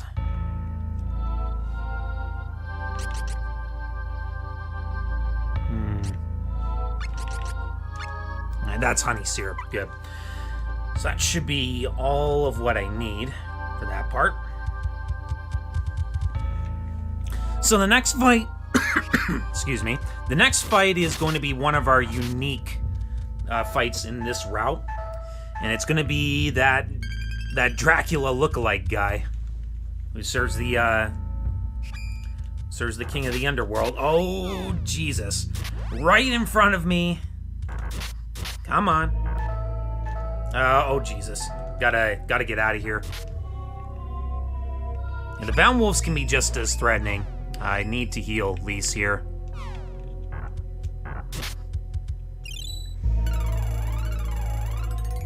Because while Lise can... this section here can be a little bit rough. Can I please get through this guy? Oh, man. He's wrecking my day. Thankfully, I saved right before this part. Come on, leave me alone. I don't want to be your friend, werewolf.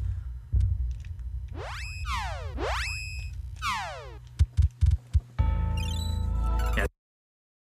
So here he is.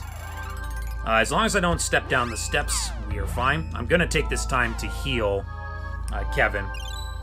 I'm actually going to gain control of him here. There is an elemental weakness to this particular fight, so we're going to take advantage of that. So it's why we grabbed a whole bunch of earth claws. There's a lot of fights in this stretch that are actually weak to this particular element. It's kind of strange. All right.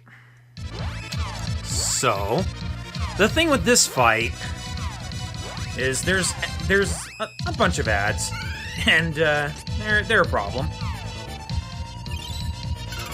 One of them is a Bloody Wolf. He has the ability to do a full screen tech, and this, obviously, as one would expect, this hurts a lot.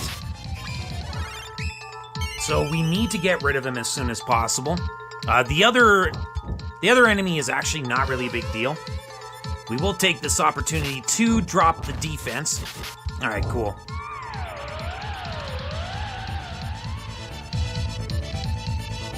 Not a great start here. Already the enemies are going straight for release and actually ignoring me, which is, there we go. Oh. Yeah, the werewolf is, Much like every other werewolf, he hits really, really hard. Come on. Okay, he's gone. So he didn't actually do the full screen tech, which is what I was more concerned about. So we're just gonna get rid of this enemy now. This enemy just tends to lag a little too much. It can make for some problems. Since I'm actually controlling these, I can actually afford to not heal her for the time being. All right, come on. All right, here we go. We really got the damage output on this guy now. All right. Nope. Okay. Interesting.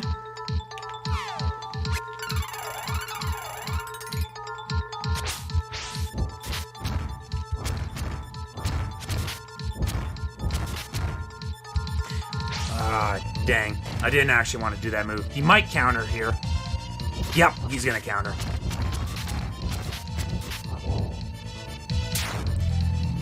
Thankfully, it was just Dark Force. Dark Force is actually not really that bad. I'm gonna be completely honest there. He should go down relatively shortly. Oh, nice. I thought I had a non-full bar. Yep. Yeah, this is what I mean. This is why you don't do the level 2 techs, because the bosses are just meant to full hard counter you for doing it. It's actually a huge punishment. That's why spells are also not a good idea.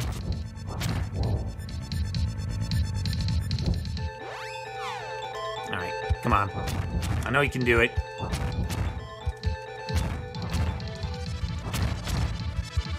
You gotta be almost dead. Come on.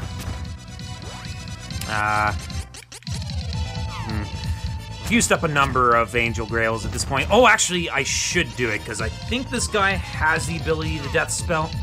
So, just in case he does that, I should use this. Alright.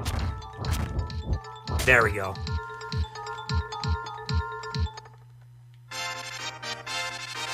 Better safe than sorry.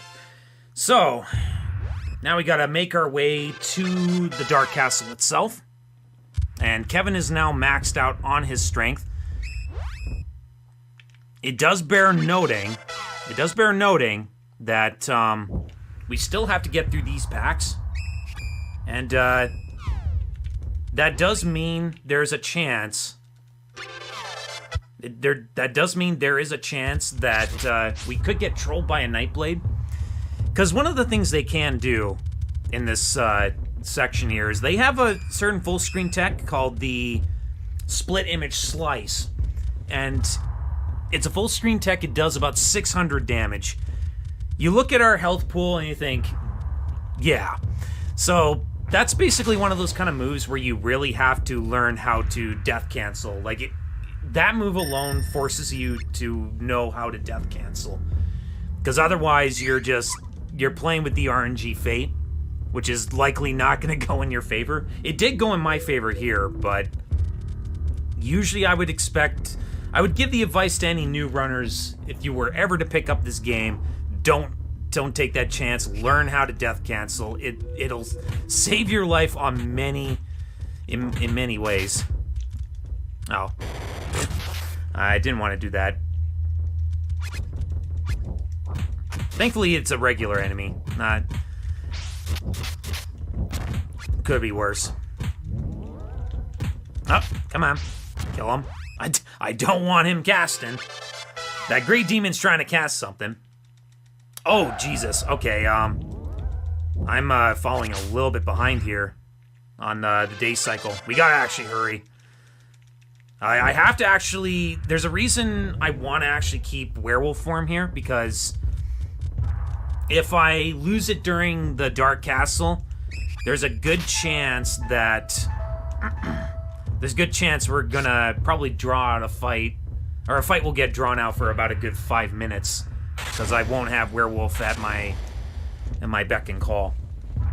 So we gotta hustle our butts a little bit here. Usually the point where we want to actually have daytime or nighttime is like literally right when we enter the Dark Castle, like right before it. We should still be fine. I can't imagine like it only just started showing up, and yeah, now we're here. So we're only just slightly behind the day cycle here, but we want to try to be fast enough to actually. We want to be fast enough to be able to clear this area before nighttime expires. Alright, so... Dark Castle. Dark Castle's actually really interesting because what I just did there was actually cause, I actually caused Kevin to automatically enrage just from giving him by putting... trying to put... Gosh darn, I think I'm messing up my words here.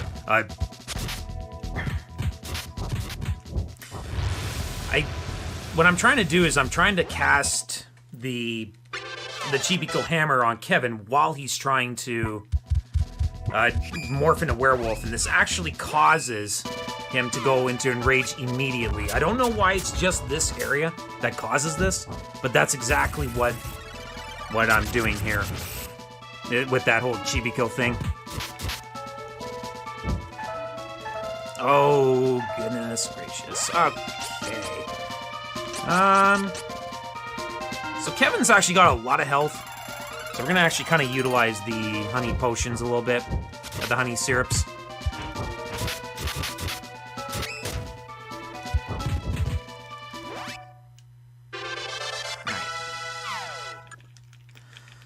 Come on. Also, because of this fire effect here, this section really lags. This is where you really start to see the lag show. If it wasn't apparent, from earlier.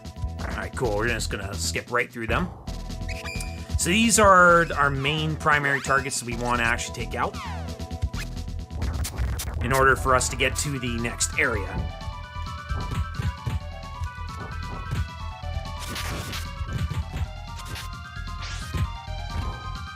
Alright, cool. And a nice little shortcut. We're going to actually utilize the magic ropes to send us right back to this main hallway here. Saves about a minute. I think there's a few enforced counters when trying to head back. It might not be that much. It probably is less. Oh, okay. So I guess I'll probably explain some of these enemies here. The mages are a big problem. However, the knights here actually can do Eruption Sword, which is, oh my god, wow! Get wrecked. That sword showed the business big time there. Okay, there we go.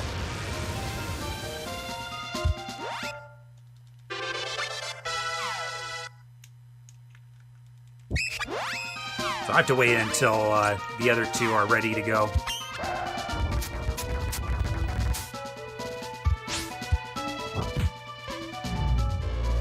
Alright, another spell casted here.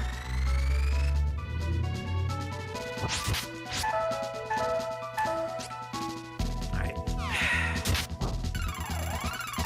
But yeah, the Dark Lords can cast Eruption Sword. And like I said, it's a full screen tech. Oh god, oh god. Yeah, this is the attack. So this is going to kill my whole party if I don't death cancel. And holy moly, that took a while. Okay.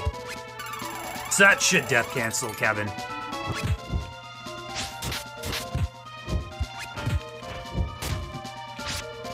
Alright. There we go.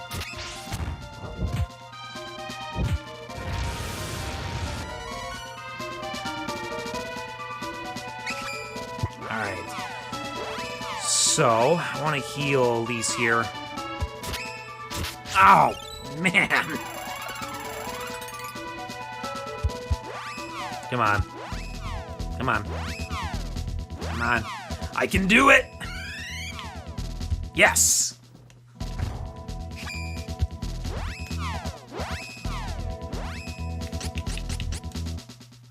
Probably even wasn't much of a time save, but I didn't want Kevin to take that much more damage.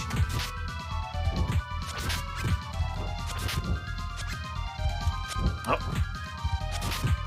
Come on. Alright. This guy got the cast on me. Okay, well, we still got him. Nice. I was not supposed to do that. That was a dumb mistake on my part. Let's see here. Alright, well, we are gonna have to... We're gonna be doing a bit of traveling here. I forgot I was supposed to do... Yep. Oh, this time, though, the way is clear, so we can actually just skip all this. So that's exactly what I'm just gonna do. Alright, we did screw this up, but it's fine.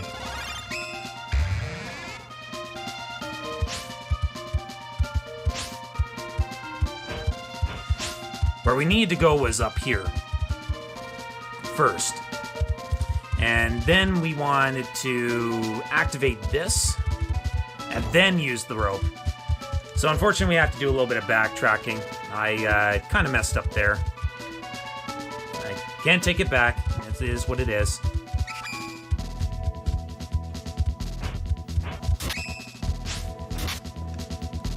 We'll eat the minute loss. It's...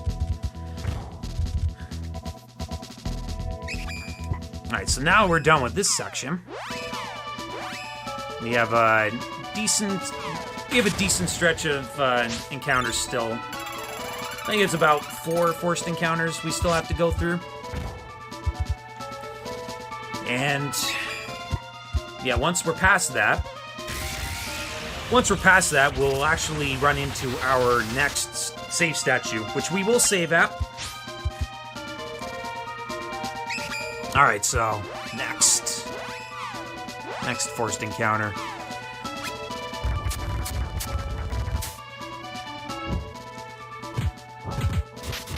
Ow! Oh, man! Oh, man. This is kind of turning ugly. I'm gonna have to back out here. I'm gonna have to back out on this one. Decided to do that in order to try and reset the room. We didn't get much damage on them, so it's actually better that I just try and do the room again. They both charged after Kevin, and well, when that happens, and I'm also kind of low down on my Angel Grails. That's why I'm also kind of, oh, no, I don't want to get tag teamed here.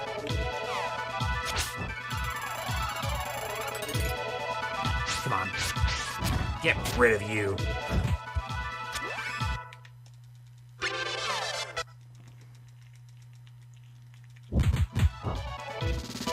Alright, so... Unfortunately, I leveled, so now my damage output is low. This is what I kind of mean with the, sometimes mistimed, This is what I mean sometimes with the mistimed level ups. If it happens at a bad point, Kevin's damage output will then just suddenly decrease, and there's not really understood why. Alright, so... Another damage increase for... Oh, come on. Come on. I need my party members to be with me here. While I'm leading off with Kevin here, he can still get really, really destroyed if he doesn't have backup with him. Alright.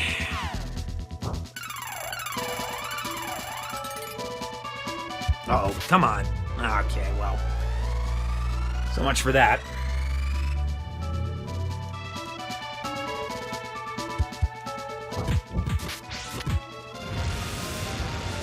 Nice. Alright, here's the last forced encounter, for at least a little bit.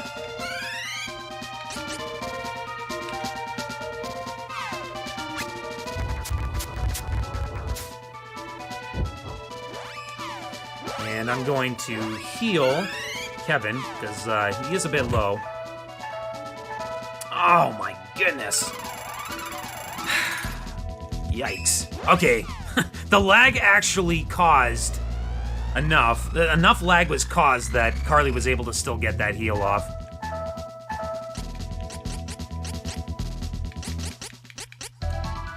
Alright, well, the way things are going here, it's looking like I'm gonna have to restock on healing items, which is fine. Come on. Oh my goodness, just attack the guy. So much lag is being caused here that I can't even get any moves off. Alright, thankfully though, after this one, there's gonna be a save. And I can actually do something with my low inventory of healing items. Okay, we're down to this stupid enemy here, so there we go. Let's get out of here.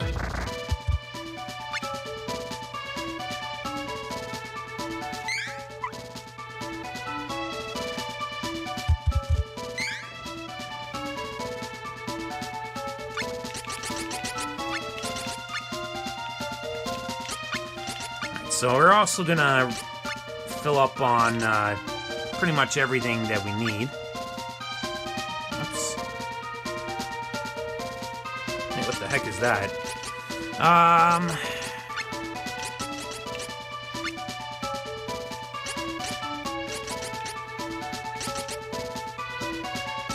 Where's the... I have a 20 of something, and I'm not sure what it is.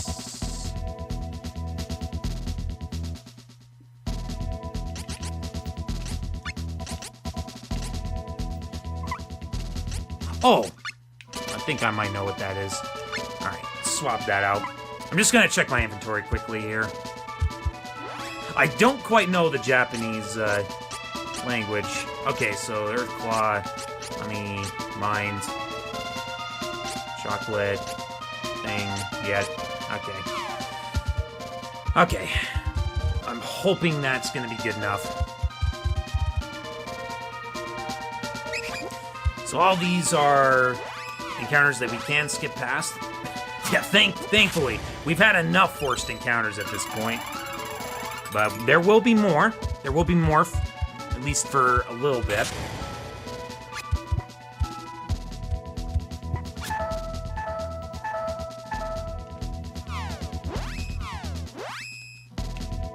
Alright. Heal you.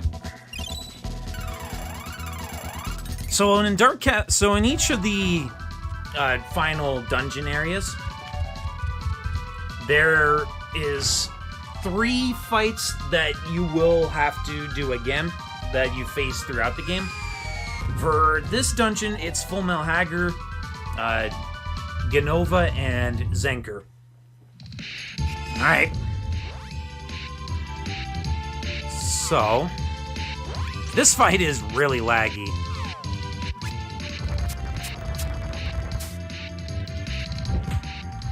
Otherwise, he works kind of the same way. He does have a pretty powerful attack. And hopefully, yes, perfect. Okay, that's exactly what I wanted.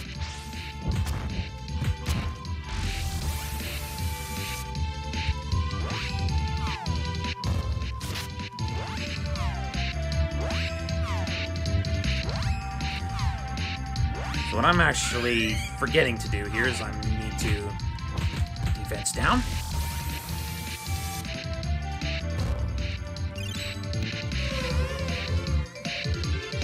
This will make him do more damage. Going to utilize some more chocolate.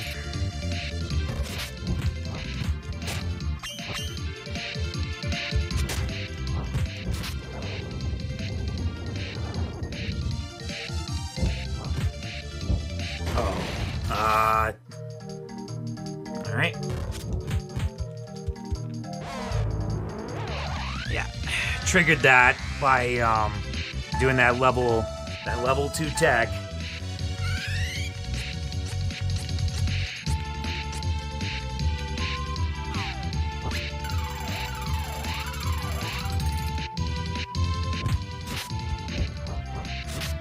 Come on, get in there.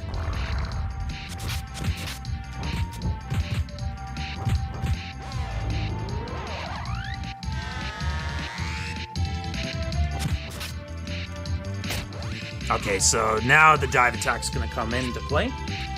So we're going to take control of Kevin here.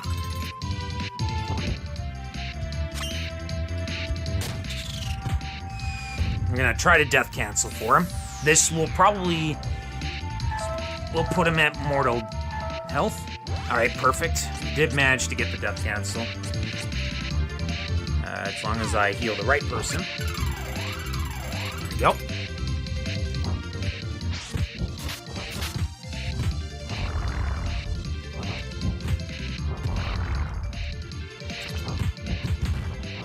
Alright, so he's almost down. Once we do deal with this part, or this fight, it's going to be another short section to the, which will take us to the next, oh, come here. Okay, there we go. So now that it's dealt with, we're going to have a nice short stretch until, until we face the, next boss.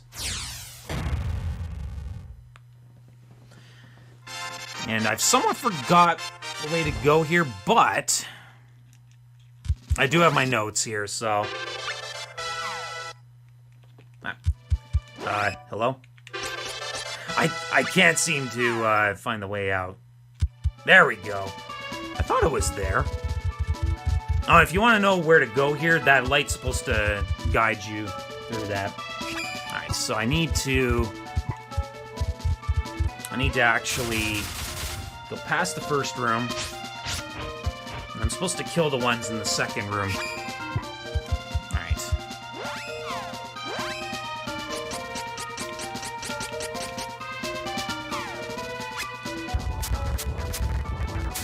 So it's just a couple more forced encounters. Oh, man.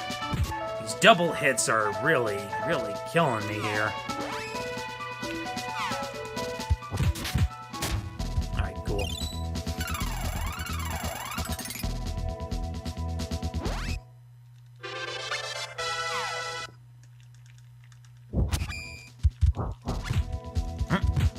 Alright, good. Got rid of him.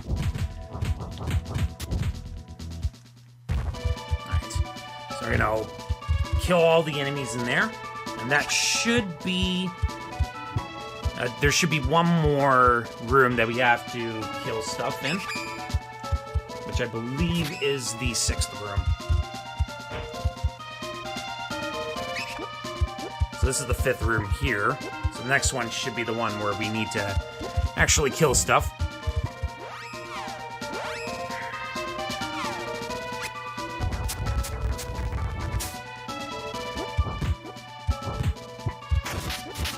Ugh.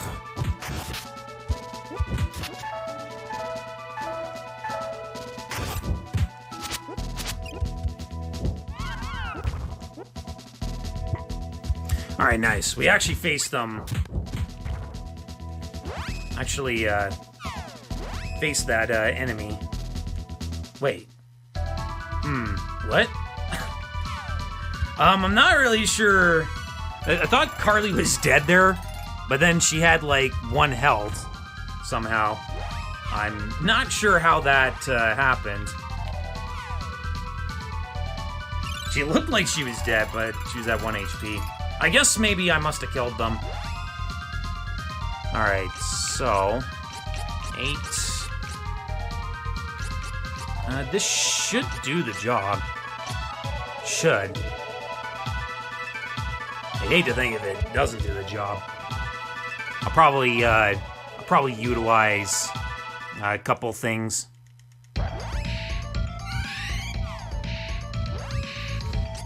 So, I'm probably going to do here is utilize a defense seed just to give Kevin that extra bit of defense. And going to view with Earth here.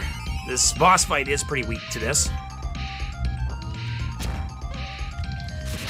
So yeah, this fight is back. It works exactly the same as before. Ooh, nice damage output.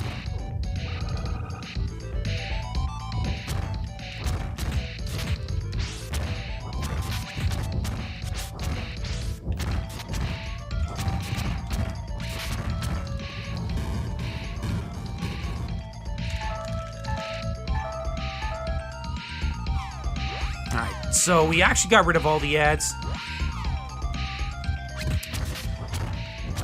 I'm actually not going to bother doing the defense down thing. Alright, perfect. So now time for Kevin to light this guy up like a Christmas tree and should actually finish him off. Oh man, the lag. Lag is super strong. Yeah, perfect. Was able to do just enough damage to prevent the ads from being a problem there, or the shapeshifters.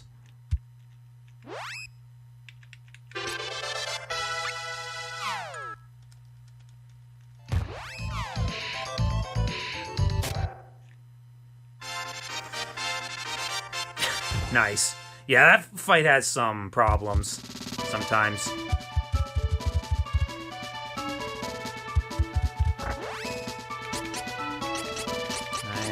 Looks like we are good. Yeah, let's continue. So we got a few more forced encounters. We're actually near the end of Dark Castle now.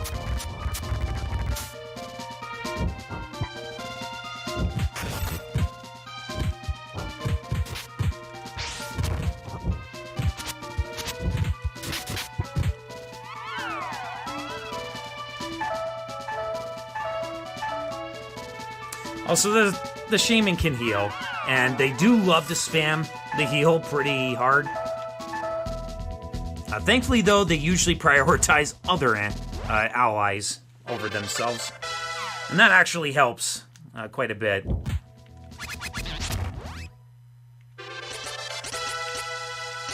Okay, we're just gonna put all the points into Spirit.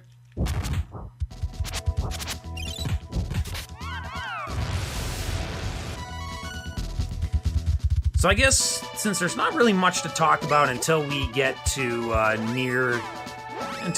next fight here, there's one thing I actually did forget to talk about, and that was the last stat, which is luck. Luck actually is supposed to slow down the roulette spinner when opening a trap box. I think it also is supposed to increase... I think it's supposed to actually increase the odds of a generous a non-hazardous. Wow, I'm clearly too tired to talk. I think it increases the number of OK spaces in the roulette. Alright, cool.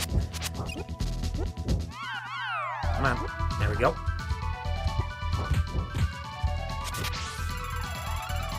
Alright, so since the shaman's by himself, he's gonna try to keep spamming this move as much as possible. Unfortunately, there's only so much he can do when he gets the royal beatdown. Alright. So, no more forced encounters pretty much from here on out. We're pretty much done with all of that. It's just 2 more boss fights.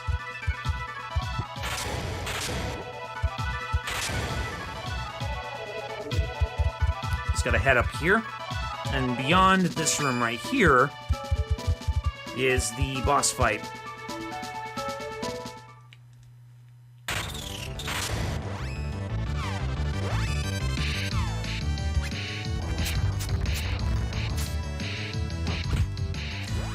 Uh-oh. Hang on a second. Are we out of nighttime? We are out of nighttime. Okay, this is interesting. Thankfully, that shouldn't matter at this point. This is going to extend some of these boss fights a little bit longer than normal. But as long as we actually get past Genova.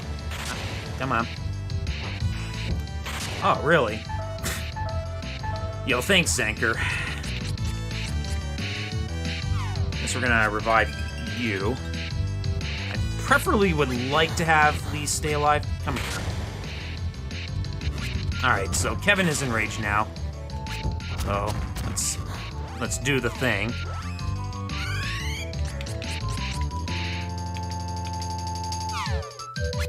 Actually, since I'm actually no longer in nighttime, I should imbue Kevin with attack power in this situation. So this is kind of what I mean about the whole,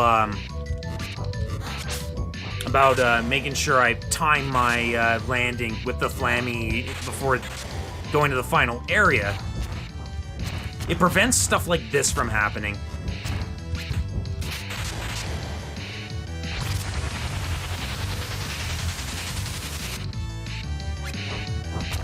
Alright, so that's her desperation move.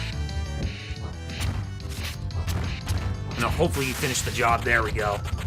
So yeah, thankfully Zanker is not one of those critical fights where we actually need werewolf form for. She's a fairly low health boss.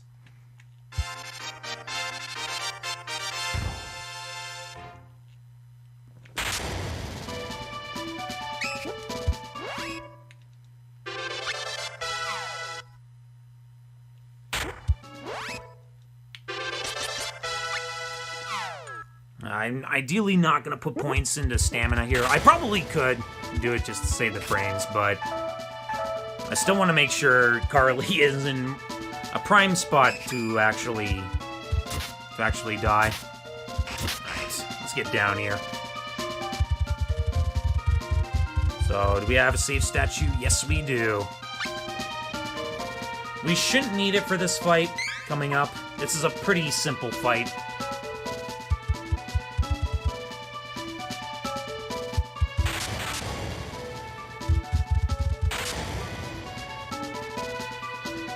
Here we go.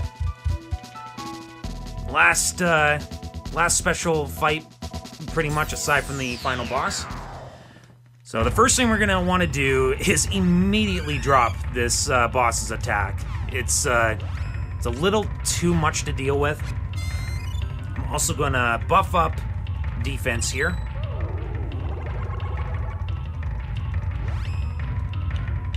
I'm gonna make sure that Lisa's also in prime condition to deal with any potential damage. Okay, so this is the reason why not having werewolf form can be a problem. The amount of damage I did there was 2. And this guy is supposed to be my high damage dealer, so this could be a bit of a problem.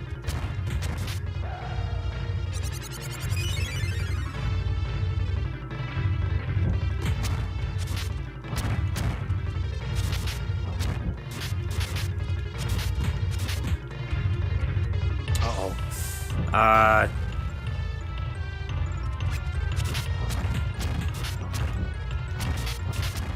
We have basically debuffed her completely. Of course, she does have Moon Saber now, which does mean, which does give her a little bit of extra damage output. All right, so Carly's now dead.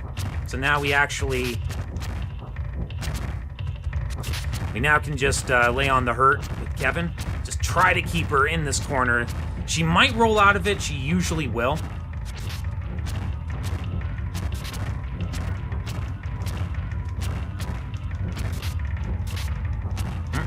Kevin.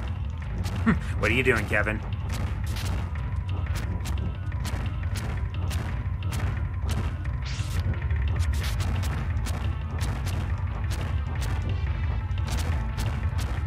Oh, jeez. Okay. That was a decent amount of damage there.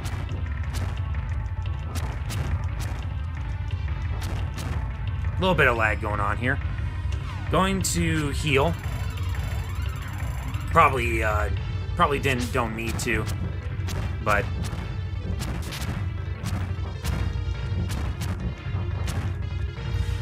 so this boss fight, I believe, has about 40,000 HP. I'm actually gonna. Oh, there we go.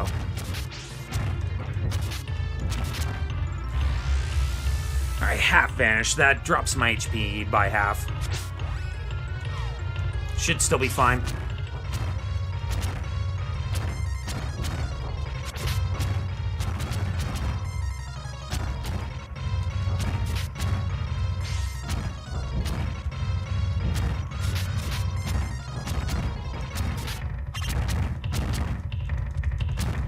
Oh, come on.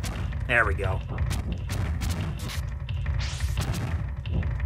Okay, there we go. So that's pretty much the fight. It's a pretty long, drawn-out fight if you don't have the werewolf form, but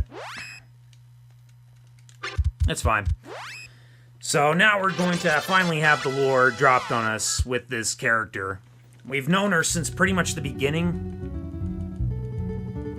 but basically the main villain is, I guess, the Dark Prince, and she was kind of trying to save him from this fate or whatever.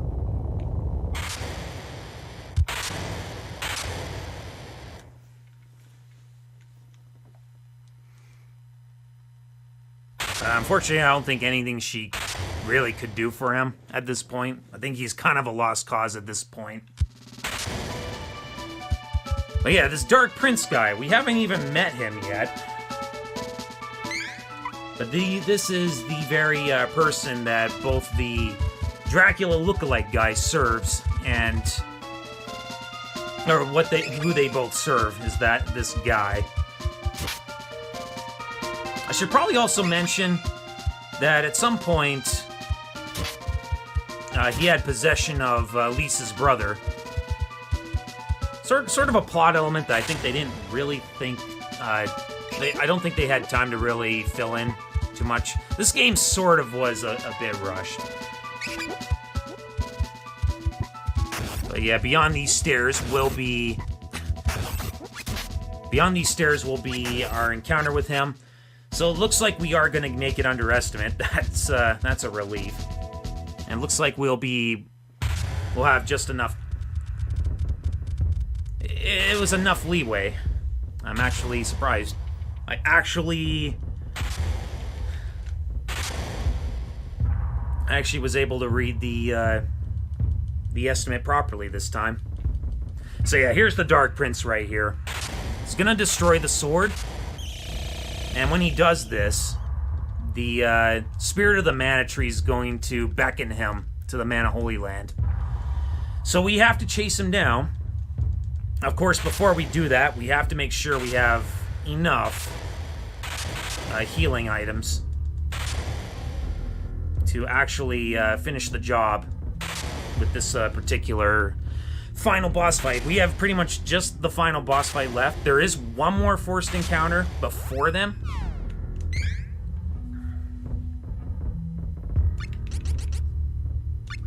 We don't need any more of those. We are going to fully stock up on pretty much all our healing items. Oops.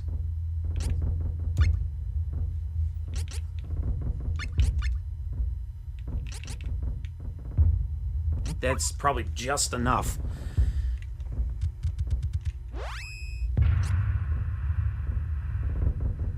Okay. Actually, it's not quite enough. Not quite enough. We will quickly take a quick trip to Moonlight Village to grab just a few things.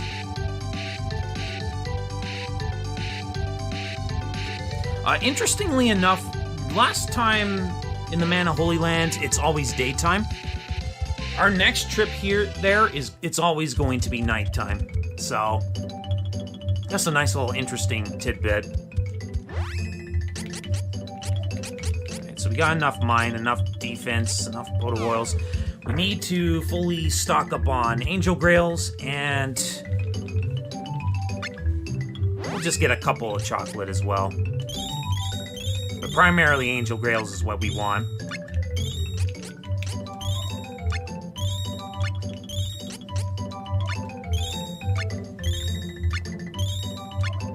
Just in case. Perfect. It's time for the final showdown. Like I said, there is one more forced encounter, so there is a little bit of traveling in the Mana Holy Land. You probably might already be able to guess what's going to happen here, but I will leave it as a surprise if you haven't seen it. Now, time to struggle getting into this thing here. There we go. Alright. So yeah, it's looking kind of ominous here, but as you can tell, the Mana Holy Land's sort of dying here. So we're gonna lead off with Lise here, and most of our healing's gonna just utilize Carly. We're gonna try to preserve our healing items so that we don't need to replenish our stock. There is one more place we will save, and it is pretty much the point of no return. Oh, this is actually the wrong way. I should also mention, in your final trip in the Mana Holy Land, you have to go a different direction. They probably figured it would be too easy if you already knew where to go the first time. Also, there's that special little shapeshifter. He's actually surprisingly less threatening than these other guys, the more common ones. Just because he's pretty inaccurate, whereas these ones, the more common ones, are more so. Yeah, come on. Alright, so coming up to our final spot that we can save at, and we're gonna do just that.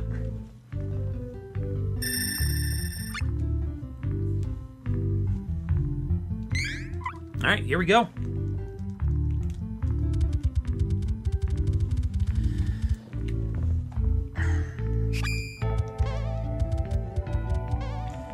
So we're gonna gain control of Kevin here, because our forced encounter is just beyond this area here.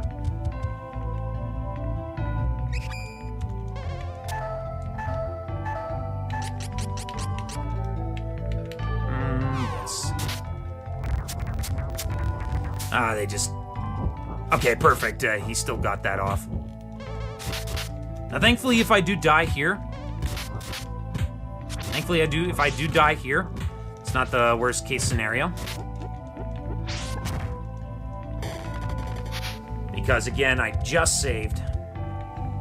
Alright, so now we're gonna take this opportunity to fully heal up on our party members that are gonna be the primary ones dealing the damage to the boss.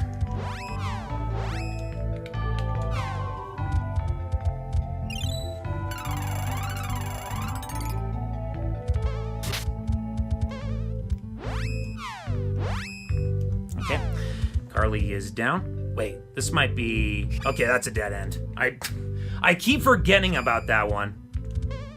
It's fine, though. Oh, my goodness. I knew that was gonna get me, too. Alright. Should be fine. That'll top up. Actually, you know what? I may as well just, not bother healing until I'm past this point here. Okay, perfect. So...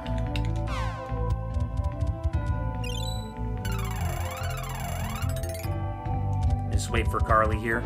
Good. So, beyond this area here is where the final boss is going to be. So, with any luck, we'll get sub 6 hours here. And I'm going to take control of Kevin here, since he is going to be the one I'm primarily controlling. And yeah.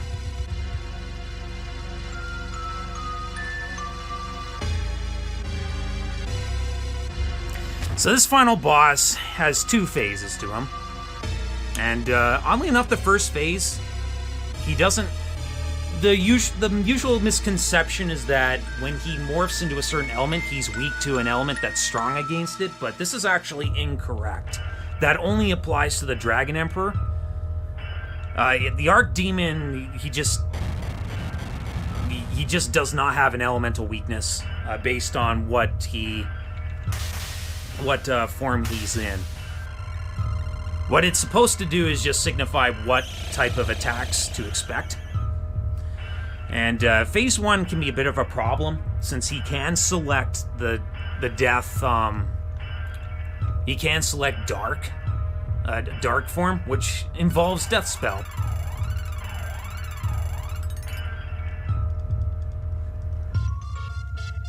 Okay, so let's do this.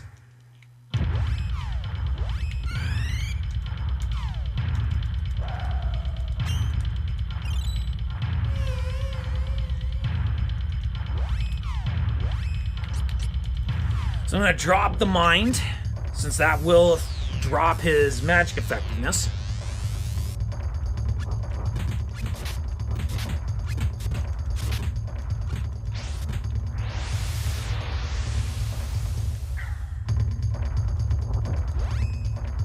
Yeah. So we got all the healing items we need, or we need for this fight, so I shouldn't really have to worry about any particular...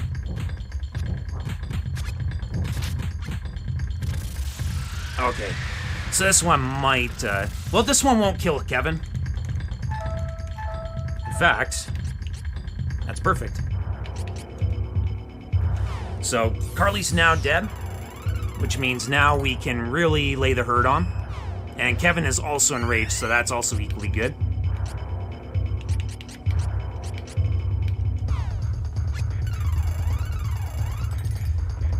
So it looks like he's changing to the moon phase.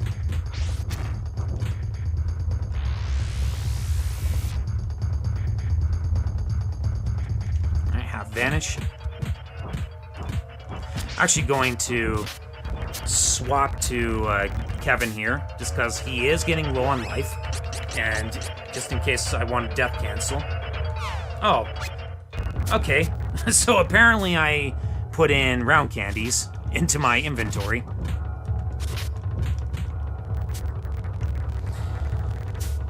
Alright, this is starting to get a little tedious now.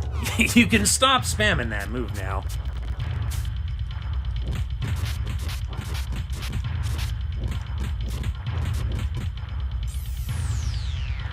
Alright, so here's Half Moon Spiral.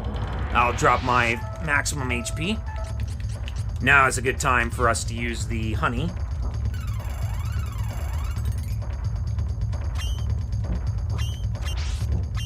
Actually going to take control of Lise here, since she is low. This attack doesn't do much, so I'm not really concerned about that. There is one that is concerning, and it's one that drops magic effectiveness. Okay, so...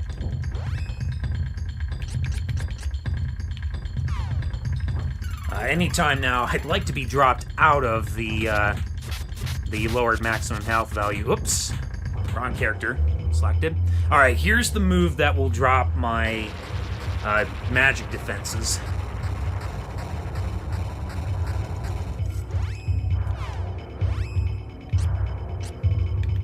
I'm gonna try to death cancel Lise. Only gonna try to utilize... Okay, so this is the one that scares me. Okay, this is Death Spell.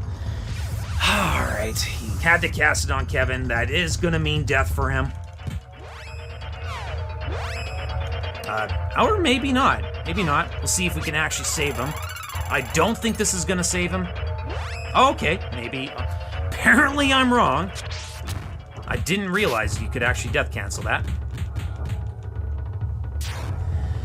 The thing about the Dark phase, though, is that he only chooses between Dark Force and Death Spell, so you can actually get really screwed on luck. It's actually a pretty unfortunate thing to have happen. Okay, here we go again.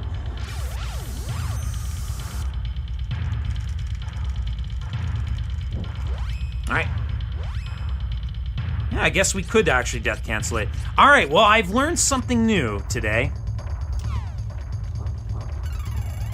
I was under the impression you couldn't actually death cancel, yeah,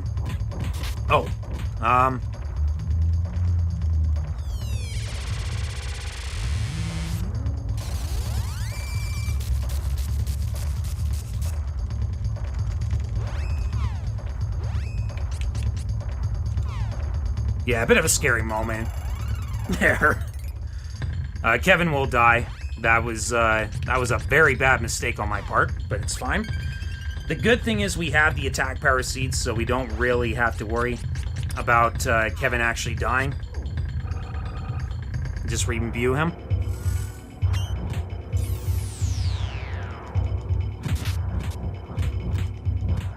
Alright, so it's back to fire attacks.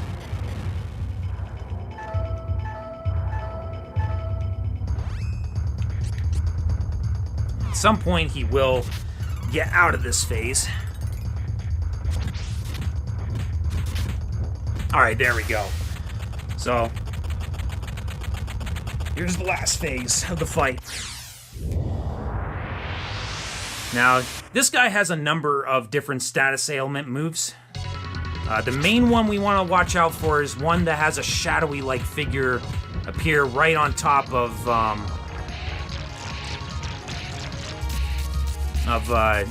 one of the characters, because what it actually does is it drops the attack power. Actually going to take control of Kevin here, just in case he decides to cast another spell on me. Ooh, okay. Yeah, so that's unfortunately something that can happen too. That move does 400 damage. It's a pretty nasty attack. What I'm going to actually do is imbue defense on Kevin, just to reduce that damage just a little bit.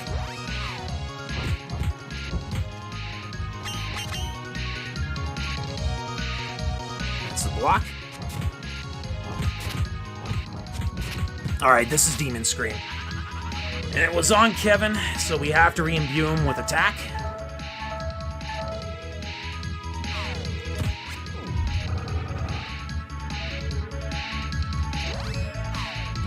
Gonna take control of him here. Not gonna heal unless I really need to. Alright, so this will kill Kevin if I don't actually death cancel this. Perfect. And this is kind of how you effectively use your healing items for the most that they're worth. Alright, so time to get back into Frenzy here. The only actual magic attack, I think, is this attack right here. I think the ultimate attack might actually be a magic attack as well. That attack actually missed Kevin. Oh boy. Oh wow. That was a little dicey. I probably shouldn't use that, since I was actually in control of Lise at the time.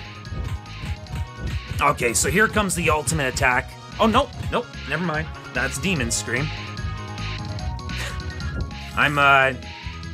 Oh. Okay. So now he is buffing up his attack power. This is no good. We need to debuff him. Come on, Lise. There you go. Let's see. He also will cast Protect Up.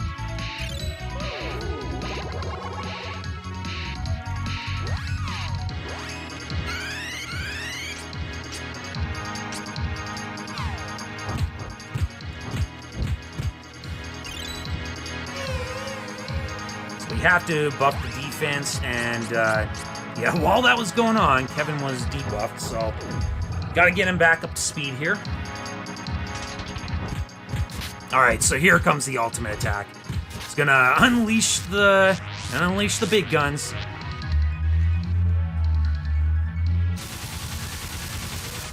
It's actually surprisingly not too much more damaging than a lot of his other attacks, but this is a multi-hitting move. Uh-oh. Okay. Now we should be able to save Kevin here. That should be a death cancel for him. Yep, perfect. Okay, he's gonna swap to Lise here now. And that way, if Lise is targeted, then we can save her.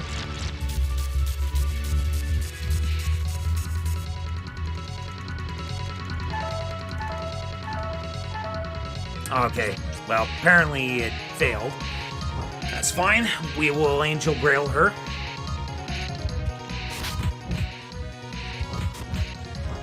So this boss should be almost dead. Okay, you're gonna actually swap to Lise here. Again, the more... Oh. Alright, so we're going to use this. Okay, I think I got it. Maybe? Yes, good. That was kind of close. Alright, Demon Breath. So this is actually another attack that does drop the your magic defenses. So you do have to be a little bit careful. I feel this is a little presumptuous to do this heal, but we'll do it. There we go.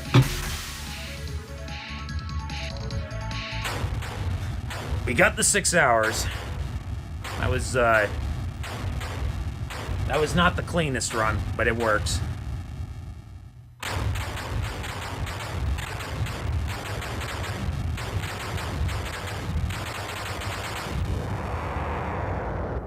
So typically in speedruns of this game, we time with our JRTA, which as everyone knows is from power on to the end. But in the case of this game, that's 17 minutes worth of extra ending and credits and whatnot, and I mean, technically, yeah, we do have time for that, but I'm pretty sure you all don't want to sit through that, so it'd probably be better for us to actually get on with the next game.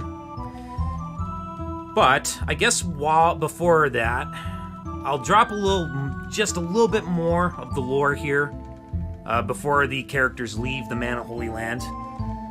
The fairy is in fact dead, but she is going to resurrect as the new Mana Tree goddess.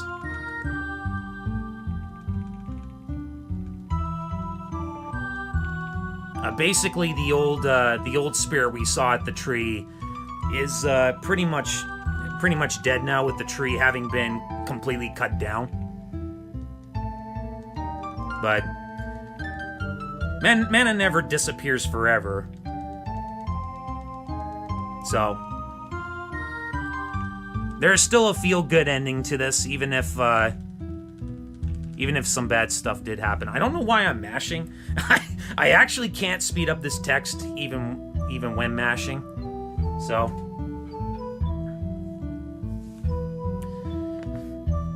want to thank everyone for the GGs. It was a pretty long haul there, but we did it. More importantly, unlike SOM, Flammy gets to live.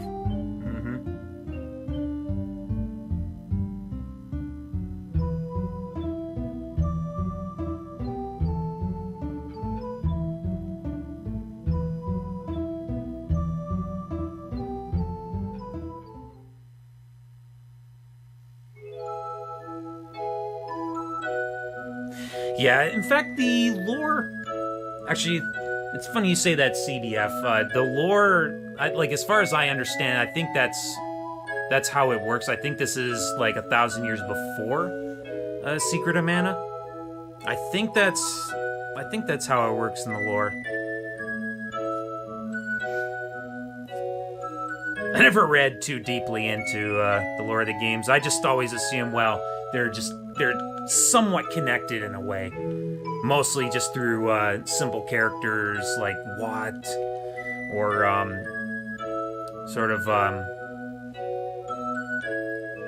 like monuments that carry over to other games in this series, like the Mana Tree and the Sword of Mana.